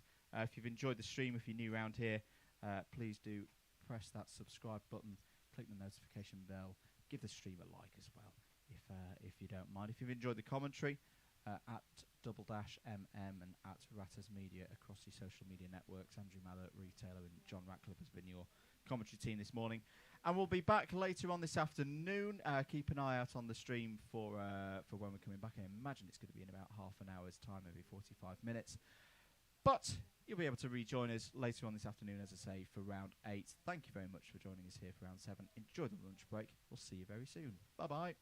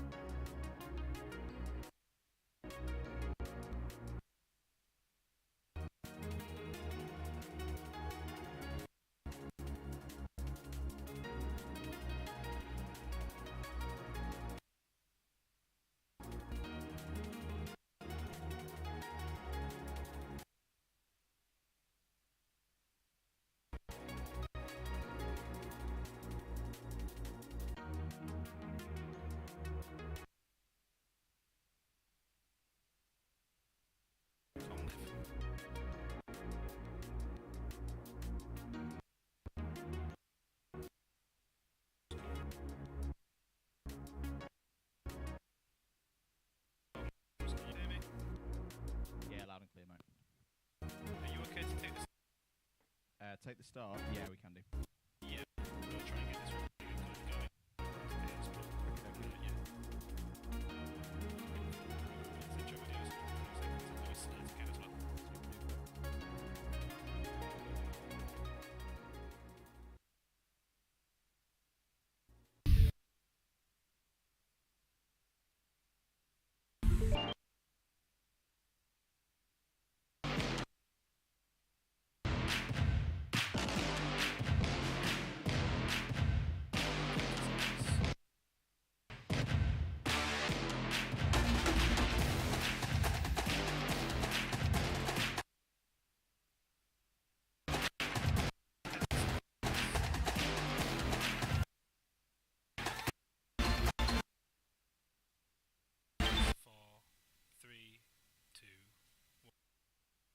Welcome back, everybody, to Clay Pigeon for live coverage of the British University's Karting Championship here on Alpha Live for rounds 7 and 8, the final day of the Mains Championship here in 2023. And we are getting ready for the second of those 2 rounds, round 8. The endurance here this afternoon, 3 one-hour-long races for you to enjoy. Here is a circuit for this afternoon, 850 metres in length, 6 turns, very little elevation change. We are on top of a bit of a microclimate here on top of Warden Hill in Dorset. Long-time circuit, built in the 60s, very old school circuit. Nothing but tarmac for the race circuit and grass to catch out the drivers who may run wide. Stable conditions here at the moment, overcast, little breeze over the circuit, no rain forecast. But we'll mention that microclimate again. It can change very, very quickly. We're going to head down to the grid, though, ahead of the first endurance race this afternoon. Piers Pryor is down there with some of the drivers. Thanks, Andrew. Race final afternoon here for round 8 of the BUKC 2023, an endurance round this afternoon. Very much looking forward to seeing how the drivers deal with being in a team rather than solo. Dante, Dillingham, Trent, Lloyd, Dante. Let's grab a word before the first endurance of the afternoon. A great pace this morning, but unfortunately a penalty. How was your overall result? You're going to try and go a little bit cleaner this afternoon? Yeah, I mean, with the earlier race, you had 3 Southampton drivers, and they were using another yellow just to kind of make sure their teammate wins, which and frustrating really. It wasn't really in the spirit of the rules, but otherwise it was a race. I thought I had great pace. Got Sam starting like 3, so again I'm sure we'll have fun again. Is that Sam in Nottingham Trent B? Yeah, that's right. He's gonna so again we do the old swapperoo in the afternoon, and we'll try and work move up through the pack. Trent train is calling at the centre station. Yeah, indeed. Yeah. Right, let's see you again. Let's have a wander up the grid. Normally we start at the front and work our way.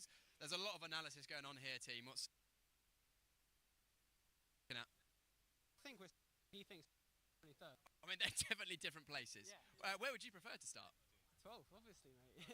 And it's so apparently we might be starting 13th now. Either way, what's the outlook for the race? So remind us for on your name. We are 12th.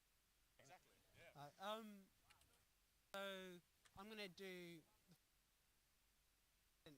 See when the pits are free, and obviously it's race, so it's just about having clear air and having clean pit stops. So you've got the pace and clear air to get a good result. I think you get the win. So as long as we keep it clear, basically in fresh air, and we'll be ground. Anyone you want to wave to out anything? My dad's probably watching. He likes this I'm doing. So. What's your dad's name? Armin. Armin. We'll see how we get. 20, 23 pit stops. You know what? Henry just going to. Yeah, a lot of people, so we know what we're doing. Just get them as quick as possible, and don't have to change lead around and stuff like that. So. Right, I better let you go and find your cart. Yeah, so let's walk on down. Why not we grab a word with another one of our... You are racing Rocks and Brooks in this one, aren't you? Indeed, yes, of course. Right. Where are we starting? Starting 11th today. 11th. You had a good race this morning. Looked like you had some decent... Yeah, nice to get the win. Not on circuit because we had an ineligible in front of. And this afternoon, who's your teammate? Who are you racing with in this one? Charlie Whitehouse. So he was quick earlier, but just didn't get the luck with some bad traffic. So we'll be all right. You'll be all right. Plan for the start. Of course, you're starting on the right-hand side, which is good for not so good for others. Yes, it's going to be helpful because obviously the car's always kind of the circuit. So we'll see what happens. But if I've got a few Oxford Brooks boys in front of us, I think 2 more, A and C. If we're in a pack, we'll work together and we'll get to the front. That is the useful thing about Oxford Brooks having about 17. If you come across your driver, they'll help you out. Yeah. Always have racing at all times, so yeah, we'll always work together if possible. Right, good luck in the race. We'll catch up with you after. We're going to have a time to chat to maybe 1 or 2 more. Looking very focused over here. Riley Phillips racing for Oxford Brooks. Lucas. He was hope can work together for a good race. Is that your plan? Yeah, absolutely. I mean, we've got the B team over there as well, the A team, sorry, and yeah, hopefully we can just get to the top 3 along. Should be a good race. One more person. Brooks, Oxford Brooks driver on the grid. your race suit has seen better days. It has indeed, yeah. I'm sorry about that. You don't have to apologise to me. You're the one that has to wear it. That's true, it's true. What is a Brutzi? A Bruzy? A Brutzi? It's the company that makes the suits. Ah, I see. And how did it get so dirty? Was that this morning? Gee. A month ago? I know, I put it away in my bag ready to clean and forgot about it, so... Come on. Anyway, I better get out of the way. Back to you in the comments box. Let's have a good race. Thank you very much, Piers.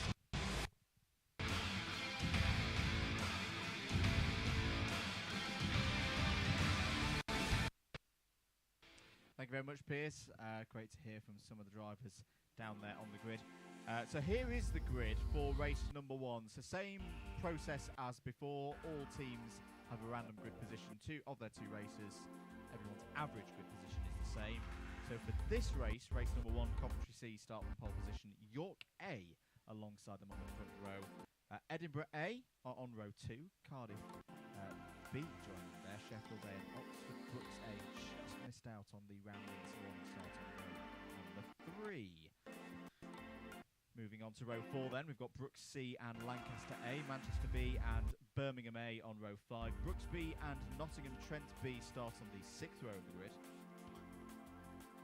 And then we've got Bath B and Coventry D on row 7. Nottingham Trent A and Oxford A on row 8. Liverpool A and UEA A on row 9. Brunel A and Bristol A on row 10. Loughborough D and De Montfort A on row 11. Bath A and UCL A on row 12. Reading A and Loughborough A start on row 13. Leeds A and Coventry B, 2 big hitters in Club100 there starting on row 14. We'll talk about them in a minute. Coventry A and Surrey A on row 15. UCLan A and Exeter A on row 16. Cambridge A and Southampton B filling out the 34 entries on the grid. If you are following a team that I did not just read out, don't worry. This is the endurance race. They sit out.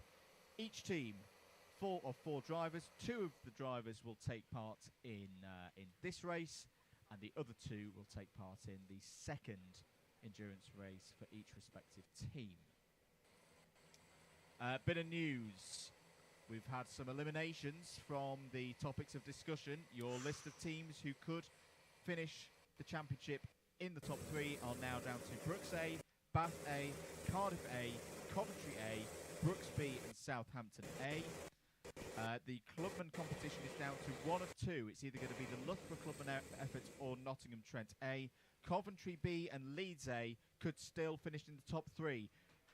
3 1-hour races ahead of us. Here we go for round number 8 in the BUKC for 2023.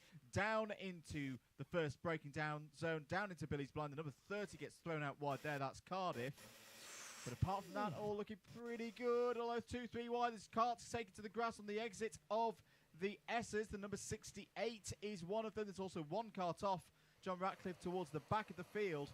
That was all running really well through Billy's blind. Then it got frantic again through the S's. Yeah, I was going to say that all the drivers had listened to Jacob over the lunch break, giving that re-briefing after lunch.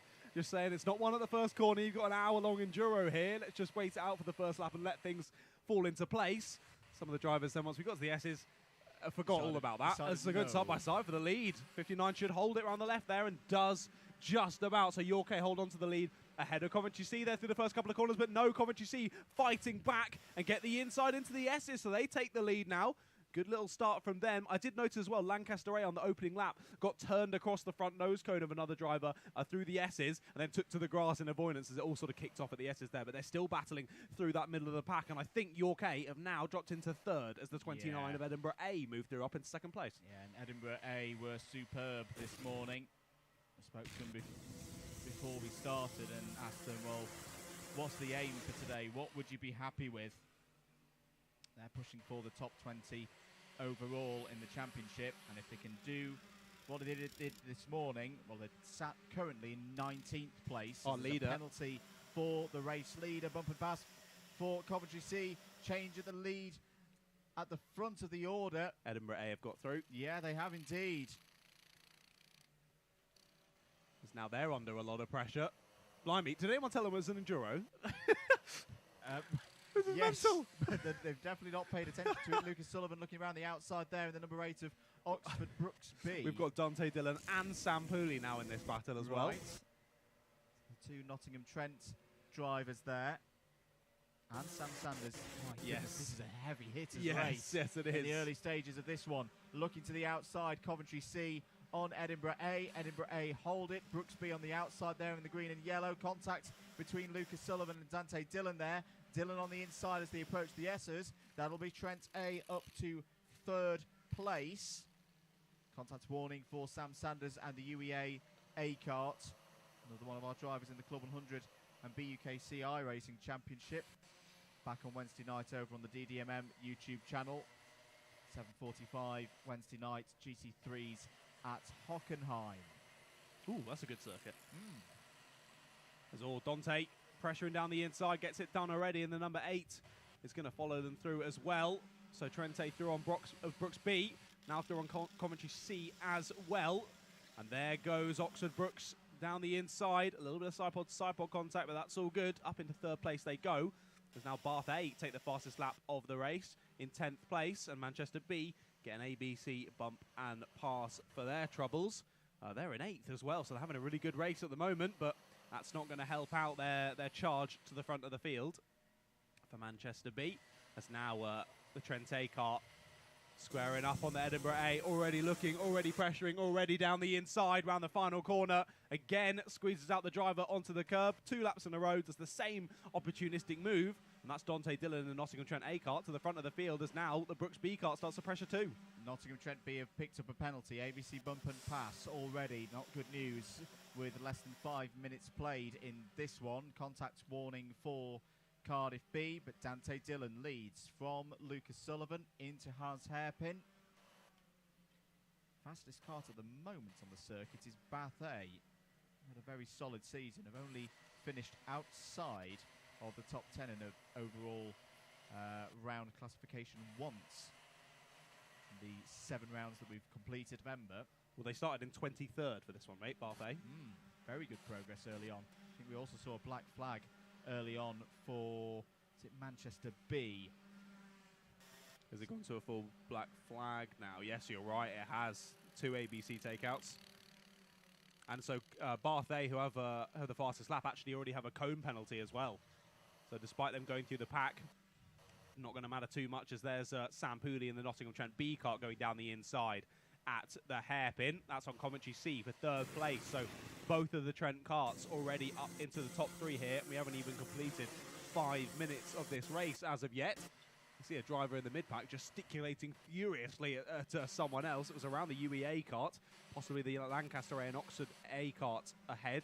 Bath B involved in that battle as well, so definitely one of those karts. Not too happy with the progress being made. It was the number 49, sorry, the 59 it would have been of Yorkay, who's just massively dropped down the order. So I think I can see why they were getting frustrated there. So pit window will be open now. The rules are as follows. Each team must do 2 mandatory pit stops across the course of the hour in the 2 windows. There's a spinner there through Hans Hairpin. In that battle that was all around the top 10, it's one of the Premier karts with the black number board. I think it's Edinburgh A. 29. Yes, it was Edinburgh A.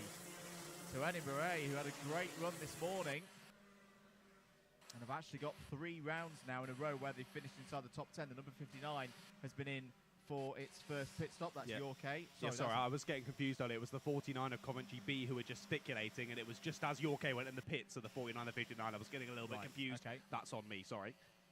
That's all right. Nottingham Trent A currently the fastest kart out on circuit. Dante Dillon with a 41.221. This has been there's a lot going on. It's been a very sprint enduro, race. hasn't it? It's Coventry A now get a penalty. The ABC bump and pass. So yeah, they're coming in thick and fast, aren't they? It's just seems like a sprint race at the moment, really. I'm surprised to see so many drivers coming in very, very early for their stops, though. Yes. A lot of drivers already coming in. It's an interesting one round here at Clay Pigeon. I know when we've run Club 100 Endurance races in the past, I mean the National Championships open to anyone who wants to compete.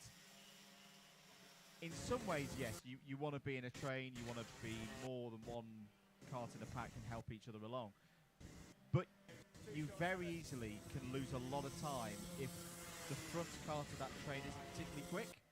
And sometimes when it's a close pack, it's early in the race, getting yourself out of that traffic, getting some clean air and some rhythm within yourself, you can see, if you've got a quick driver who knows they just need to knuckle down and hit their apexes, you can see the undercut work quite strongly around here. Okay. Interesting. Certainly things to keep an eye on. Exeter A have just come in the pits, I'm pretty sure. They're starting to drop down the order as well. Bath A have got a penalty, ABC takeouts. Oh dear, yeah, that's another one. Bristol A got the same, Manchester B got the same, Coventry we already mentioned. Blimey. This is, I mean, we saw the sprint race earlier today come to an end under full course yellow because it was just getting so chaotic. I mean, we're not even 10 minutes into this race and it's pretty chaotic already. So we'll see how JV and Race Control decide they want to deal with this as the 43 and the 30 come out of the pits to rejoin the race. So 30, of course, of Cardiff B, and the 43 was Liverpool A. So all dropping down to the back of the order. But of course, that will be due to other drivers and other karts not having come in for their pit stops just yet. 62 and the 16 were having a good little battle. I just noticed there was Oxford A making their way back through. But that's actually, they were overtaking, I believe, the 16 of Sheffield A, who were about 20 positions ahead of them. They're clearly coming out the pits and getting right on the pace immediately. You'd hope so. There was quite a lot of variance, remember, last time we did one of these endurance rounds, John. It was back at PFI. A lot of variance in terms of teams being able to process their karts through the pit stop, essentially. Yeah. You know, we're talking about driver changes, any setup changes, pedals, lead, etc. Do you think teams will have been working hard on that ahead of this round? Probably not. Probably not. I mean, I was in BUKC for 3 years. I don't think I ever practiced that once. So, welcome to the British University's Karting Championship. I'll just do it as fast as I can when it comes to push comes to shove. Don't panic is my biggest. No, exactly. I just want to quickly highlight the fact that we slower to work faster. We saw Bath A get a ABC bumper pass penalty. Then Bath B got a cone penalty. Then Bath A also got a cone penalty immediately after. So the Bath drivers fighting over who can get the most penalties. Yes, that's one way of looking at it, I suppose. Yeah. 10 minutes gone. Nottingham Trent A leading by 1.3 seconds from Oxford Brooks B. There is the aforementioned code penalty confirmed for you on screen. Keep comments coming in. Let us know who you're supporting this afternoon. Andrew Mather and John Ratcliffe on commentary duties for you in this one. Josh Neal saying some of the teams raced in the Buckmore Park 24. And to an extent, yes, there was quite a heavy Brighton presence at the Buckmore Park 24 hour last weekend.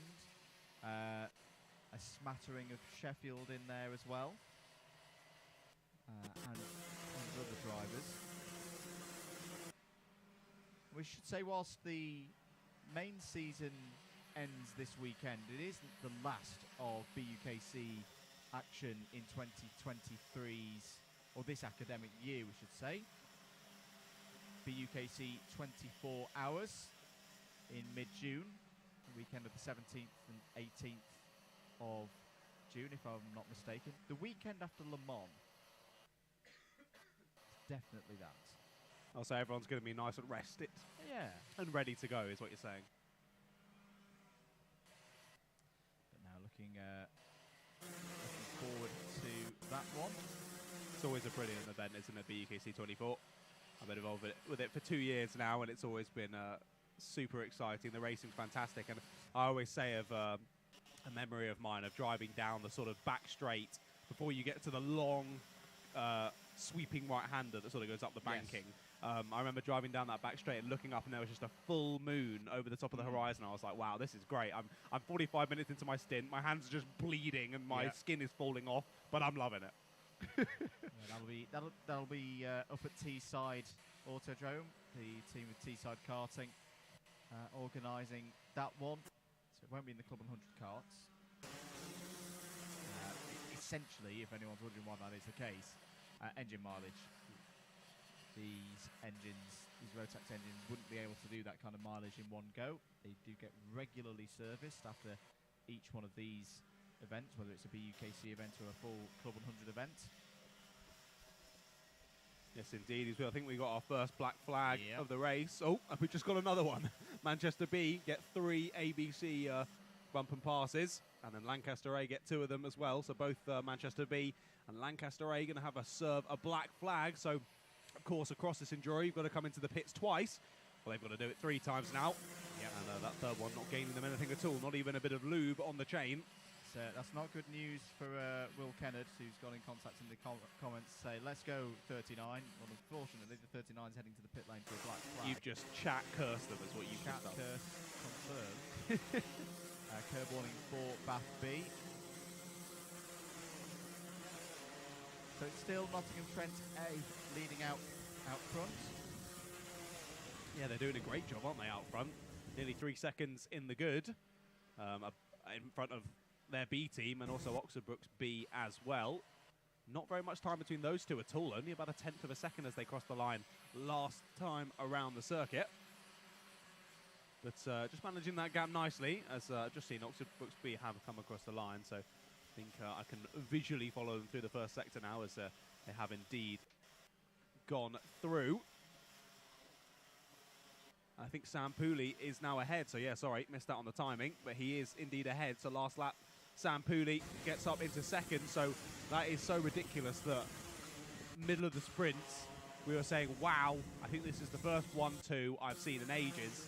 Then the next race after, we had a 1-2, and then now 2 races after that, we've got another 1-2. This time Nottingham Trent leading this 1-2. So this is a very intriguing scenario. And I'm going to play. I like to mix it up. You know, our viewers here on these BUKC you've got the cauldron.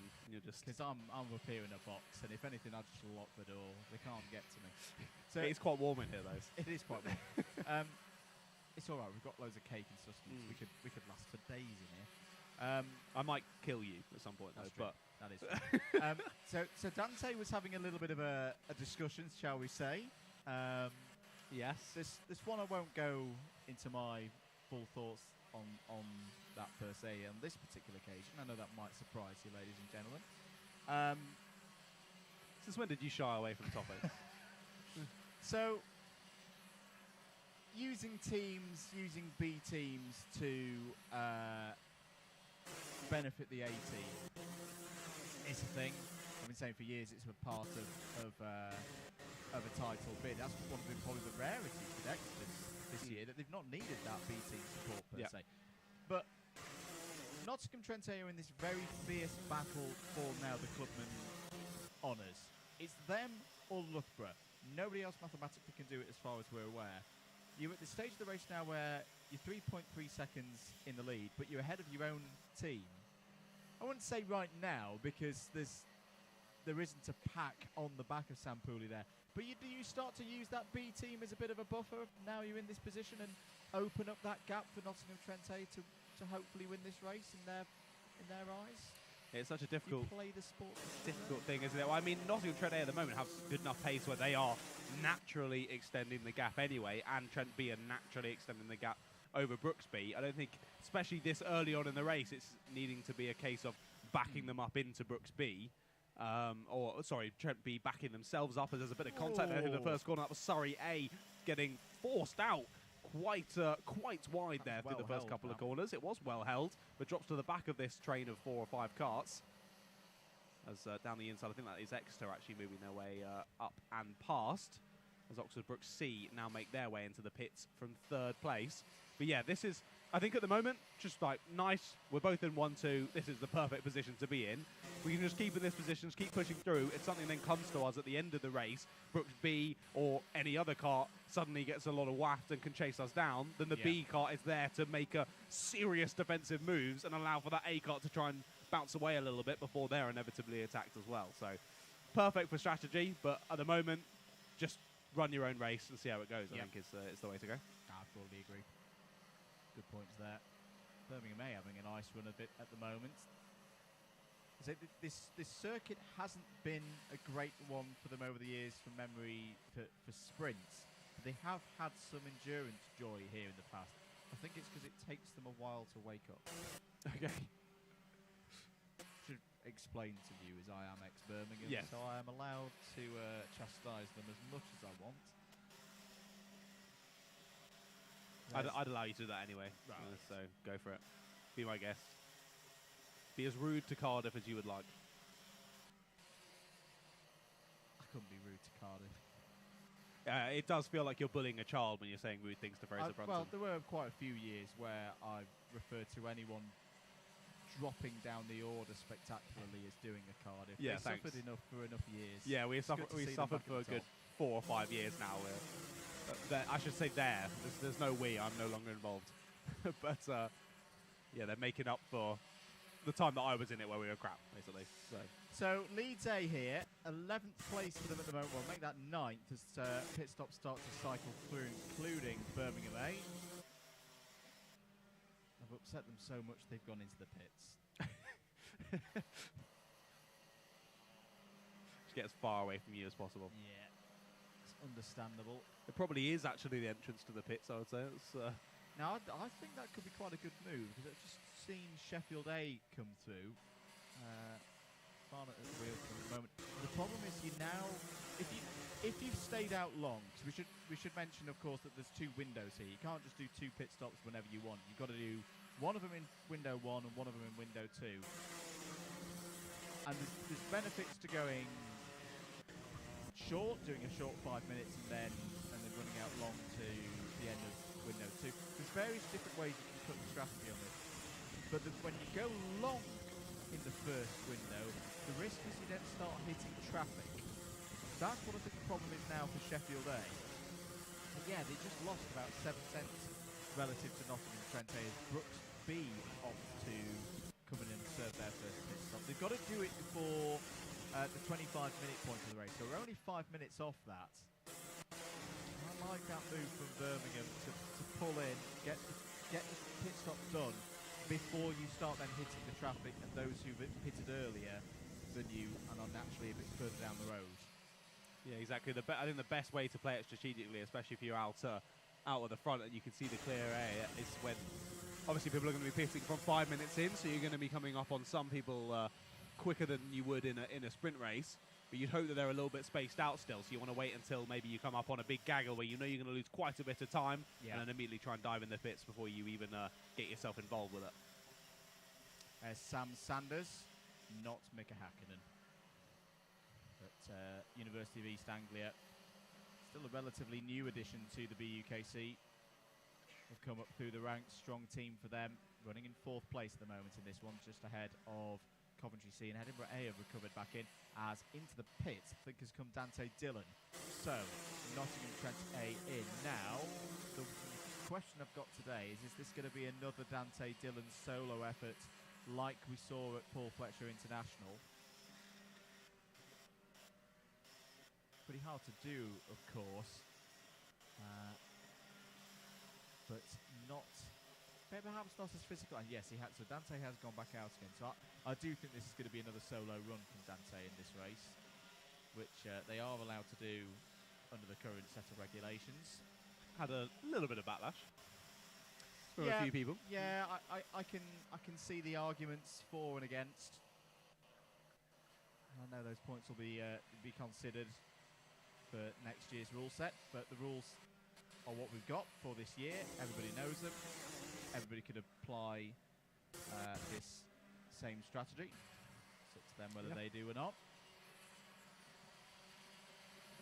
But in and out, so they've re-emerged. What would you say? They're about 4 seconds ahead of Brooks B. 5.8 now to be exact. So they've pulled out a bit of a gap over Brooks B. There's Trent B now in the pits, it seems. Yep, so good cycling of the pit stops and the work there by the team. A few minutes to go until the window.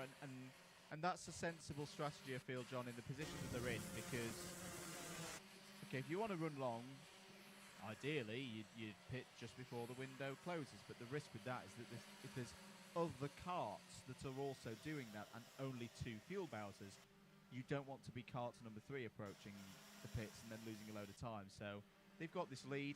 They're race managing at the moment. They've just come in a little bit earlier to make sure that they're not going to end up stacking behind others. I like that. That's good work by Nottingham Trent.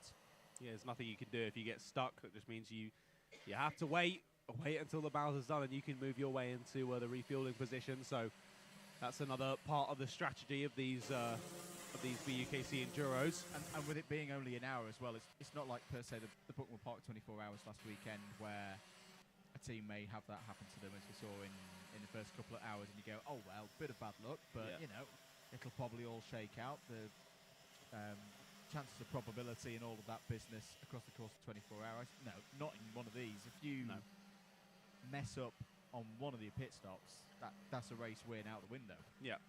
Next, if you're stuck behind the fuel bowser for 5, maybe even 10 seconds, how long it takes to make up that kind of time on circuit is just monstrous. So it can really be won or lost, as you say, in these pit stops in the Enduros.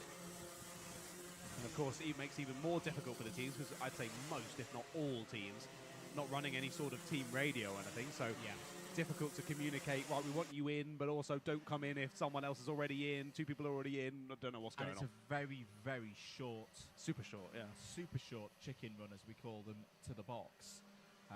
You're straight off driver's left through the final corner. You go through a shed. You go through a scrutineering shed here, which is a bit different. And then you're on the fuel bowsers. Yeah. And if you've got only one team member kind of trying to look in 3 places at once of where is my team, where is my cart, where is anybody else in that chicken run, it's very, very easy to go, oh dear, someone sneaked in there just as I turned my head and I didn't see them, and we've ended up being that 3rd cart in and being in a stacking situation. That hasn't been the case for Nottingham Trent A. Although, interestingly, Nottingham Trent B did lose a little bit of time there, John, because they're now 12.3 seconds behind their teammates in the Quite A-cars. a lot of time, yeah. So possibly, like you were saying, trying to avoid a stack nearing the end of the session, but possibly others thinking the same and then causing a stack. So, first pit window closes in 30 seconds' time. So what you've now got on your screens, ladies and gentlemen, is a fairly representative order of how this race is looking. Nottingham Trent A leading by 5.6 seconds ahead of Oxford Brooks B. Exeter A in 3rd. Leeds A in 4th. Good run so far for Leeds, and Bath A 5th. Talking about our battle for 2nd place, Oxford Brooks A have emerged from the first period of this race in the top 10. Top 10 covered by just under 19 seconds. A useful amount there. All those teams, I would say, are still in this. As, oh dear, now there's a cart that's not in this anymore. Off, where is that at? It's down there. It's down. Yep, Billy's blind. Billy's, on the exit to Billy's blind. Proper nestle himself in the cart wall. 99 that's off the road of Bath B. Now, I'm going to talk about the abyss again, because I reckon that's one of those where drivers just run a little bit wide, and at just the point where you'd expect everything to grip back up again and get back on circuit, that very slight gradient down into the grass has just caught Bath B's driver out. And then once you're on the grass, remember we've had a lot of rain here over the last couple of days. It's just a point of no return, and they've ended up in the wall. But the driver looks okay though, and that's the most important thing. Yeah, up and out of the kart, just more dejected that he's practically out of the race now. If he does get the kart back underway and going, he's going to be a number of laps down as that driver, sadly. Yeah, Bath B currently down in 32nd position. Keep your comments coming in if you're watching from home, or even if you're not watching, wherever you're watching from. Let us know where you're watching from around the world. Penalty for UClan A for forcing a driver wide. So they join the list of teams who cannot win this race now because they've got a penalty. It's a long list. Very long list of teams. The penalties and black flags have been consistently coming in throughout this one. To be fair, it's held off for the last few minutes, I would say. The last one I saw come through was a black flag for commentary A. That was a little while ago now. Nearly 10 minutes ago now, that one. And only a few penalties since. Birmingham A, ABC takeout. So that's a team who definitely don't need any penalties. Same with UClan A, forcing driver wide. Penalty for that one as well. So Exeter A now with the fastest lap of the race. That happened on lap 29, so again a few laps ago. Around the sort of end of the pit stop window. But we've moved past that now, and we're nearly halfway into this first Enduro of the day already. Nottingham Trent A still commanding the race very nicely. It was 5 seconds actually as they come across the line there. Dropped by about half a second. So Oxford Brooks B possibly beginning to close the gap. They've still got a little bit of a while, just over 5 minutes or so until the next pit stop window will open. And of course then the order will be rejigged again, and I will again have no idea what is going on. Track limit warning for Loughborough A. That's the other karts that we're looking out for in terms of our clubman battle. They're down in 23rd place at the moment, Loughborough A. Good news for Nottingham Trent at the front of the order. There's Jensen Brown, Exeter A. How good a feeling will this be? Sun's out, championship already won for them, of course. Another round win this morning. I'll put the question to the masses watching from around the world. Have we seen a better team than this in the BUKC? I can think of a few contenders for that title over the years.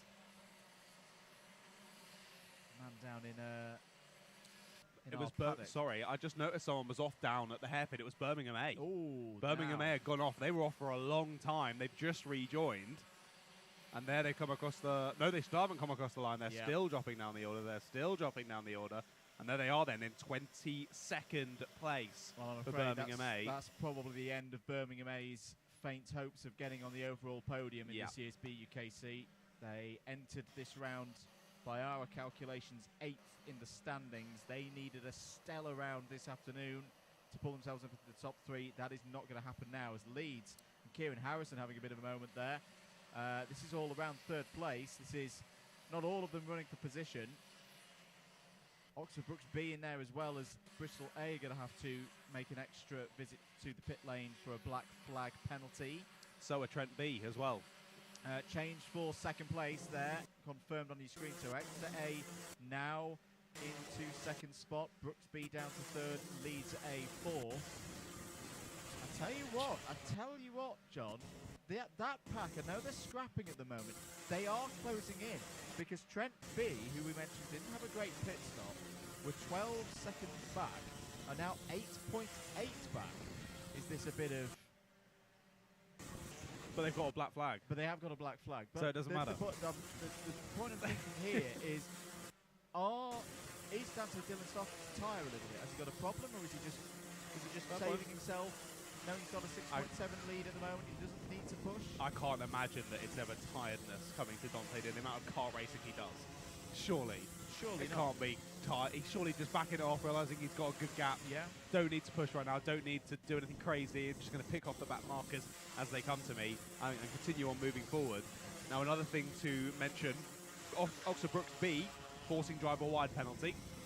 Okay. So they can't win anymore. Yeah. They're in third place at the moment. They can no longer win this race. And then also, just come through as well. Is that another penalty for Brooks? No, that's just a replay, sorry, of the Brooks B penalty. And there was a black bag for Birmingham A and a black bag for Bristol A, as you mentioned. So, as I said, the penalties and black flags were dying down. They've come back with a vengeance. I think it's second drivers coming out. Possibly, yeah, you might be right there. And getting themselves used to things, but they do need to tidy it up a little bit here. Oh, it's off. There's an incident on the exit of the S's. 2 karts involved. The number 62 is one of them, and there's another kart facing the wrong way at the moment, starting from on the sausage curve. Oh, that could get the attention of the observers and of all observers. Mr. John Weigert was staring right at that. JB does not like you restarting on his sausage. Hates it, in fact. 28 minutes to go. Black flag coming in. See him on the microphone. Get that guy. I can understand. Yeah, I can understand. Apologies, we didn't quite catch which kart it was who was also involved in the spin. I recognise the helmet. It was the number 50. So Coventry C, I reckon, might be having a visit to pit lane that they weren't planning for. So I think that was either a full course yellow. Okay, so this is what we saw this morning, ladies and gentlemen. Another race control. Oh, another black flag just came in for Bar B, I was going to say. So I think, that's just it's set off One race control. too many. Right, this is just silly. We're stopping the race. So, we saw in race 2 the pack form up into one long train. Did we not? It created a very exciting, very dramatic last 4 or 5 minutes of that race, which actually ended up back under full course yellow. Is this going to bunch the pack up? And I think the answer is yes to the question that I'm about to answer for myself. Is that 7.5 second lead for Dante Dillon about to disappear? Yeah, it certainly will. There'll be someone who's further down the order who maybe doesn't quite understand how fast they need to go under full course yellow, or of course being careful but not just going super slowly. But actually, Dante's going quite slowly. I'm gonna throw it in the melting pot. I think I know what you're about to say. Is Dante Dillon learning a little bit here from what we saw in race 2? Because what we ended up having happen is there was a kart, it was Uclan, wasn't it? They were around 23rd, 24th position. They effectively became a safety kart, dropped completely off the back of the kart that they were chasing, and we ended up with a scenario where the leaders were in amongst teams that they were lapping, and we saw a lot of penalties, a lot of contact. Has Dante played a very sensible thing? He was going to go, I'm going to forego my 7.5 second lead, but as the leader, I want to control the restart of this race.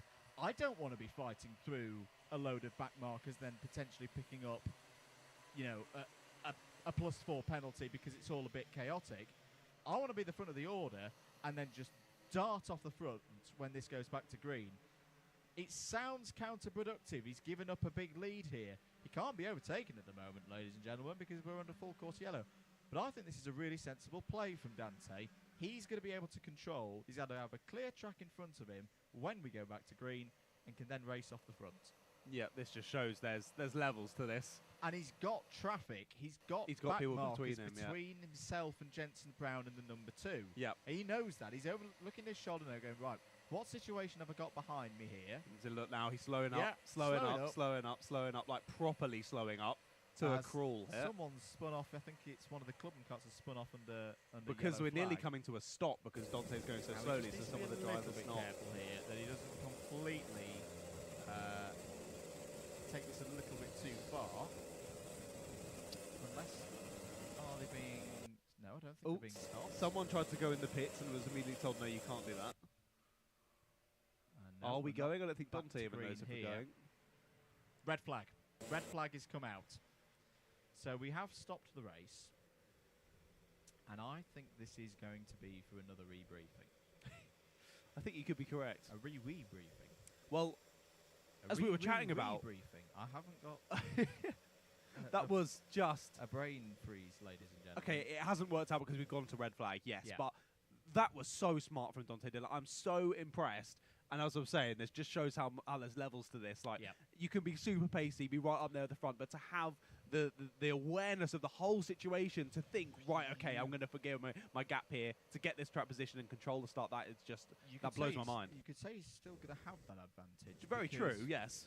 Should the race, and I use the word should. Should, yeah. We'll see what the decision from race control is. Should this race restart, as far as I'm aware, it will be a single file restart. Yes. No, I do believe so. So we'll still have that position of being able to control. You make a fair point, and still got those couple of back markers in between them as well. Well, I've not seen this in a few years.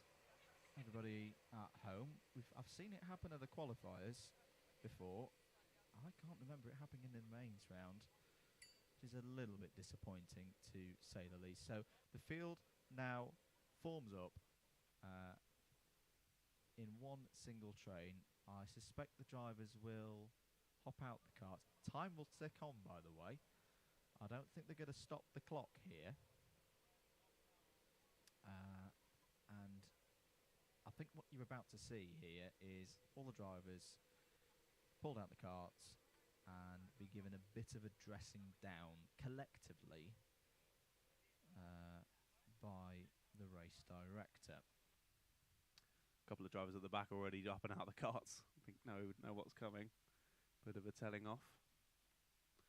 But yeah, understandably so. I mean, that our systems couldn't keep up with the amount of warnings, penalties, and black flags coming through. And that's the point. You know, having done a little bit of observing myself for John and the team, the key thing to realise, ladies and gentlemen, watching from home, this isn't an overreaction, I would say, and this is why. You've got a team of 4, 5, 6 observers round the circuit. They all need to individually be able to report into race control what they're seeing, essentially, for race control then to be officiated. Now, if you've got a scenario where there's so many things going on that 2, 3, 4 observers are all trying to report into race control at the same time, the simple technology of the radio frequencies, everyone then starts talking over one another. It's not the fault of the observers. They don't know that everything else is going out on circuit. They're just trying to get their observations back to race control as quickly as possible to not have, delays like we see ridiculously in Formula 1 penalties and stuff like that. And if race control on their side are going, we can't take all of this information in, you then can't run a race properly. It's where, again, different to Formula 1, we haven't got 40, 50 cameras around the circuit on boards to then review and scrutinise over 30 laps whether someone exceeded track limits or not. The decision's got to be made in the there and then with the technology that we've got at this level. So I can fully understand why that red flag has been called in that scenario, because we could see we were struggling to keep up with the ones that were simply being reported here in the box. So I can fully understand why that has been the case, and I hear in my ear from Adam Chapman down in the Alpha Live room that has been called. That race will not restart, which I can understand from from the side of race control and that, as you were just explaining, how difficult it is when all that starts kicking off. Yeah, of course it is frustrating for the drivers as well, because we were only just getting into that second window, weren't we? So possibly some of the second drivers for the teams that are out there didn't even get to go in the kart there, possibly. And to put yourself to try and explain to those who are not aware, I'll go back into the position of being previously as an observer. If you're not able to report in what you've seen, you may well see a secondary incident, a third incident, a fourth incident, and you're relying on the memory of your own brain to go, which kart number was that I saw 4 or 5 minutes ago that did something not very good? I can't remember. I can't rely on my brain much. You can't do it, essentially. So I understand why that race has been called. Unfortunate, not good from the driver's perspective that they've allowed it to get to that level. I'll be honest, they should all know better. I mean, especially after the re-education earlier today. You would hope so. Everyone's going to be excited going into the final round of the weekend, but yeah, a tough one. I mean, well, Reeve's back. Hello, Reeve. Hello, good to be back. Hopefully you can hear me. You can hear you. We can hear you. So no, you're all good. But yes, I was just having a bit of a listen in then to the very brief rebriefing that JV gave the whole grid there, and it was effectively, as we were saying, it was just, you know what you were doing wrong. You should be able to race without major contact. As a result, out you all get. In goes race 2. Let's see if it gets any better.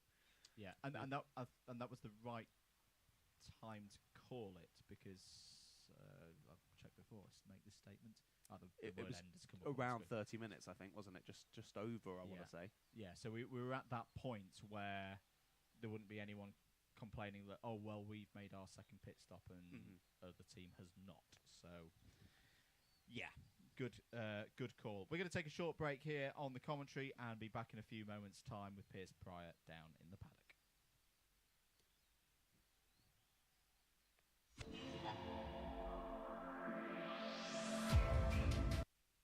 You kind of mute out, so you kind of let the iRacing into it as a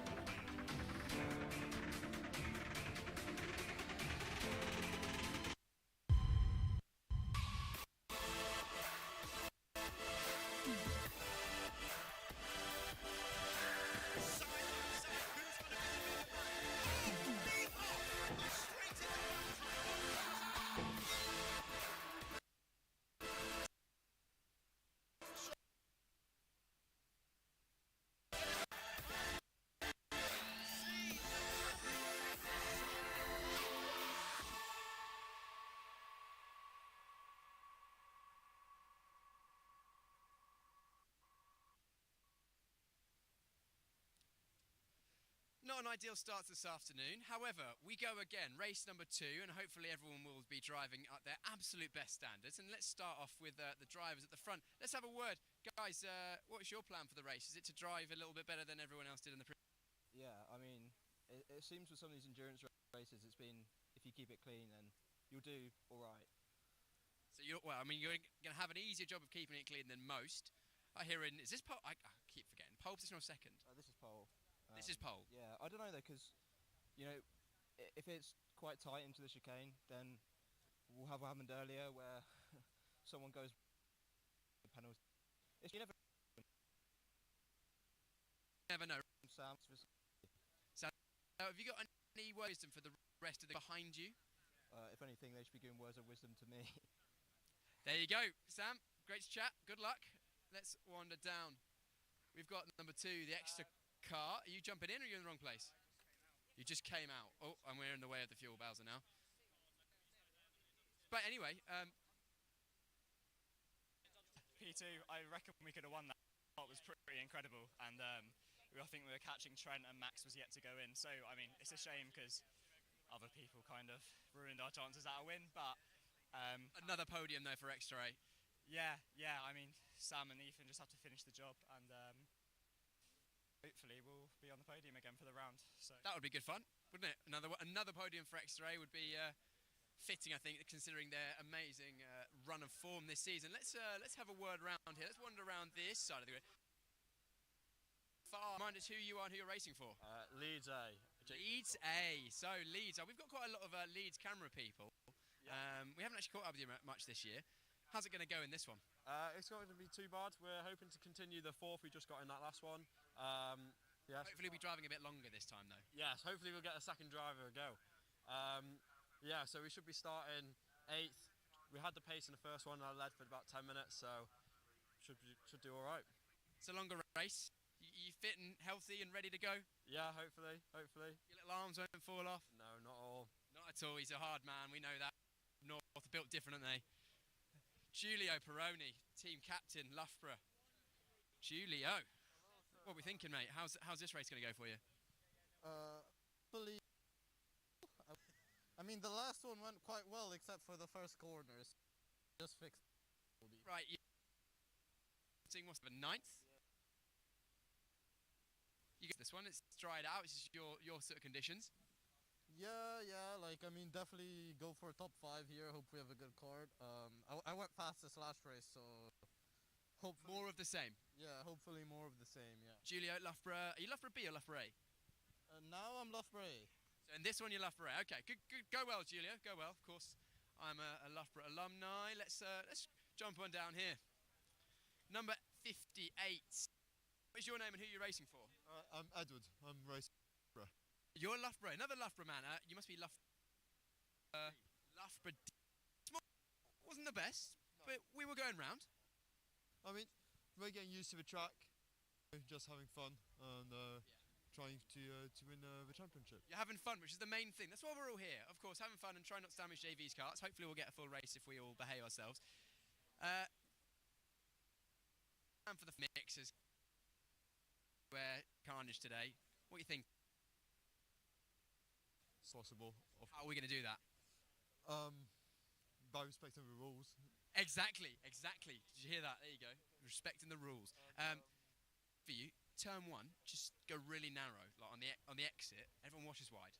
We'll use that. Thank you very much. Definitely. So it's one tip from a Loughborough driver to another. Right, let's further down the grid. Who can we chat to next? This has been it's been good actually. We've had a little bit of extra time. Some running repairs going on here. This cart looks like it's been through the wars today. Are you about to jump in? Yeah, I noticed that. Thanks. You're welcome. You are number 14. Who are you racing for? What's your name? X2B, Toby McDonald. Oh, we spoke to you earlier. Yes, we did. Sorry, I didn't recognise you without your helmet on. Unfortunate. Yes. Yeah, but it is what it is. Made it back as high as I could. So. And this one, we're a bit further down the field this time. On the first, the drivers in race one could have left. I'm sure you're going to be much better. Yeah, anyone you want to shout to at home? My mum and dad watching from Greece. From Greece? I know. Are they Greek or are they on holiday? Hope they're having a good holiday. Nice and sunny. What's mum and dad's name? Simone and Alan. Simone and Alan, enjoy your holiday. Thanks for tuning in to Alpha Live Stream. Drop us a like and subscribe. This person looks far too professional to be in a BUKC race. What's your name and who are you racing for? Fergus Edwards, Swansea University. Swansea, I take it all back. See you later. Right, and talk to someone else. Ginger Jake. Jake, you should get a ginger helmet as well. I mean, this one's going to be yellow.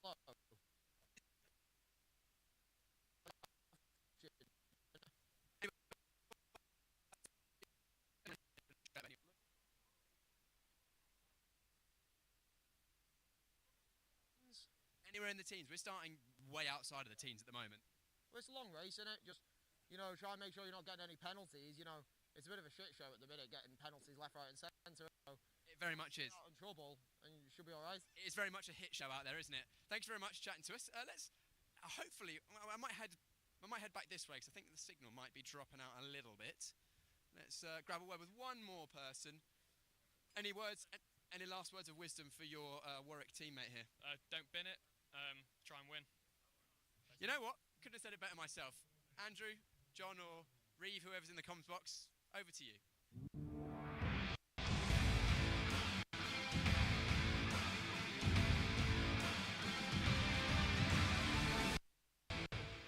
Thank you, Mr. Pryor.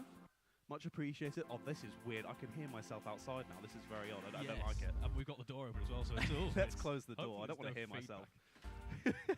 Right, here we go then. Thank you, Mr. Pryor, for leading us through that. Chatting with some lovely drivers out there for race number 2. But let's run you through the grid then at Southampton B, who are on pole position. Alongside them is Cambridge A. Then row 2 sees Exeter A and UClan A. Row 3, Surrey A and Coventry A. Row 4 is Coventry B, then Leeds A, Loughborough A and Reading A round out the top 10. Then behind them are UCLA and Bath A. Row 7 sees De Montfort A and Loughborough D. Then it's Bristol A, Brunel A, UEA A and Warwick A. Then on row 10, rounding out the top 20. A couple more teams. They are Loughborough B and Nottingham A. Then it's Exeter B and Swansea A, Southampton A and Brighton B. Then row number 13, unlucky for some. Will it be unlucky for Derby A and Liverpool B? We'll have to wait and see. Then it's Brighton A and Leicester A. Then Cardiff A and Loughborough C round out your top 30 on the grid for this one. Then it's Oxford Brookes D, Birmingham B, Warwick B, and Manchester A round out the 34 karts on the grid for Enduro number 2 this afternoon here at the BUKC Finals for 2023. Now, Reeve, you weren't in the commentary box for the opening Enduro of the afternoon. It was a bit of a word that your teammate used on the grid walk that we won't say again on stream, but how did you find it from trackside? It was fascinating to watch, to be honest. I thought that they might have been a little bit cleaner after the morning's running, but yeah, as you say, back in the commentary box a little bit earlier than expected, but ready to go for race 2. Hopefully we get a full 60-minute race. That'll be good. I'd like to see a full-on endurance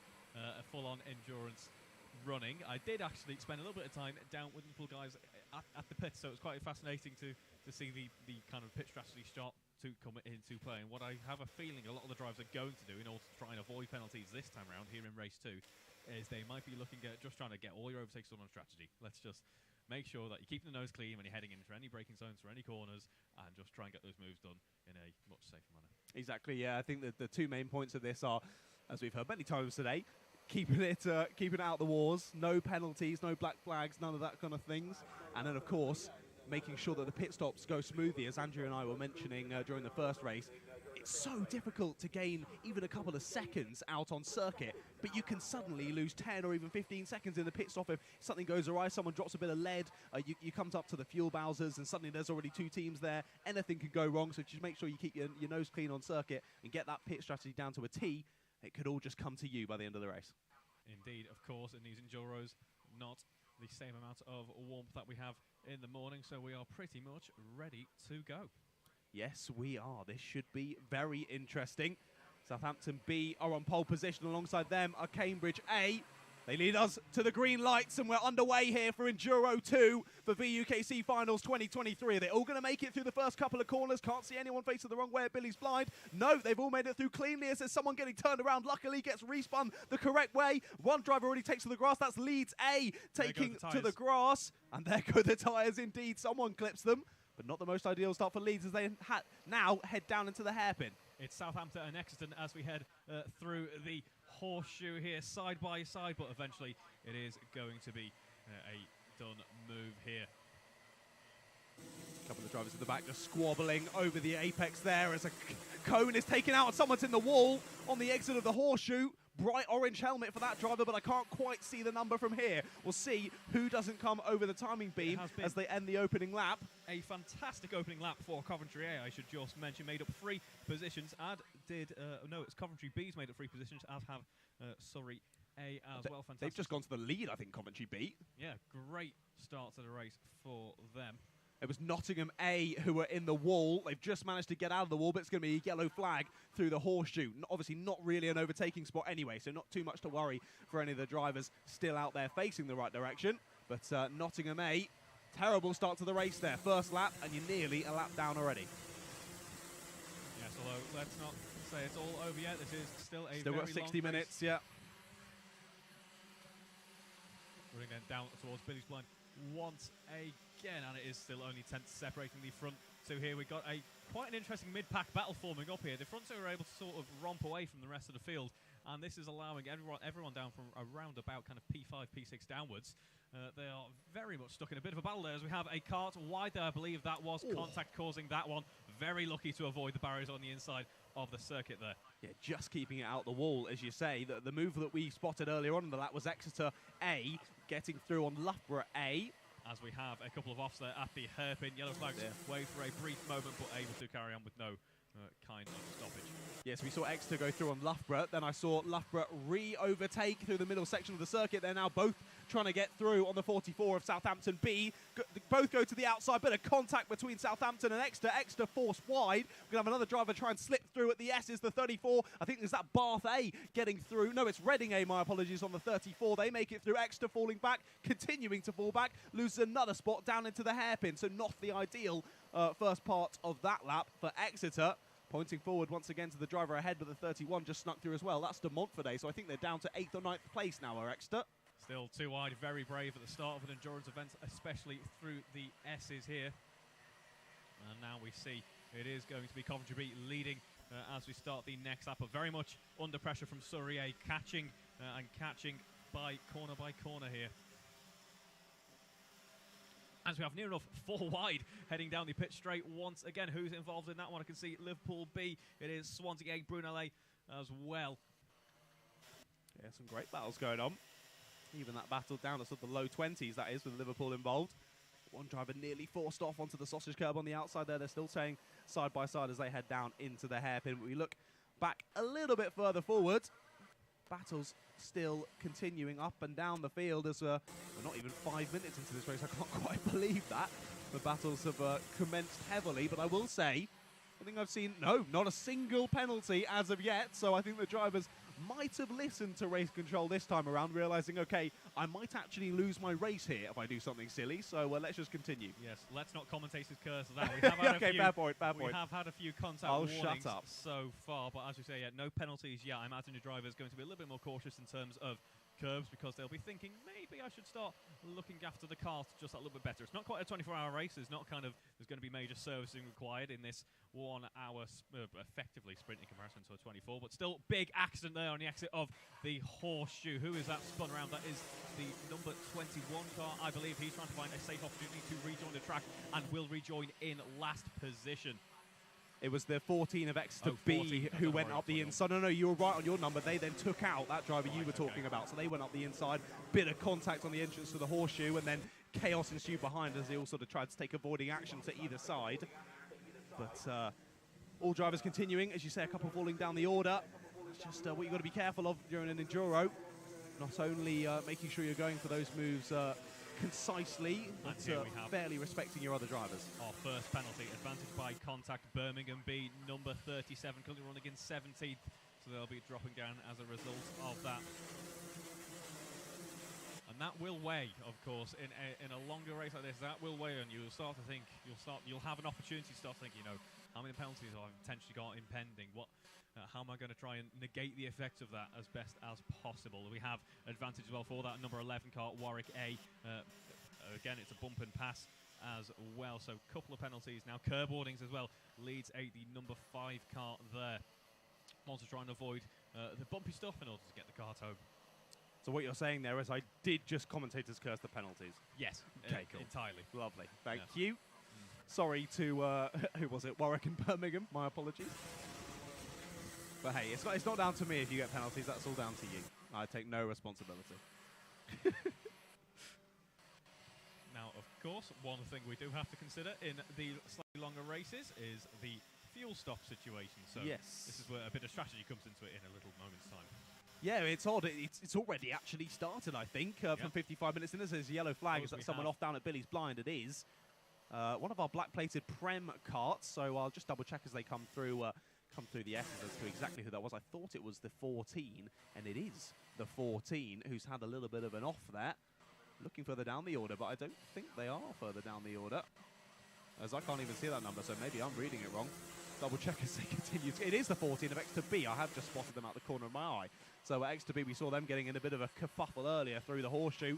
Now finding the barrier down at the first corner, so they're going to continue this race, but much further down than they would have liked. But yeah, as we were just saying, that the fuel stops are all starting. It's a little bit odd in the BUKC that they start so early, only 5 minutes into the race, and you've already got a 20-minute fuel window coming up.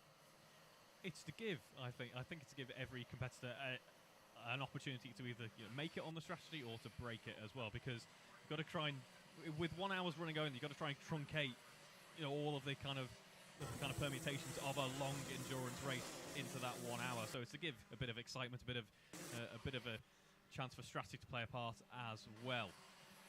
Exactly, something we don't really see with the sprint racing, do we? It's sort of just lights out, go for 25 minutes, just do everything you can to gain any sort of positions. Of course, with it being a 25-minute sprint, often if you're watching BUKC for the first time and you've only ever watched other sort of karting, you would say 25 minutes, that's not a sprint, that's super long. We usually see 6, 8, 12, maybe 15-minute sprints, but even that's pushing it. So for 25 minutes, it doesn't seem like a sprint. So maybe a little bit more strategy in how you play your race in that 25-minute sprint, but 60 whole minutes just brings something completely new to the table. You start thinking about the kart as well. Can you imagine if we had to run a full day of 6 or 8 minute races, how long Andrew would spend glued to his spreadsheet trying to figure out who is ineligible? I'll try and say that again. We wouldn't hear him saying anything, would we? No.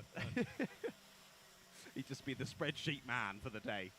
Which, I mean, he basically is anyway, isn't he? But we let him talk sometimes, don't we? We let him talk. He does both jobs at the same time. Very impressive. I certainly couldn't. I'd be immediately lost as soon as I looked at that spreadsheet. The spreadsheet of doom is confusing bit of data. I never liked ICT. So then, Commentary B still leading at this point in time. Got a nice gap, actually. It's good to get a 2-second gap. We're less than 10 minutes into this race, and it's looking good for them at this point in time. In terms of pace at the moment, a 41.3 on that last lap, and they are the fastest kart on track at this point in time. So, lapping very nicely indeed. Yeah, really nicely. Obviously unusual to maybe see a B-team kart right at the top of the pecking order, but we're on board here with, speaking of B-team karts, Liverpool B up against Derby A here. Derby A has a couple of warnings to their name, I believe, but no penalties as such, and very much putting the pressure on Jonathan Pinder, the number 76 kart there up ahead. They're having a great battle, aren't they? Oh, a bit of contact there on the exit. The Liverpool man is going to take advantage of that, up and round the outside, and now looking to pressure the driver ahead as well. They head through the final corner now. I'm just trying to spot who it is ahead. It's the 37 of Birmingham B who are just ahead. So this is a battle. Well, it was over 13th. Now as a couple of drivers come into the pits, it's now over 11th. So Birmingham B ahead of Liverpool B, then Southampton B, and Derby A involved in this battle as well. And it's not really very far back to Loughborough C either. So although we're in an endurance race, I know we're only 10 minutes in, but the gap of the field certainly hasn't spread out hugely, just as of yet anyway. No, I think you're going to have a hard time telling these guys to start maybe thinking about looking after the cart, maybe start playing a little bit safer. These guys are always going to go full chat as soon as you get them into the cart anyway. Sorry, I'm just... I suddenly saw someone in the Cardiff cart that I didn't think was supposed to be in, and then I've seen someone else in the same cart, and now I'm trying to work out what the strategy is going for the Cardiff A cart, so keeping that to myself as Liverpool B. On is it Liverpool B or Liverpool A? It's Liverpool B putting the pressure on B. Birmingham B now. They are piling the pressure on, aren't they? Yeah, settled into a good groove here. Same comp as had for race 5 in the morning, but we're seeing strong performance from Liverpool B here in the second endurance event. Meanwhile, I was about to say Warwick A. I've just set the fast lap of the race so far. However, Manchester are going to take that away from them. They're going to take that glory away from them now. A 41.0. So we're going to be into the high 40s at some point in the next couple of laps. Very impressive running so far. Just as you said that as well, Manchester overtook X to A for 6th place as well. So whoever's in that Manchester kart clearly got the bit between their teeth here, and they are pressing on forward. We've got a big off down at the hairpin. Someone has absolutely nestled themselves in the barrier down at the bottom there. That's going to be quite the job to get them out of it, but we've got yellow flags all the way from the exit of Billy's blind down to the exit of the hairpin.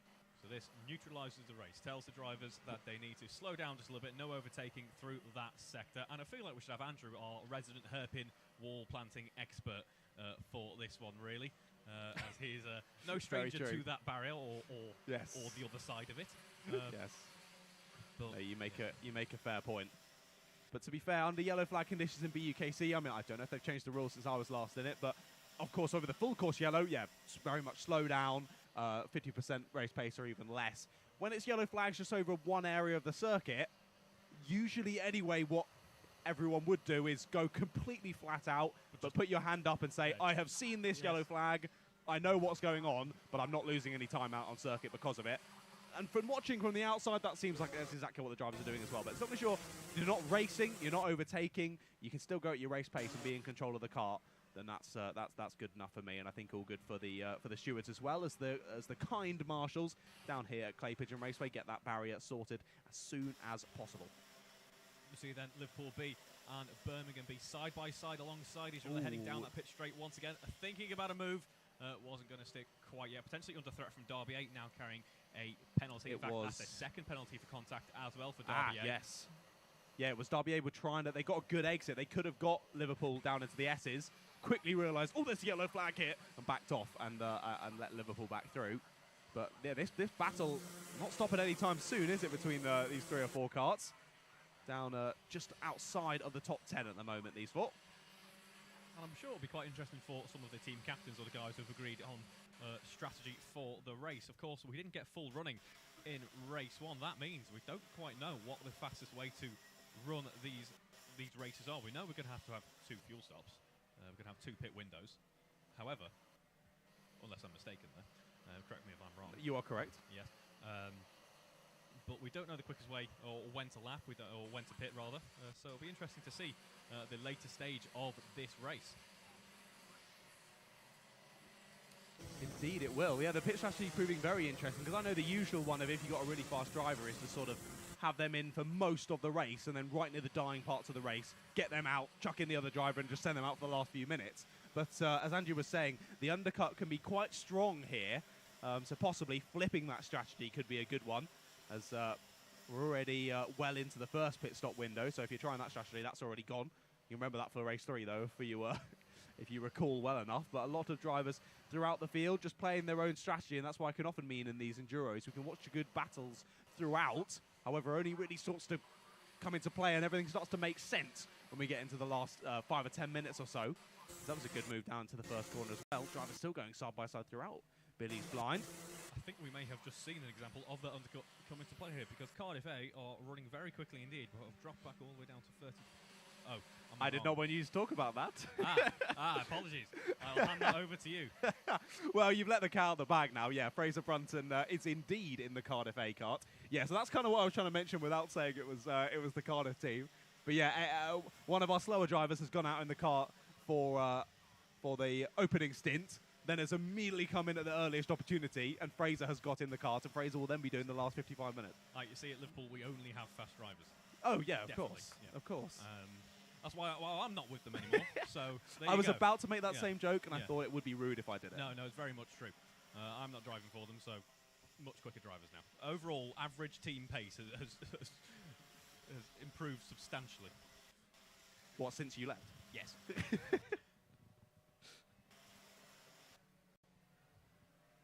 But yeah, like you were saying though, I mean, not to blow smoke, but yeah, Fraser really is laying down the gauntlet with the times out there. Fastest laps going the way of himself. I think, is he the only driver? Yes, he is the only driver in the 40s, and he's on a 40.848 as Fraser Brunton in the Cardiff A kart, so he's definitely one to watch. Down in 30th at the moment. Of course, a few drivers won't have taken their pit stops just yet, but also, I think he had a start down in about 28th, 29th, so just looking to work his way up. He's got a lot of time to do it, but quite a bit of work to do, so we'll keep an eye out on that for sure. This is so weird, okay? We said earlier on today we hadn't seen a 1-2. This is now the 4th I've seen today. I knew that was going to happen. The second 4th. you mentioned. Yeah. Coventry B are leading, and Coventry A are in second. Yeah, they're doing a fantastic job out there. There's a 5-second gap. That will be, I'm sure, a great great sight to behold for the BUKC captain of the Coventry squad, because he doesn't have to do any difficult team orders. He can just let them come home. Well, now you have a bit of A team is faster than you, don't you? Just let them through. Let them through. You understood the message. Although Coventry B just did a personal best, and it was faster than the quickest lap even of the Coventry A kart. So maybe no team orders need to come in it, and if the Coventry B driver can keep that 5-second gap or even continue to extend it, then no team orders can happen when you're 5 seconds out in the lead. Great drive up front there, almost dipping into the 40s as well.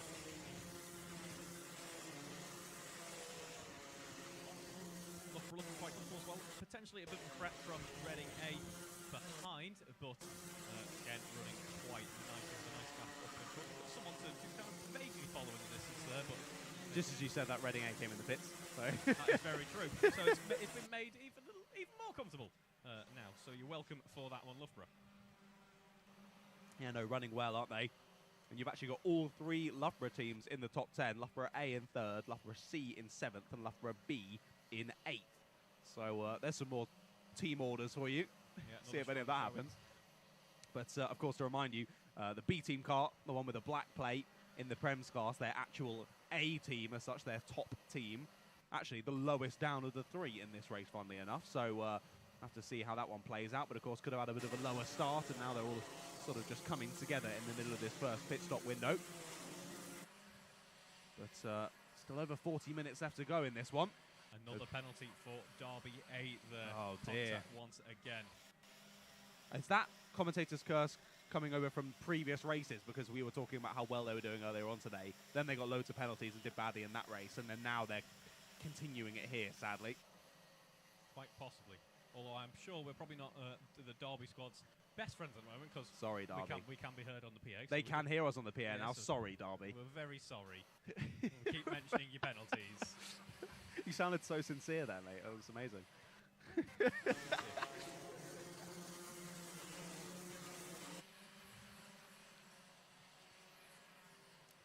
As always, that Coventry B in the pits. Yes, it is. So our leader has come into the pits then for their opening pit stop of the day. Just closing in on 40 minutes left to go, and first pit stop window opened from 5 minutes to 25 minutes into the race. So another just over 6 minutes of pit window left to go for these opening drivers. Of course, it's up to the drivers and the teams to decide whether they change the driver over in the first pit stop window or the second. Of course, when you're doing the driver change, you also need to, well, exchange all of your lead and seat inserts if you have those as well. But the marshals will top you up with fuel and give you a bit of a chain lube. And also, you need to do that in the other stop as well, where you don't change drivers. So all can get very confusing, especially when you haven't done one in a while. It can all get a bit much, and suddenly you can throw 5, 10, 15 seconds away in the pit stop when something goes awry. So really good to get that nailed down and make sure you know what you're doing. But equally, Andrew and I were chatting in the previous race, and Andrew said, so do you reckon the teams have really tried to improve their pit stops and gain all that time? And I was like, nah, probably not, university teams. Yeah, very possibly. I know there was some discussion in race 1 with the Liverpool squad about negotiating pedal adjustments, because of course that is another element to consider as well. Of course, I hadn't even thought about that. In a driver height, and that can add a lot of time as well. We would usually try and make sure that people going out together were similar weight and similar height, just so you don't have to worry about that. Far too intelligent. That's pre-preparation. Why would you do that? Because myself and the guy who was in with Fraser, a guy called Aidan, when we used to do it together, we were on 2 different pedal settings, but he just went, it's fine, I'll go with the ones furthest away because it's best for you, and not to blow smoke, but you are the quicker driver, so I got the choice of the seating position and whatnot. Number 1 here, number 1. No, number 3 or 4, I think, actually. I think you'll find. Equally, mate, I'm also in the comms box, so what does that say? I am also old as well. You can have that one too. As Cambridge A entering the pits. Yeah, we're nearly into the pit stop window now, aren't we? You can see JB and Jacob having a little bit of a conflab outside the window. Of course, if you haven't heard, obviously you know Jacob. He does all of the briefings and everything now that JB doesn't want to shout at us anymore. Jacob has taken the banner, and of course, Jacob, ITV superstar now is Jacob. He was on Tipping Point, won a nice bit of money. So if you need a couple of pennies, beers on Jacob. Yeah, if you need a sausage roll up in the cafe, go and ask Jacob. He can lend you a few bob. But no, well done to Jacob. Very impressive, actually. Like, he was really knowledgeable. I was very impressed. Loads of the questions I was like, not a clue, not a clue, not a clue. So I have a confession. I didn't watch it. What? I followed on social media. I followed while he was getting. We'll let you off. Luckily, you can watch it back on ITVX. That's where I watched it. So. You sponsored? No, definitely not. Other streaming platforms are available. Yeah, you can go to that just for that. Then you can come back to Alpha Live for everything else. Yeah. Come back to it. Right, here we go then. 3 minutes and 20 seconds left to go in pit stop window number 1. You're cutting it pretty fine if you're coming in the pits at this point. Obviously, totally fine as long as you're getting in before that pit window closes. But then again, you're also thinking other teams might be diving in at the end as well. You could get stuck behind a few others. Just as we say that, Liverpool B into the pits. They're going to be hoping that they don't get stuck behind anyone at the fuel Bowsers. Yeah, they've left it late, as have Coventry A. Yukon A jumping Loughborough in the pit, or not, maybe not jumping them in the pits, but Loughborough diving into the pits, I believe. Yes, you are indeed correct. I wonder if which team there out of Coventry B who are in the lead and Coventry A who are in second got the preferential treatment on the pit stops. Whether they thought that coming in earlier for the B team was better, or whether they thought leaving it out right to the end of the window for Coventry A was better. We'll wait and see after this pit stop window shakes itself out who is in front. Loughborough have jumped Coventry B in the pits. Loughborough are now ahead. Wow, okay. Only by about a tenth, so they are battling each other at the moment. And we are, of course, following that battle now as they head down onto the pit straight, running towards Billy's Bluff in just a second. I just made up a new corner name. And heading through the S's. It is still Loughborough C out in front here. Good to see no major kind of brave moves on the braking just yet. This was a move that was done under strategy. It could still be done by a slightly more passive means than what we were seeing in the previous race, perhaps, for Coventry to get back into second. But this, let's see, I'll be very intrigued now to see how Coventry do once they dive into the pits. How quick will their stop be? Where will they end up? Because this could look really good for Loughborough C, rather. Yeah, there was nothing passive about Enduro 1, was there? Absolutely nothing passive about that. But there you go, Loughborough C come into the pits, I believe, was it? Or was that Coventry B? Yes, it is. So Loughborough C into the pit lane. Apologies. And they make that pit stop, so they'll be coming out a little bit further down the order. Want to pick up, I think they've done their pit stop, but I'm not going to 100% say until this comes to the end of the window. Manchester A having a fantastic race. I can see Ocean Beach in the kart at the moment. He is flying out there on circuit. Best lap of a 41.050. Have the race leader in the pits now. Okay, so Coventry A finally making that pit stop, and they really were cutting it fine. Less than a minute to go in that pit stop window now. The 24 dives out of the pit lane.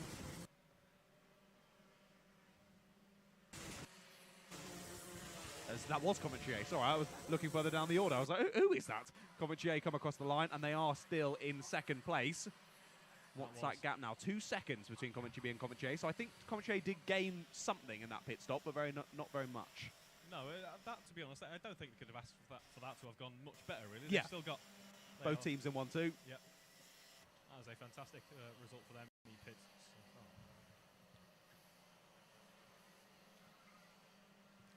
Yeah, certainly not a prediction I would have brought into this afternoon, having Coventry leading us 1-2 with the B team in front of the A team. But hey, this is why you watch BUKC, and this is why it's so interesting.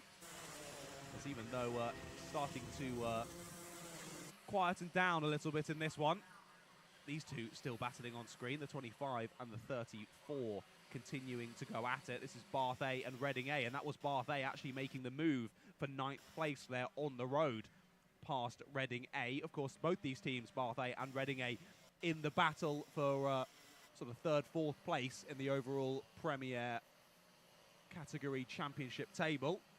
And of course, if you're up in the top 3 of that, you get a nice big trophy to commemorate your success. So all teams going to be wanting to absolutely put it on the line across these last few Enduros and try and take home some silverware. track conditions looking arguably the best we've seen all day. We've had a full day now. Beautiful. Yeah, I was about to say the sun is absolutely glorious now. It is about 4,000 degrees in the commentary box. And we'd like to perhaps... Oh, we have in fact got the door open. Okay, that's... Oh, I opened it, yeah, don't worry. I was about to say, we'll open the door to make it a bit colder, but it's already open. But that has meant that after we've had a night of rain, of course, as we have 3 wide into the horseshoe, after a night of rain, obviously you lose a lot of the grip off the track. We've had the sun beaming down. We've had a half a day of running on the circuit now, so the track should be nice and rubbered in, and the tarmac should be nice and grippy as for these drivers as well. And we're seeing that at the times. We are. Fastest lap going to Cardiff A, of course. Of course.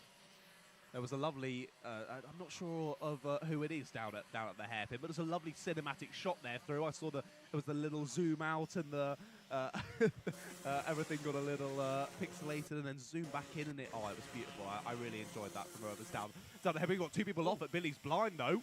2 people off, so clearly a bit of a coming together in the mid-pack there between a couple of drivers, both diving to either side of the track to try and get out of the way of the rest of the field.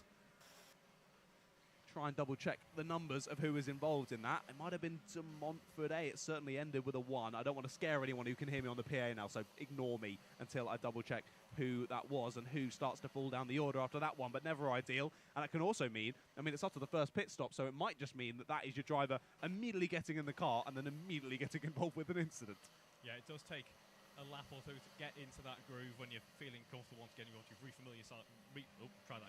refamiliarise yourself with the car, with the track. Ooh, it was De Montfort A. It was De Montfort A and Reading A.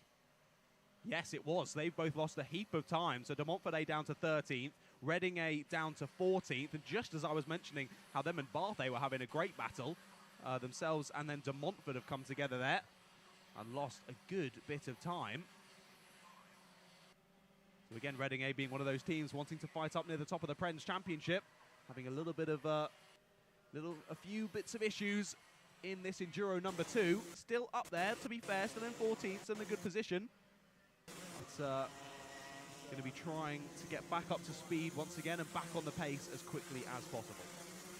Path I am keeping one eye on at the moment is Cardiff A. They made their way up into 17th now at the end of that. I'd ignore them, to be honest. I didn't even know they were out there still.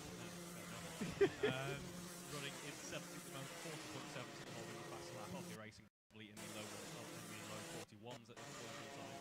In very good stead, should be making up some positions if things go their way. Don't count anything out though. See how quickly a race can turn around here. As we say, Fraser Brunton is doing Fraser Brunton things. Seems apt. Yeah, it's exactly. To mention Coventry B as well, continuing. Coventry B continuing the progress. They're breaking away from Coventry A, in fact, and they are lapping quite nicely. That gap now stands at 3.5 seconds, so they've made up another half a second easily over the past couple of laps. Drivers just getting in the groove, aren't they? Putting in those lap times. Personal best comes from Southampton A in 4th on the previous lap around the circuit. A little bit faster than Manchester, who are ahead of them, but a good 4 seconds between them. So Southampton needing to get in the groove to chase down the top 3, really. They're sitting on a nice little bubble, but only a few seconds, as we were saying earlier. That could all get thrown away in a pit stop, and suddenly you've lost a good few positions. So nothing to sniff at, but certainly just to get in that groove and squeeze out as much time on circuit as possible to try and best deal with any issues that might occur in the pit stops. Now, of course, we've come to the end of pit stop window number 1. The drivers will have had to all make a stop. If you don't make a stop in that window, you get in a black flag.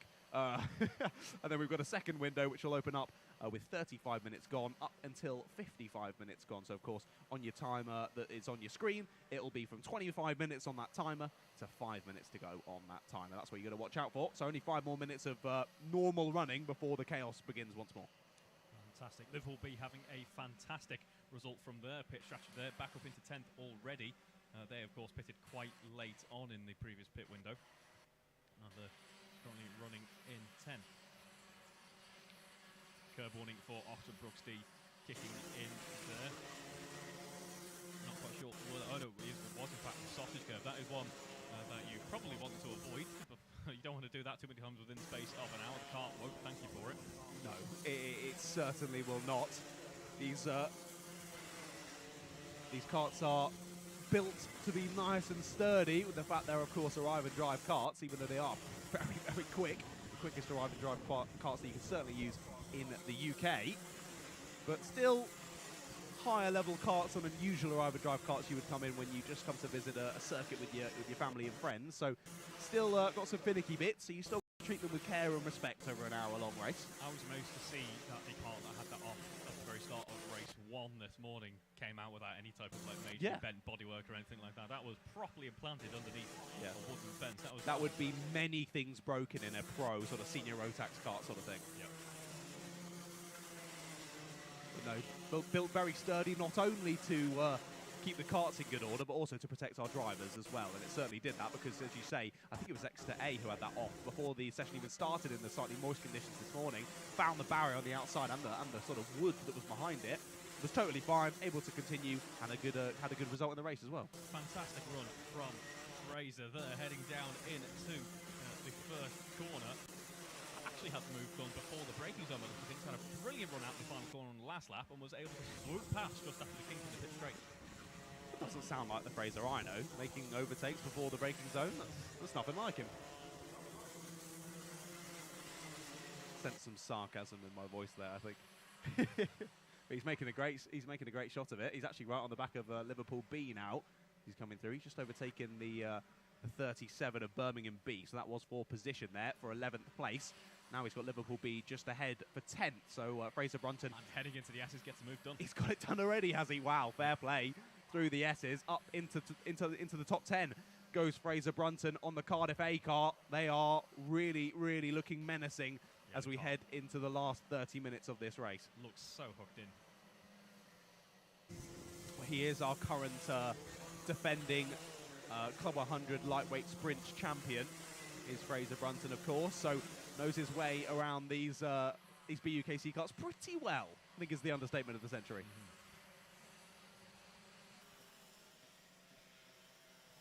We've got the 40, I think it's Alistair Irvine or Irvine, I always forget how to pronounce his name. Sorry, Alistair, on the Brunel A kart. No relation to Eddie by any chance? No, I don't believe so. No, I don't believe so. I've seen a few Irvines in Irvine or Irvine, however you want to pronounce it, across karting. I always ask that question. I think there is another one today, actually, here. I just cannot remember what team they are part of. I always forget. I've seen it across their back, though, so I need to double-check who that is. But I do believe Alistair is still in the kart here for Brunel, currently in 13th, so good to see him back getting some practice for Drivers' Champs on Sunday, of course. As Fraser Brunton's going for another move there, this time on the 45. I think that's actually lapping a driver on the 45 plated kart. So, of course, drivers still a little bit mixed up. That was actually Bristol A, who are currently 34th. And last, I remember them having some issues earlier on in this race. So, I think a black flag or two. So, not an ideal one for them. Currently sat down in 35th place. Meanwhile, out in front, Coventry Beat still very much in control here. 5 seconds down to P2, and they've just got to bring it home in a safe and sensible manner now. That's all they need to do left in this race. Yeah, exactly. If someone's at the front of the order and we don't speak about them, that usually means it's going pretty well. So yeah, our little chat about the two Coventry karts, it's a good thing. It's a good thing. The B team still leading the A team and continuing to actually extend the gap.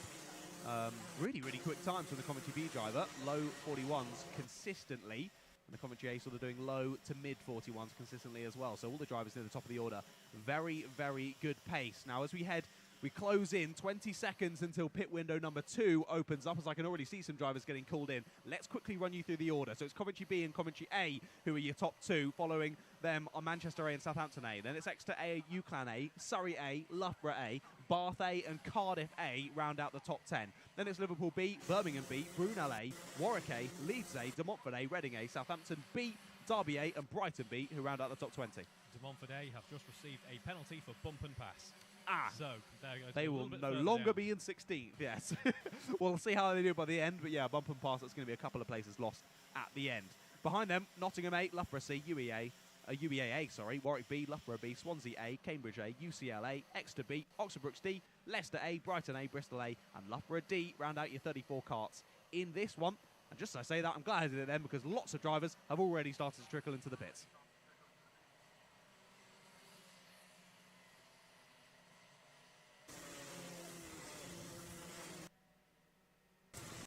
My goodness, the exit of this pit lane always scares me here at Clay Pigeon. Just some of the drivers coming out of the pit lane, not checking over their shoulder and just emerging out on circuit, as that's also not how you do it from the 58. Stops at the end of the pit lane and then waits. Yes, naughty. Don't do that. Do not do that. That is just as dangerous. It is always going to be difficult with such a high-speed circuit because drivers coming out of that long sweeping right-hander to finish the lap are going to be already full throttle, gaining a substantial amount of speed. So much pace coming out of that corner. It's always going to be a little bit risky here at Clay in comparison to other circuits. Yeah, because you've been flat all the way through the horseshoe, haven't you? Then into the final corner, it's really just a lift more than anything. So you're full chat already, almost at full speed, as you say, by the time you get to the pit exit. And they're coming out from a blind pit exit with a wall on their right, trying to spot out. Of course, you've got the exit line where the drivers need to stay out of. But again, just as you're coming out or as you're dealing with other drivers coming out around you, just good to be aware of your surroundings and know exactly what is going on. But all the drivers are dealing with it nicely as of now. I can see it moved out of my comms box. The 23 and the 33 having a little battle there. It was the 23 actually getting past, but I think they're much further ahead. So yeah, that was Southampton A putting a lap on Surrey A. That was. As there's a move, Manchester A down the inside of the number 11. Again, I don't think that's a position, sorry. That's Manchester A putting a lap on someone else. That's Warwick A in the number 11. Now, that is an interesting element of this race that is now going to start coming into play now we get to the later stages, especially now we're in the second pit window. Lap traffic becomes much more of a consideration at this race distance because, of course, lapped cars, with it being such a spread out field over now quite a long amount of time, are very much entitled to race their own race and enjoy the battles that they're enjoying with the cars around them. But obviously the guys on the lead lap want to do the same thing, so traffic management is key at this stage. It is, that is for sure. I just want to give a quick shout out to our producer Adam. I very much like that graphic, Adam. Was just a shame that Manchester came in as soon as you put it out. The lovely graphic, just telling us how quickly per lap Manchester were closing in on the Coventry A kart, and then Manchester immediately decided to dive into the pit lane for their second stop of this race. So we'll see how quickly they're able to emerge for pit stoppers. I think they already have actually down in 7th place overall now. A minute and 8 seconds on a stop. So what's that losing around 27? Yeah, 27, 28 seconds. So I think that's around a decent stop, isn't it? Of about 25 seconds. Yeah, I think you want to be aiming for that range. I think especially after the first race now, the teams are a little bit more confident as to how the pit stops are running. They've got they only got one opportunity to try it last one, didn't they? True. So guys are now know exactly what type of jobs they need to be doing, and the pits will just be that little bit smoother now. Yeah, you would hope so. You would hope so, but you never know. I'm kind of glad we can't see around this building, to be honest, because the chaos of BUKC pit stops giving me anxiety just thinking about it. So there were brief discussions of a pit camera for us. Oh my goodness. But I wasn't sure if we were going to have a timing. Well, obviously we didn't have any timing there, so I suppose it would have just been us sat there looking at our watches going 1 elephant, 2 elephant, 3 elephant. Okay, they're good to go. No, sadly, a few issues today with the bandwidths and everything of our streaming capabilities. The reason for that is because there is a massive radio mast it's right great. behind. It's really useful. Right behind the circuit. So we're basically fighting for them. So apologies if you've just heard, I don't know, like Rock FM or whatever over the stream. And listeners of Rock FM have been listening to us for a little while. But what is this rubbish? Yeah. We've got another curveball coming in for Bath A now. Just in case we're on the radio, should we do the shipping report? I don't even know how to start with that one. I'll leave that one to you. As contact warning coming to the full be there. Be careful, Johnny. Look at this now. Of course, pit stops have occurred. You've got to remember this. But yeah, Cardiff A up now into 4th place as Exeter make their pit stop. So Cardiff A continuing to press on ahead. And this is also when you think is quite good as well. Fraser Brunson in the Cardiff A car can continue putting in those consistent laps as other people begin to make pit stops. And Southampton A now get an ABC bump and pass penalty. So they are having a good race as well, up in the top 10 at the moment. I can't remember if they've had a pit stop or not just yet. They're having a decent race anyway. It's the number 23, but now they've got a penalty, so not a chance they can win. It's going to drop them a few positions by the end by the checkered flag. B team leapfrogging them in this scenario. It's a good day to be a B team. It is. Yeah. Isn't it? Well, the B teams have been impressing me both in the Prem class and the Clubman class today. Great battles throughout in both, and the championships in both properly starting to hot up here. Of course, we'll try and call throughout the rest of this Enduro and the next one as to who we think are our champions and our top 3 in each classification. I'm going to wait to do that until Andrew's back. Yeah, no. By we, I meant Andrew. Yeah, I don't want to look at the sprinting to do. What I can say is a slightly slow stop for Extra B on that previous lap there. The 115s overall. So hasn't lost too much time, but every second counts when it is still fairly close running here. Yeah, that could have even just been where you go to restart it, you click the firing button, and nothing happens. So you click it off and click it back on, and even then you've lost 3-4 seconds. As Cardiff A now enter the pits, as do Liverpool B, in fact. Yeah, so Cardiff just emerge from the pits there and rejoin. So we'll see where they are on the timings once they come across the line. Looks to still be 11th. It's a pretty quick stop though, 105 on that one. So not too shabby there from Fraser Brunton. Of course, didn't need to do a driver change, of course. Re-emerges just outside of the top 10, right behind Exeter A. Puts himself in a good spot for the rest of this race with 18 minutes to go now on the clock. Not an ideal start, pit stop rather for Liverpool B, 117 on that previous lap overall, about 30 seconds, maybe a little bit higher than that. That could cost them, because they were actually right in the middle of a bit of a pack battle there. We're starting to get little pockets of cars kind of keeping each other busy at this stage in the race, only separated by about 2 tenths and a few seconds until the next pack. Picking the guys that they like to lap with and have a bit of a battle with. No, I was saying earlier in the previous race, I'm used to seeing drivers go quite long into stints and sort of stretch out as late as possible before diving in. But like Andrew said, undercut clearly is strong, and the drivers clearly know that, because a lot of drivers were taken to the pits very early on in both windows. We're seeing that here as well, so a lot of drivers already emerging out of the pits. One team that hasn't done that is UClan. UClan A are in second place at the moment, 17.5 seconds off the lead. Of course, Coventry B haven't pitted either, but UClan making some strides up into the top 2. I imagine they're wanting to carry on this thing as long as possible, because currently they are either matching or beating Coventry B in terms of pace, although Coventry B now in the pits. Oh, okay. So it is going to be UClan A who take to the front then. But we'll see where Coventry B emerge. Manchester A were looking super quick, and they're about to through my shot now.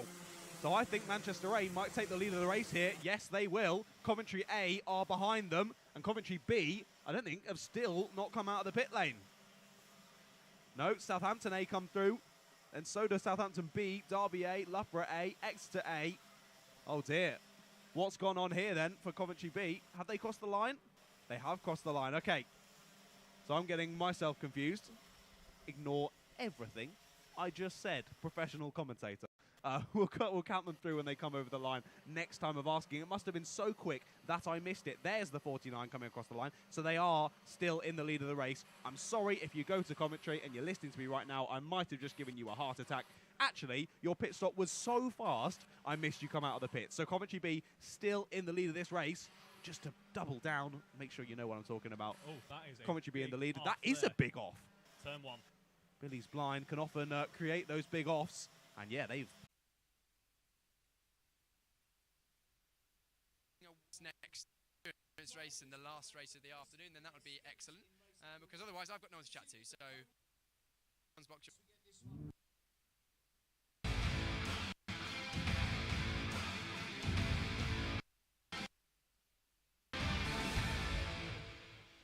Welcome back, everybody. We're getting ready for the last race of the day, and sadly, the last race for the BUKC Mains in 2023.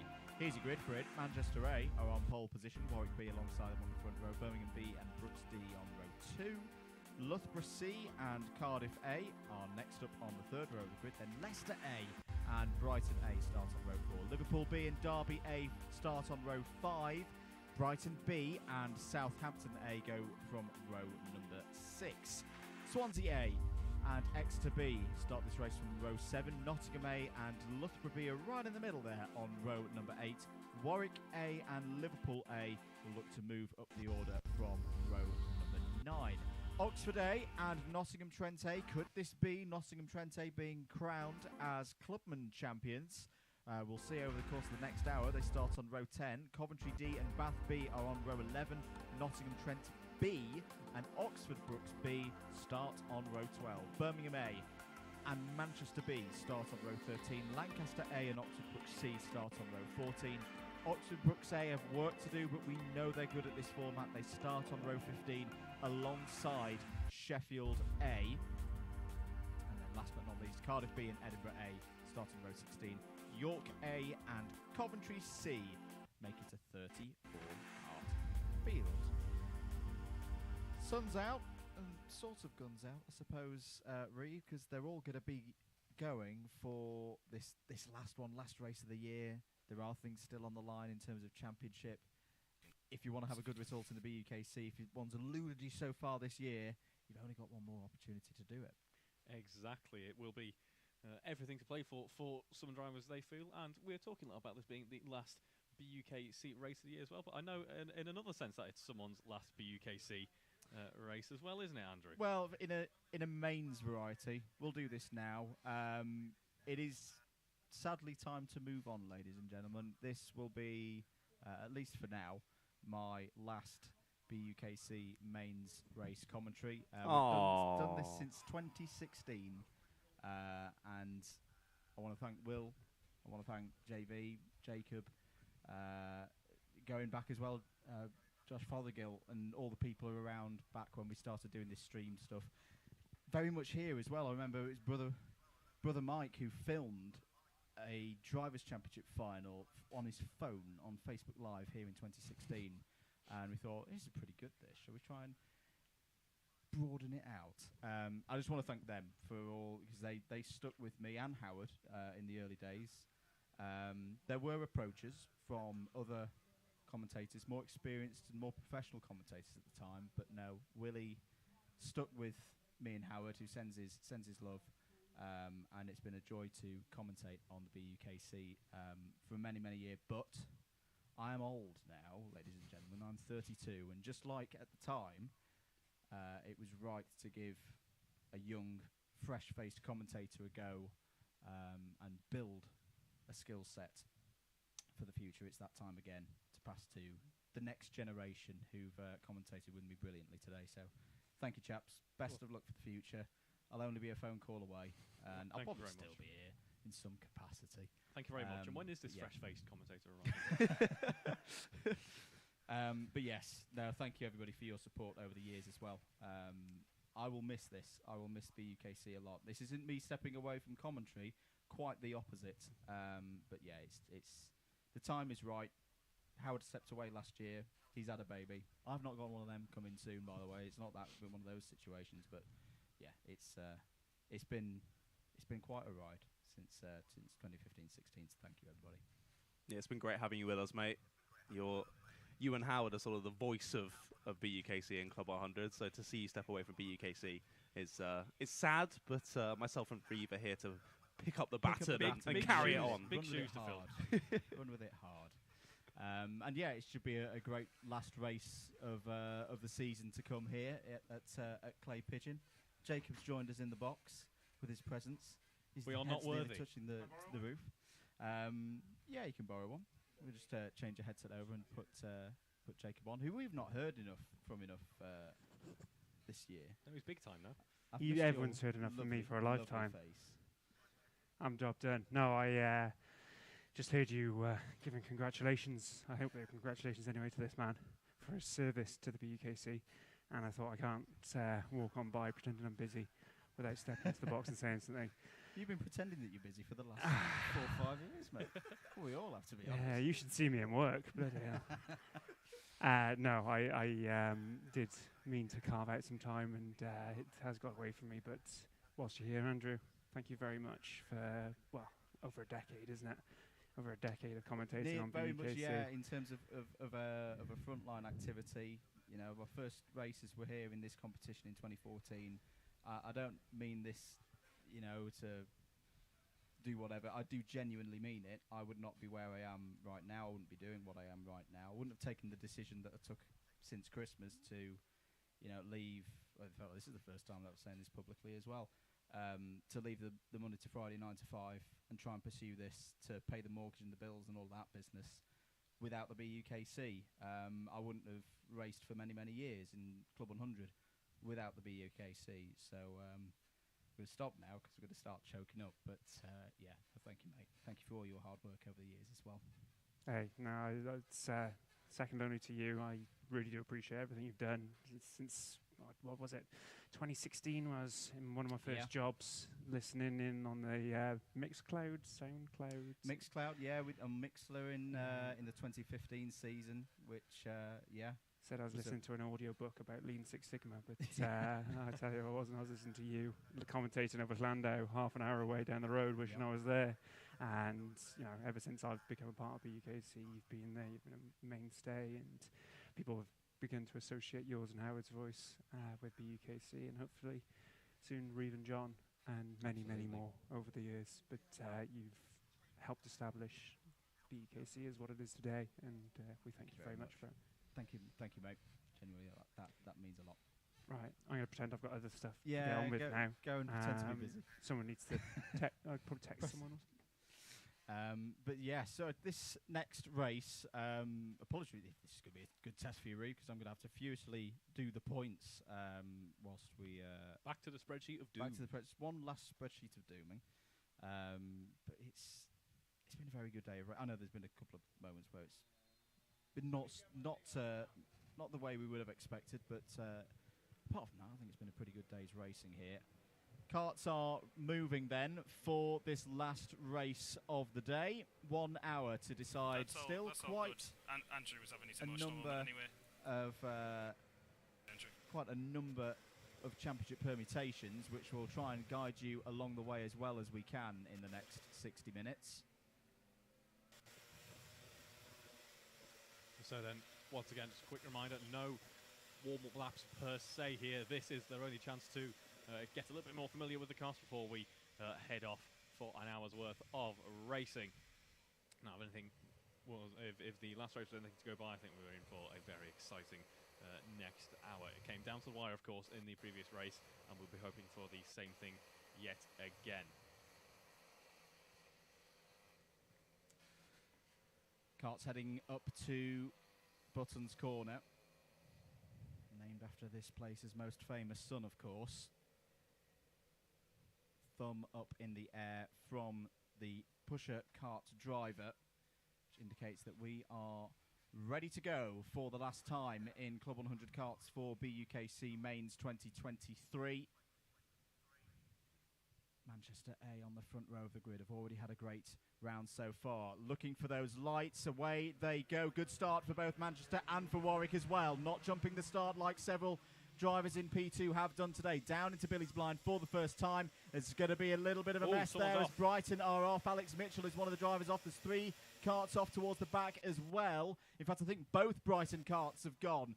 Both Brighton A and Brighton B have both gone amongst others. We're going to get moving now. So we'll try and track them through in a short moment's time, but that was just the start, Reeve, that Manchester A were looking for. Yannick Brandt at the front of the order for them. They lead. This is a huge opportunity for them to win this round. Yes, unfortunately, it appears that Warwick B also gets the getaway that they would have wanted. So it's very much a battle of 2 now for the lead of this race. Meanwhile, just behind them, Birmingham B up to P3. Apologies. No, that is Cardiff A now in second position. As we have a great start lap, actually, for Cardiff on that previous lap. Filing through the order, just to confirm, yep, both Brighton karts A and B off at the first lap. Nottingham Trent A were one of the ones off on the first lap. So how many times have we seen this in the last round, in the last race of a round 8, where something is on the line in terms of championship, and one of our protagonists has a problem. This year, it's Nottingham Trent A going for the clubman title. Down in 36th place at the moment. Manchester B is mentioned already down there as well. In fact, I think also Nottingham Trent B, so awful starts for both of the Nottingham Trent karts.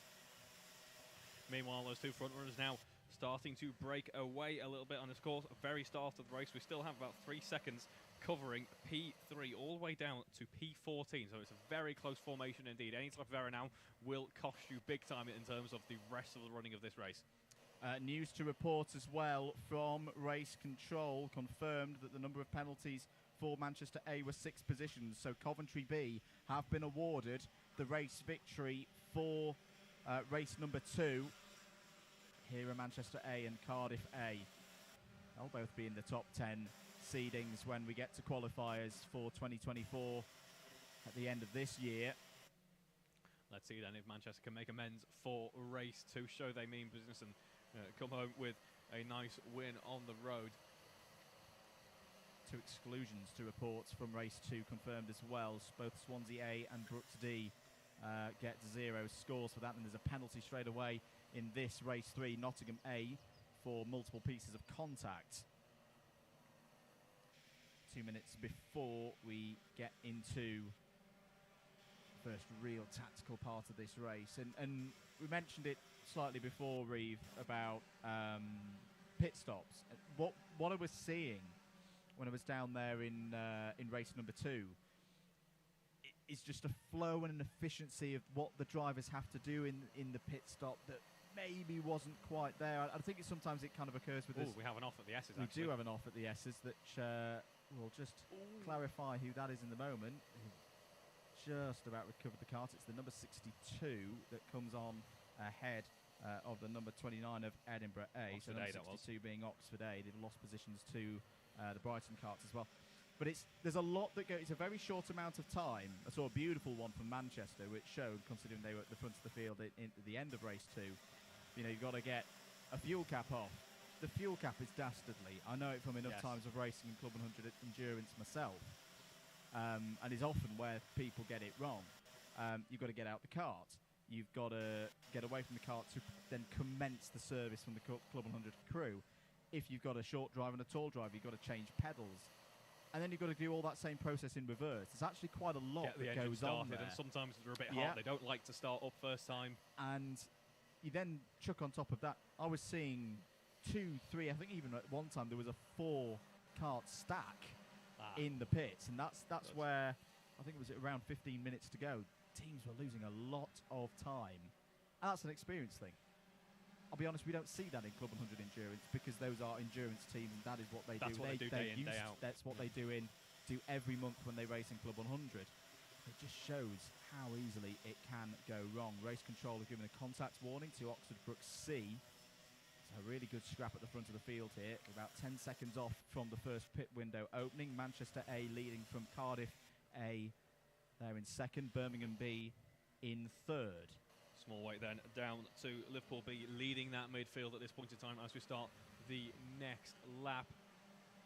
In terms of pace at the moment, 42 in that last lap, so the cars behind starting to pile that pressure on, starting to try and see if they can find any overtaking opportunity, any doors even slightly left open. They're going to maybe think about having a move up there, as there is advantage by contact for the number 10 kart of Oxford Brook C, as you've just mentioned.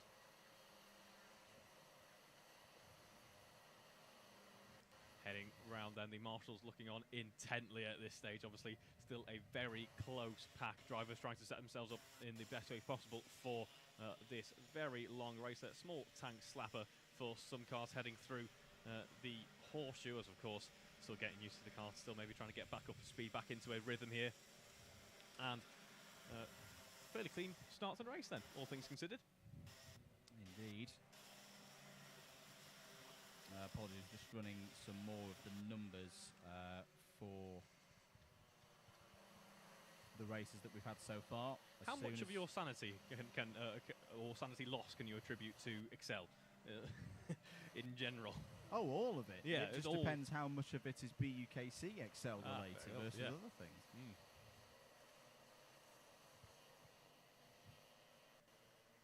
Those of you who are interested, we of course still have plenty of our big quick comms block upstate, still plenty of snacks to go around, and the temperature has dropped to about 3,500 degrees now.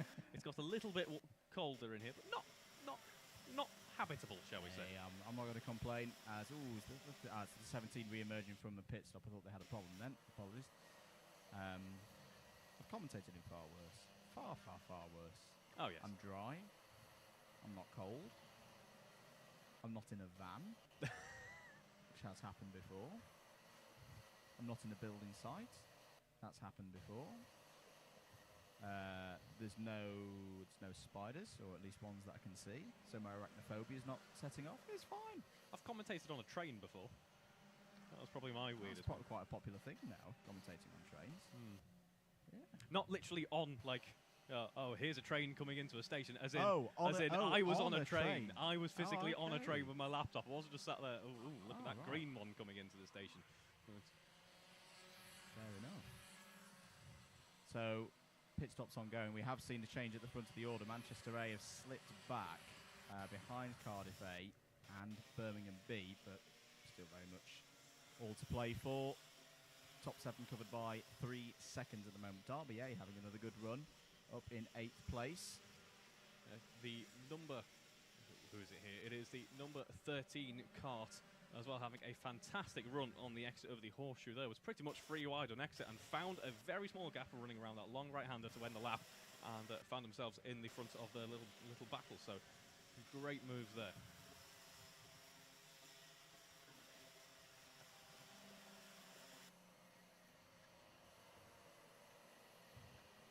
Watching live coverage of the British Universities Karting Championship, rounds 7 and 8. Here at a very sunny, very pleasant Clay Pigeon, which I'm very glad to be saying. I didn't think I'd be saying it less than 24 hours ago when we were on our way here. If you want to follow more of the weekend's action, unfortunately we won't be able to bring you live streamed audio and vision, but at the BUKC across your social media networks, live.alphatiming.co.uk/BUKC. All of those resources will still be working to the max. But if you are looking for some racing to watch this weekend, that isn't just flappy wing passes down a very long straight in Baku, I recommend to you Sunday, Big journey starts tonight for the Alpha Live and DDMM crew. We'll be up in Rowra tomorrow in the Lake District for the latest round of the Super 1 Series. Meanwhile, though, great scrap going on here at Nottingham A, or the ineligible Nottingham A, we should remind ourselves, trying to find a way past Manchester A for second place on the road. We have a 7-way scrap heading through the S's right here, being led by the number 13 kart. Very close racing indeed now as we head into the final sector, and advantage by contact by looks of things for the number 8 kart on this lap as they exit the pits now. So not an ideal lap for them, might have lost a bit of time in all of that, and of course having to pit as well. Now you mentioned the undercut, the strategy or the preferred choice really in terms of strategy here at Clay Pigeon. Well, I think it depends on where you are. If you're in the middle of the pack, especially with it being a randomized grid, and you've got a quick driver, better to get them in early, get them in clear air where you can then utilize that pace versus right. Let's overtake 20 karts and then pit. It's especially the first, I'd say, 40 minutes of these races are effectively a complicated time trial, where it's about getting yourself into that last 20 minutes as quickly as possible, and then you start racing wheel to wheel. Yes, and we saw that stand to reason really towards the end of race 2, where those guys battling out in front who'd already had the quick guys in kart who were starting to break away from the rest of the pack were trying to leave the karts out as long as possible, as long into those pit windows. I mean, I believe we had I can't exactly remember which do it was, so I do apologise for that one, but within a minute of the pit window ending. Yeah. So trying to gain as much advantage as possible using the quick drivers. So now, of course, we've had a full-length race in the form of race 2. We should start to see the teams maybe having a bit of an idea, a bit more of a clear idea as what they want to do, and we could see some slightly alternate strategies in terms of what we saw in race 2 for some teams. So Cardiff 8. A good result in the first race. Real opportunity for them to finish the season on a high, leading this race.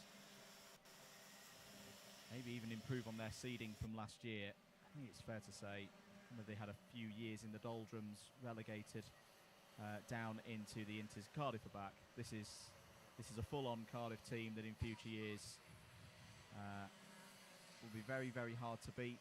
We've got young drivers who have still got years of the BUKC ahead of them. It could be a team that goes on, like we've seen with Exeter this year, who've been knocking on the door for 3 or 4 seasons. So nearly achieved what they wanted to achieve ultimately last year. Just fell short in the last round, which was at Landau last year. This year, they've done the business and got the championship winner. I do genuinely think that this is a Cardiff team that could do that in the years to come. Just having a look at the battle between Nottingham and Manchester A up in front here. They're, of course, pushing each other along, and that is actually forcing Nottingham, obviously, in their attempt to keep Manchester behind, forcing them now into kind of the grasp of Cardiff A. Cardiff A is starting to lose their advantage over Nottingham, so we could have a very interesting battle for the lead beginning to form up. It's already only at a 1-second delta, which, of course, is just a mistake through a corner here or there before you're only at a few tenths. So certainly all to play for Nottingham now, in fact, with the fastest lap, taking the lead of the race as Cardiff dive into the pits. So, apologies for taking a little bit longer to just make sure everything's in place, but here is your situation with this round number 8. So, it'll probably be unsurprising to a number of our viewers that in the clubhouse the leaders are Exeter A. 115 points for them today. They're done. 2 races completed. No more work for them to do. Coventry B are in a similar situation regards Clubman. 111 points on the board for them. Loughborough A and Leeds A currently occupying the 2nd and 3rd spots in the clubhouse for the Clubman class. Here's your list of teams that could theoretically win the round. Nottingham Trent A, but of course we know they've had a not so good start to this race. Cardiff A leading the race, or were leading the race. They've now made their pit stop for the first of 2 mandatory pit stops in this race. Oxford Brook C are in that situation as well. Sheffield A currently down in 22nd place, and Oxford Brooks A. Those are your teams that could, in theory, win in overall, and we should note that there were, of course, Nottingham Trent in there. By definition, if they can win overall, they can win in Clubman as well. Manchester then in the pits, race leaders choosing to service the car, as we have Nottingham, of course, still in the lead, and then Liverpool B following on behind in second, closing off that gap about 4 seconds now, stands at about 3.3, probably owing to the three-way battle that we have threatened just a few laps ago. Then we have Birmingham very close behind there, and we're starting to see now that stage in the race where perhaps the field spreads out a little bit, but within that there are pockets of battles going on here or there. Probably a little bit blowing your ears out with the plosives there, but yeah, we start to have kind of parts on track where drivers that have found someone that they enjoy a bit of a battle with, they're a little bit comfortable at the pace that they're running at, and we start to have some battle spread throughout the track. Indeed. I am just going to get, hopefully, a clarification on Nottingham Trent's eligibility. I just want to query that before I make a statement that could be wrong. Should mention a couple of bump and pass penalties coming in for Brighton A, Warwick B as well, aside from that Cardiff A as well, in fact. But aside from that, all looking relatively clean.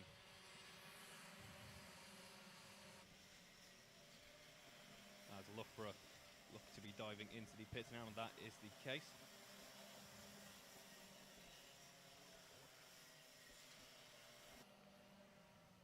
Nottingham then appearing to play the long game in terms of their pit strategy for the first pit window, want to leave it as late as possible.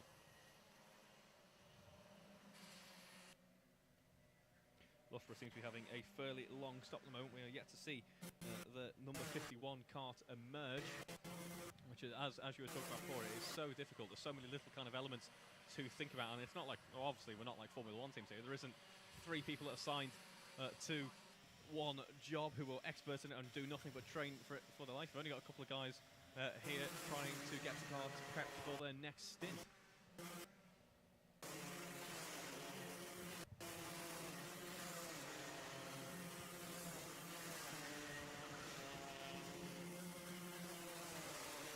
So then there we have the Loughborough kart leaving the pits, heading into that first corner, and it was a long stop indeed for Loughborough. Let's see how they can recover. Now, in terms of the gap to the lead, it's currently Nottingham yet to pit, Liverpool yet to pit. Those two running long into the sit. We're about 10 minutes into our pit window now, 3.7 seconds separating those two leaders on track at this point in time. But we want to have a look at the other runners who have already pitted, the likes of Manchester. Manchester currently in the 41s, and it was a very quick stop for them as well, only about 20 seconds stop, and they've started to pick up that pace off to get back into a decent rhythm, as we have Warwick A diving into the pits as well. Fastest lap, I should mention, currently goes to Oxford Brooks B. They are running very nicely indeed in terms of their fast lap. It was a 41.7, although Manchester A has literally just stolen that, a 41.4 going to Manchester A at this point in time. Panic over.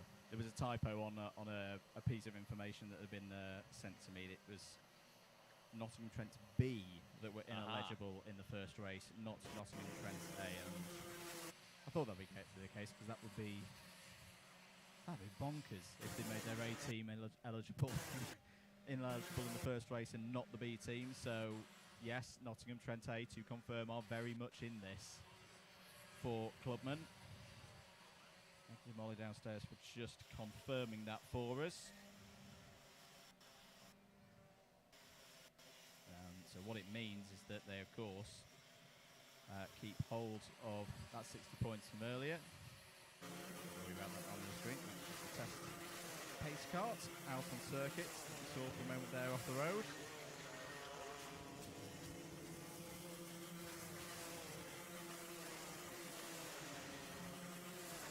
What we're saying, is yes, definitely that Nottingham Trent A are in. Hello to Ian Sumner, who's got in contact on the DDMM data centre, cheering on Johnny Pinder, driving for Liverpool B, I believe. I don't believe he's in the cart at the moment. Okay. Liverpool B getting on out there. Currently running in second position on the road.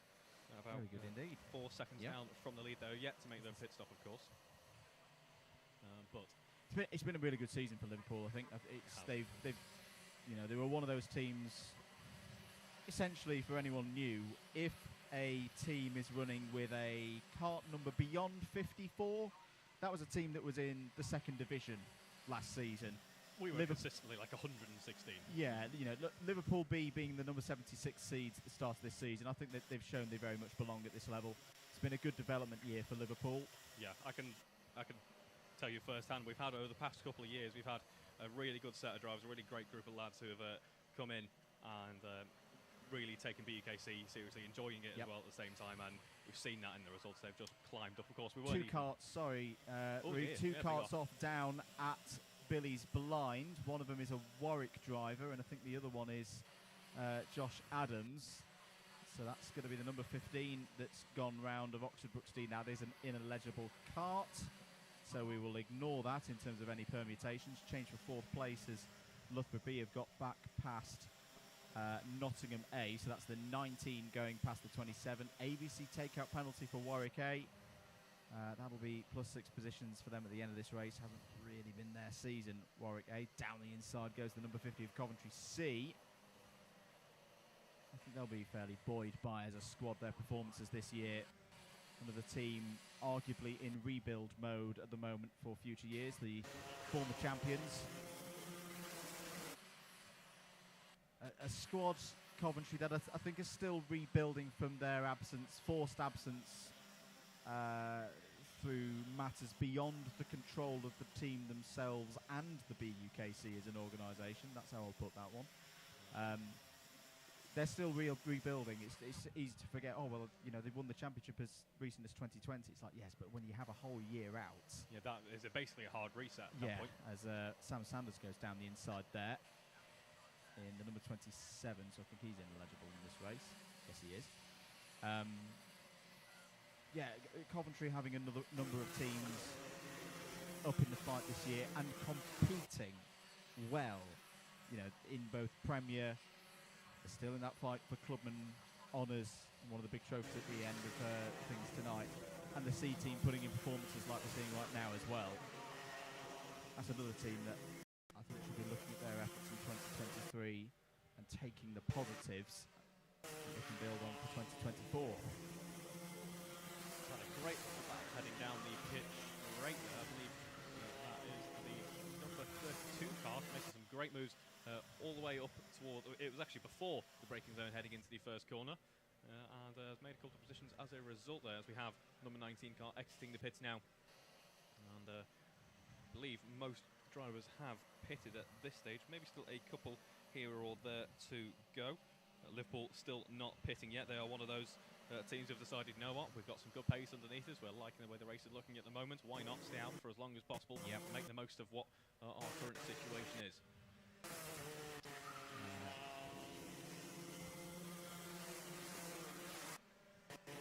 Live coverage of the UKC 2023. Liverpool B leading this race, yet to serve their pit stop. They've not got too long to do so. 37, or less than 37 and a half minutes remaining on the clock before this the final race of the season. Out comes the number 68. It's Coventry D serving their first of two mandatory pit stops. Pit window reopens for part 2 10 minutes after the first one closes, so you're looking at 25 minutes of the race to go. Look at that. And it could well be, Reeve, that you have a team taking the decision of doing a short stint with the driver, you know, we run have got long. the pull in the pits now, actually. Yep, run long in the first one, put a driver in for 10 minutes, it's within the rules. Then bring a faster driver out for the rest of the race. Exactly. They just have to make sure they don't fatigue that quick driver too much in trying to get them to run as long as possible. Make sure the fueling is all correct there now. May not change the driver at all, of course, as there is the number 76 serving its pit stop. So now we've got an emerging picture of what this race actually looks like. Nottingham Trent A we ignore. They're ineligible. Manchester A will be very happy with the first 30 minutes of this race, or well, 25 to be exact-ish, 24. They're in position to get 60 points from this race Oxford Brooks B there in second, and Cardiff A. Could they be on for a round win here?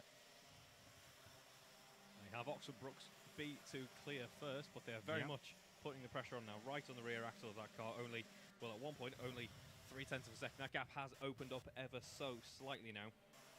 Derby A getting past Liverpool B on that last lap. Not the best stop in the world for Liverpool, now down in P7. Meanwhile, Southampton leading this sort of mini pack that heads the upper midfield, if you will, by only about a tenth. So there's a great battle going on now between Southampton A and Derby A.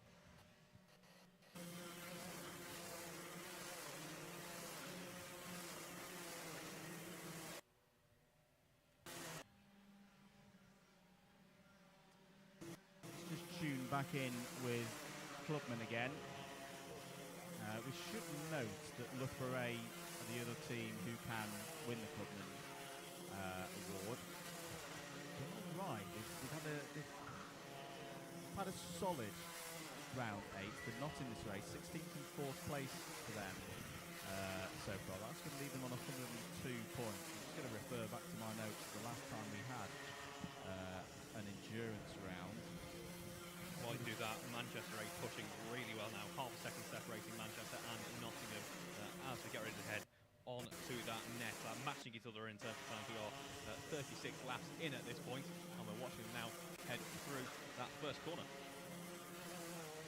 So 104 points at round 4, which is the last time we had one of these endurance events. It was at PFI. That would have left you in the top 10.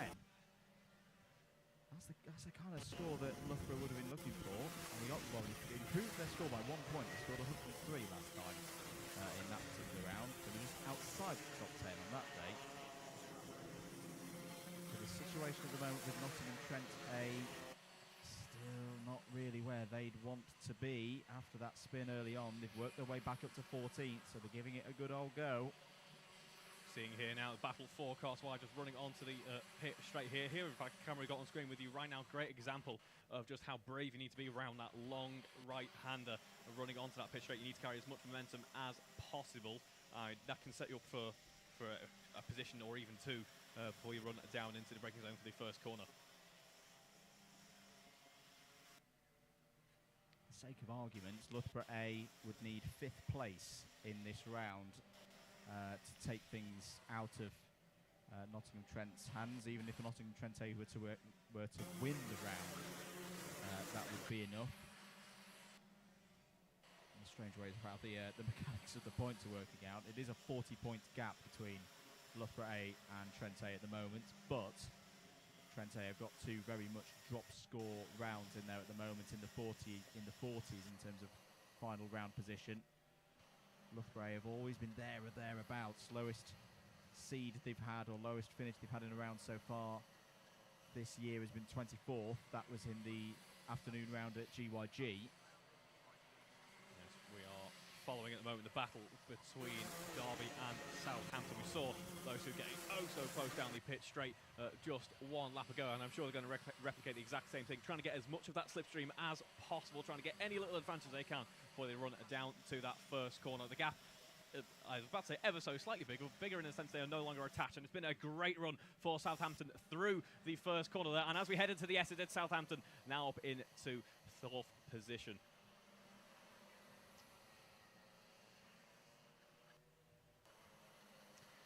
How's our battle for 2nd place in the championship looking then? Well, Oxford Brooks A are having a decent round.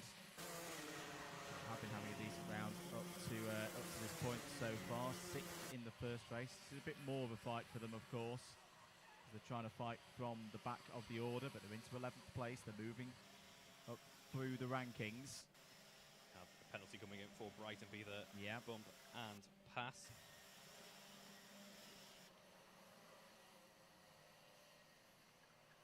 Bath A have had a quiet day, but worked very, very hard. Oh, off there is the number 36. This is down at Billy's Blind. It's Swansea A.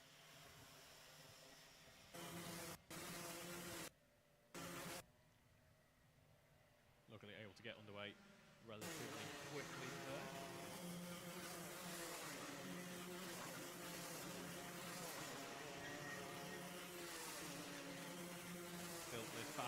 Southampton and Derby looking like it could have continued on. However, we see Derby now potentially under threat from Cardiff in just a moment's time, as we have a takeoff penalty for Oxford A for that incident there.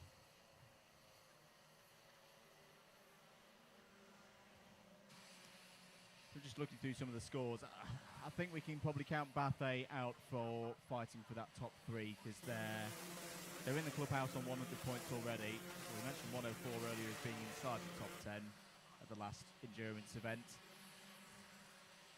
That logic would seem to lead us to believe that Bathe are going to be outside the top 10 once this race has been completed. They really needed a top result, a top 5, to be still in that discussion, the likelihood of the discussion. There's Dante Dillon on your screens, watching pensively. Nothing he can do now. He's done his job in the race earlier on this afternoon. It's all down to his teammates now as to whether it's going to be Clubman glory for Nottingham Trent A. Brooksby are definitely putting themselves in the discussion, leading this race. As we have an offer on the exit of the horseshoe, or rather the point of the horseshoe, didn't quite catch who that was able to reach it just about in a safe manner. It was not an ideal part of the track to go off on when you've got a stream of carts heading your direction. Yeah, I think we also had the 59 and the 37 off in all of that as well down at Hans Hairpin. Not so good news for them. Comms box situation update. We have just opened the door because it is it's crept back up to 4,000 degrees, which is my limit.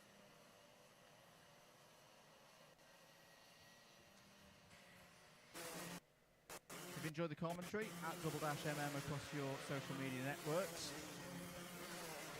Plenty more to come across the course of the summer, including Club100 action, juniors and cadets competitions coming up. We're going to be very busy with that over the summer months to come, so definitely tune in for that. It was a fantastic show last year, and even more of it this year. That's now a full weekend event for 2023. You go across to the Club100 website for all the details on when we're streaming or planning to stream those events.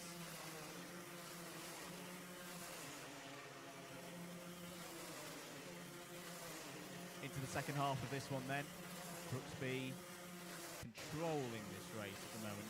1.7 seconds is their gap over Nottingham, but we should remember that Nottingham A are ineligible. So effectively their lead for the key prizes is 2.8 seconds over Manchester A. Southampton A finishing strong in 4th. Cardiff A finishing strong as well there in 5th. Oxford nailing the start of this race, of course, and in just a few minutes' time, we'll be thinking about the second pit stop phase. Yep. Things get turned right back on their head.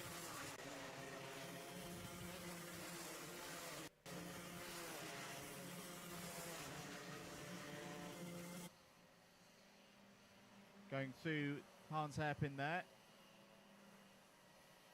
The number 14 at the front of this group. This is also involving the 59 that we saw had a spin earlier. It heads to B in the middle, going through buttons now. Number 15 of Oxford Brooksby ineligible, trying to find a way through. We saw the number, is that the number 74 cart there? Definitely having a look around the outside on the exit. That gave him the inside for the kink, and then the move was done before we headed towards the first corner. I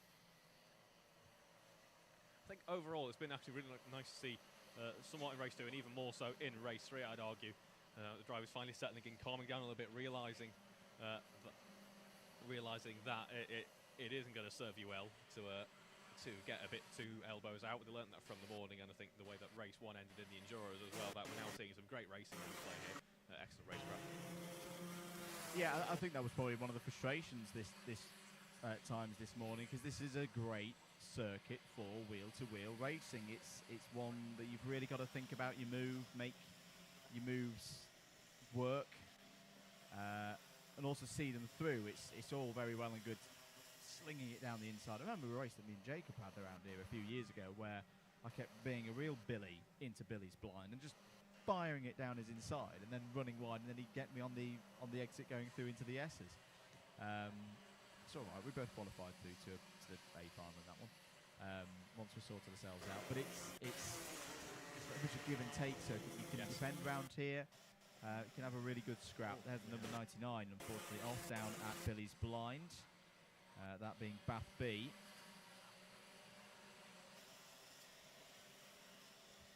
Nottingham Trent A now back up into the top 10. So, for argument's sake, that would leave them on 111. That's a pretty good score.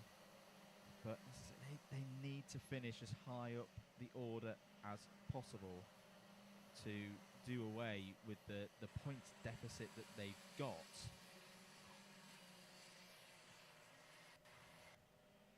As a reminder, 111 would have put you in the top 5 back at PFI.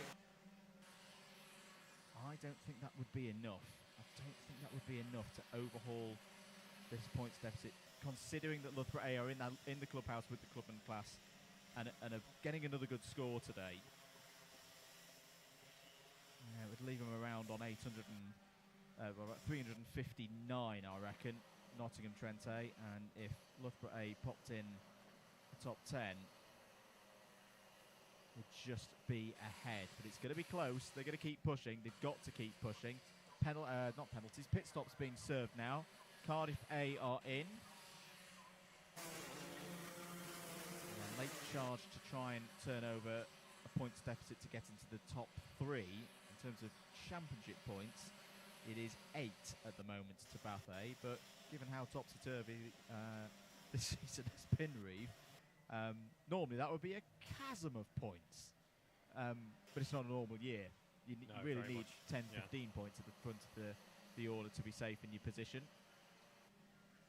Hopefully they'll get this pit stop done right. Oh, Birmingham B going down the inside there. The number 11 won't thank them for that. That was Warwick A. Bit of a Midlands derby going on at the moment. Birmingham A are just ahead of this whole pack. Penalty for contact, the Nottingham Trent B carts. Multiple pieces of contact for them on that one.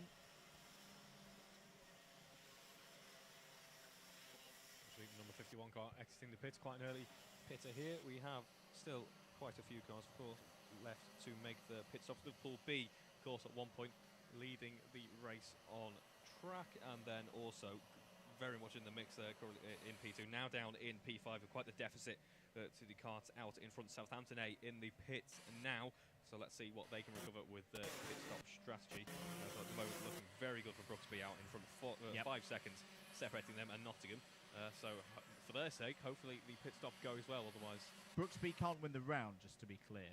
In case we hadn't covered that before, because they got a 7th place in the first race of the day, unless there's any other little point scenarios that we're not aware of here in the box.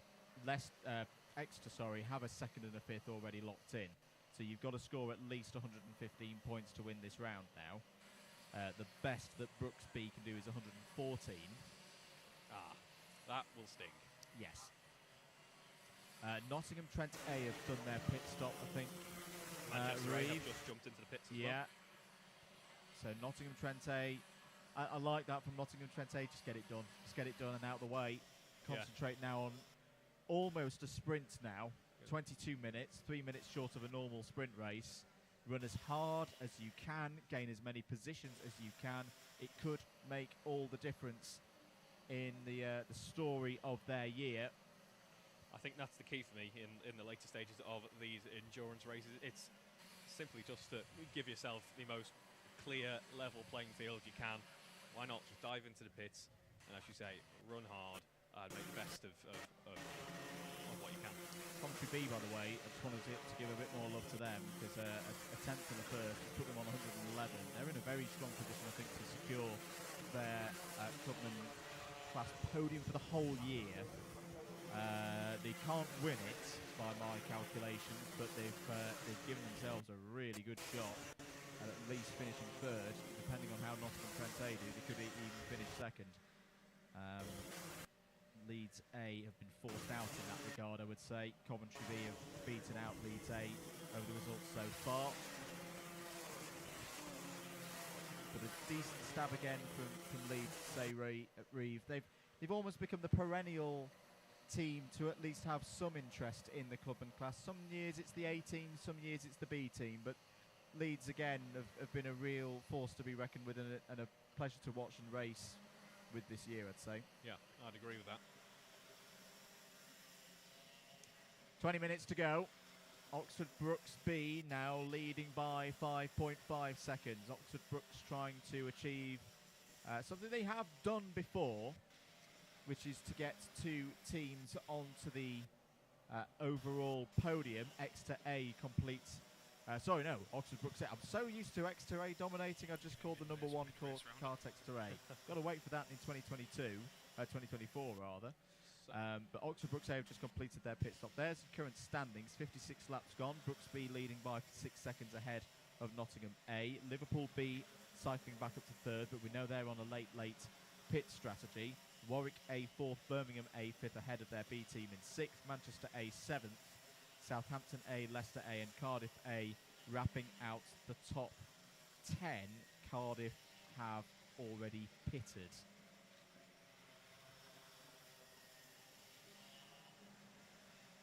We have now a couple of cars starting to look around the kind of the 2 laps down mark, and this is where we also get, in fact, no, we have even more than that. This is where traffic management becomes even more crucial than it did just a few minutes ago. So drivers start to think, you know, is it safe to put a nose in here? Am I just sacrificing my own race for the sake of getting past the back marker? At the same time, we want to try and get clear of those back markers so they can try and get back up towards the cart in front of them. It's a very fine balancing act, especially when you've got the pressure of knowing that you've done 40 odd minutes of work behind you. It's all, as you were saying before, the final 20 minutes are what really makes or breaks an endurance event. So it's all to play for now. So don't go anywhere. Looking through our list of potential winners again, just to make sure that I don't, in the last race, don't miss anybody out. Oxford Brookes C you can count out of mathematical chance of winning this round because they're 3 laps down and in 33rd. Sheffield A, I don't think we're going to get there today either, unfortunately. They're down in 13th place at the moment. Oxford Brookes A still very much a part of the discussion though. If they have a strong 20 minutes, I think it's Cardiff. I think it's whether Cardiff A Reeve can get up high enough to beat Exeter's 115. They need to finish at least 4th. The pace that they've had, they could have a chance here. They very much could. They've had a strong showing all day, really. Of course, they won't have the electric Fraser in the kart for this race like they did in the previous race. Still, great pace on display here. Just actually set one of their fastest laps so far, 41 flat. In fact, they'll make that a 41.9 rather, apologies. But doing what they can to catch up to Manchester, only half a second now, and then we have karts that they can start to think about maybe trying to pick off if they're starting to get some overtake, as we are. That's a very nice shoulder, whoever that is. Who was that? I think it was Piers.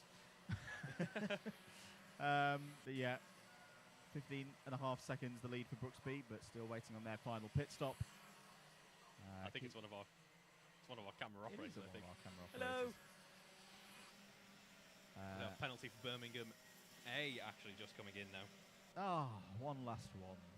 As they dive into the pits alongside Birmingham B. Very interesting. I can't think of the last time we saw 2 teams from the same university diving into the pits together. Oh yeah, if they've identified that there's a bit of a quiet time and they can get both teams serviced at once, there are 2 Bowsers in there. What you definitely don't want to do, of course, is end up stacked behind one another. Yes. But yes, we'll see. We'll know that in due course when we see both Birmingham karts come out and see their relative positions. And they pretty much both come out at the same time. Although the B1's got it. Ooh, well, that's something the to B work got on for a jump. A. B got out ahead of A. 5 seconds lost in that pit stop. For A rather. I think that shows you just how crucial the pit stops are. Those 2 karts have been running relatively similar pace. Okay, yes, it's two stable mates, so there may be a bit of team orders there, shall we say, to say, B team, Fernando is faster than you. Can you confirm? Can you confirm? But otherwise, the A team have now got find 5 seconds in the space of 16 minutes. when the pace has been relatively the same between the two of them for the last, was it 44? Yes, that is one of I suppose one of the key traits of it being such a short lap. It means, and it being quite a wide open, quite a high speed circuit, there aren't too many opportunities for you to make up bags of time. There's not lots of technical little corners where a driver can demonstrate their true strength over another. So therefore, it can make it just a little bit more difficult to start putting in those laps that allow you to close up those gaps. Oh, right up there, and in fact, is that involving Manchester A? Did I just see the Manchester A kart riding up the... Yes, I did. Sorry, no, not the Manchester A kart. More crucial than that, the Cardiff A one. They're back on track now. Cardiff A definitely lost a bit of time there. Just right, almost getting picked up. Rear bumper to front bumper through Hahn's hairpin there. That'll have been a bit of a heart in a mouth moment. And yeah, they've lost a position to Manchester A because of all of that. This race really starting to crescendo now. Now there's a big one. That is a big one. Black flag, Cardiff A, ABC ×2. I said there was contact involving the Cardiff kart. That might have just handed the round win to the 2023 champions. And once again, Exeter A getting the job done, putting the pressure on other teams who've cracked. I don't see anybody else being able to overhaul the points advantage now that Exeter have got. Great shame for the Cardiff squad. They've had such pace all day, really, but that one small mistake in judgment there has cost them. Collection of mistakes, you'd maybe say, because it's a black flag for multiple ABCs. True. That takes them out of the discussion for second place, I'm afraid, as well, in the championship. They will have to come in, serve that penalty. They are going to lose a lot of positions because of that. There were a lot of teams running well in this race. They're going to lose out to Liverpool B and Sheffield and Warwick and Brooks D. It could also help Nottingham Trent A because it's going to promote them a spot.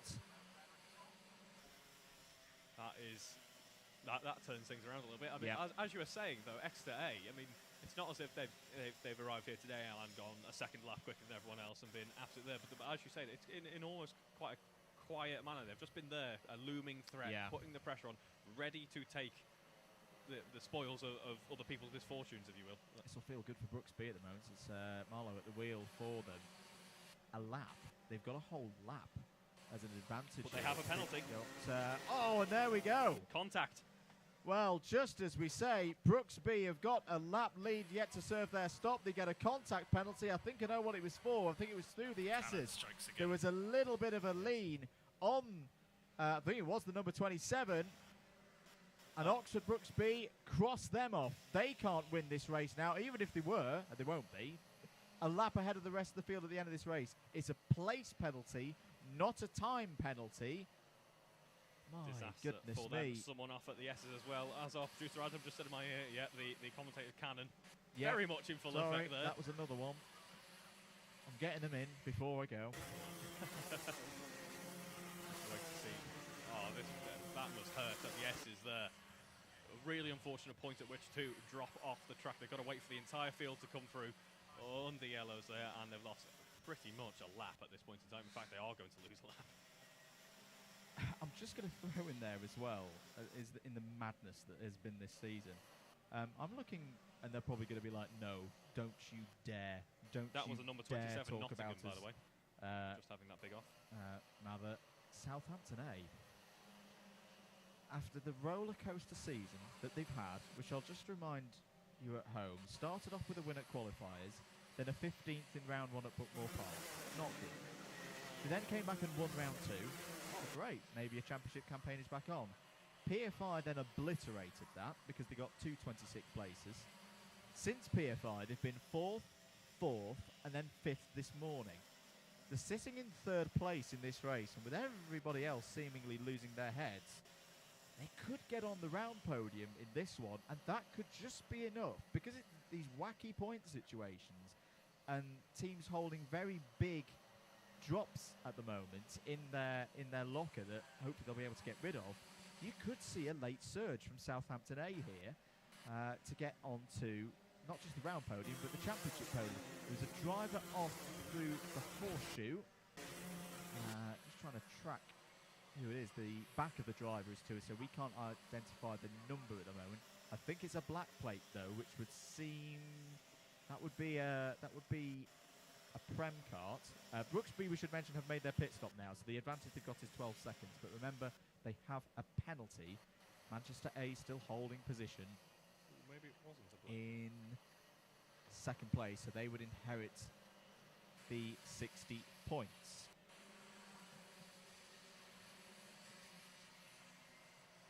So let's do a little bit of maths. So that would put Manchester up to 114.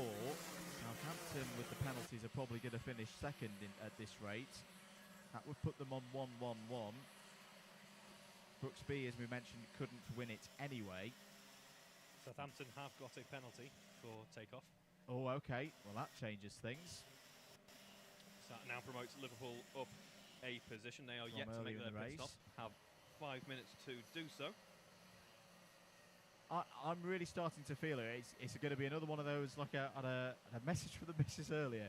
You're calling this like a US election. I should explain she's American. So she's used yes, I am, dear. This is too close to call again. If there's another is that a repeat showing for the penalty of Oxford Brooksby, or is that another one? Trent, I'm just looking at Trent A, looking there in 9th place. All of a sudden going to be coming out quite well here. They could be the beneficiaries here of a few positions, a few karts dropping 2 positions here, 4 positions there, 6 if it's Southampton A. Because remember, those penalties are applied from the back first. Trent A have just got they've got themselves in a decent position now. They've got to find, if they could find a way past Brooks A, that would be great. But maybe the best strategy for Trent A right now is don't get a penalty. Be there to take advantage of others who have. That could be what just pulls them ahead of Loughborough A. We just don't know at this stage. Manchester A, though, they've been very, very strong today. They have. I think this makes up for race 2, really. Yeah. This is exactly where they were the ones in that previous race 2 had gone. And I get the impression of it's always very difficult. I don't make the statement of, oh, driver X is retiring from BUKC action today, because the number of times I've said that, and then that same driver, I'm looking at you, Kyle Morby, if you're listening, coming back year after year after year for just a little bit more. So I won't mention names, but there were, I think some of the Manchester members are moving on this year, and they've been, he knows who he is because he came up to the box earlier and said some very kind words. Yes. They've been great, absolutely great over the past few years, and they used to be one of those teams that didn't really get any coverage because they were down the divisions, they've worked their way up, they've fought their way in,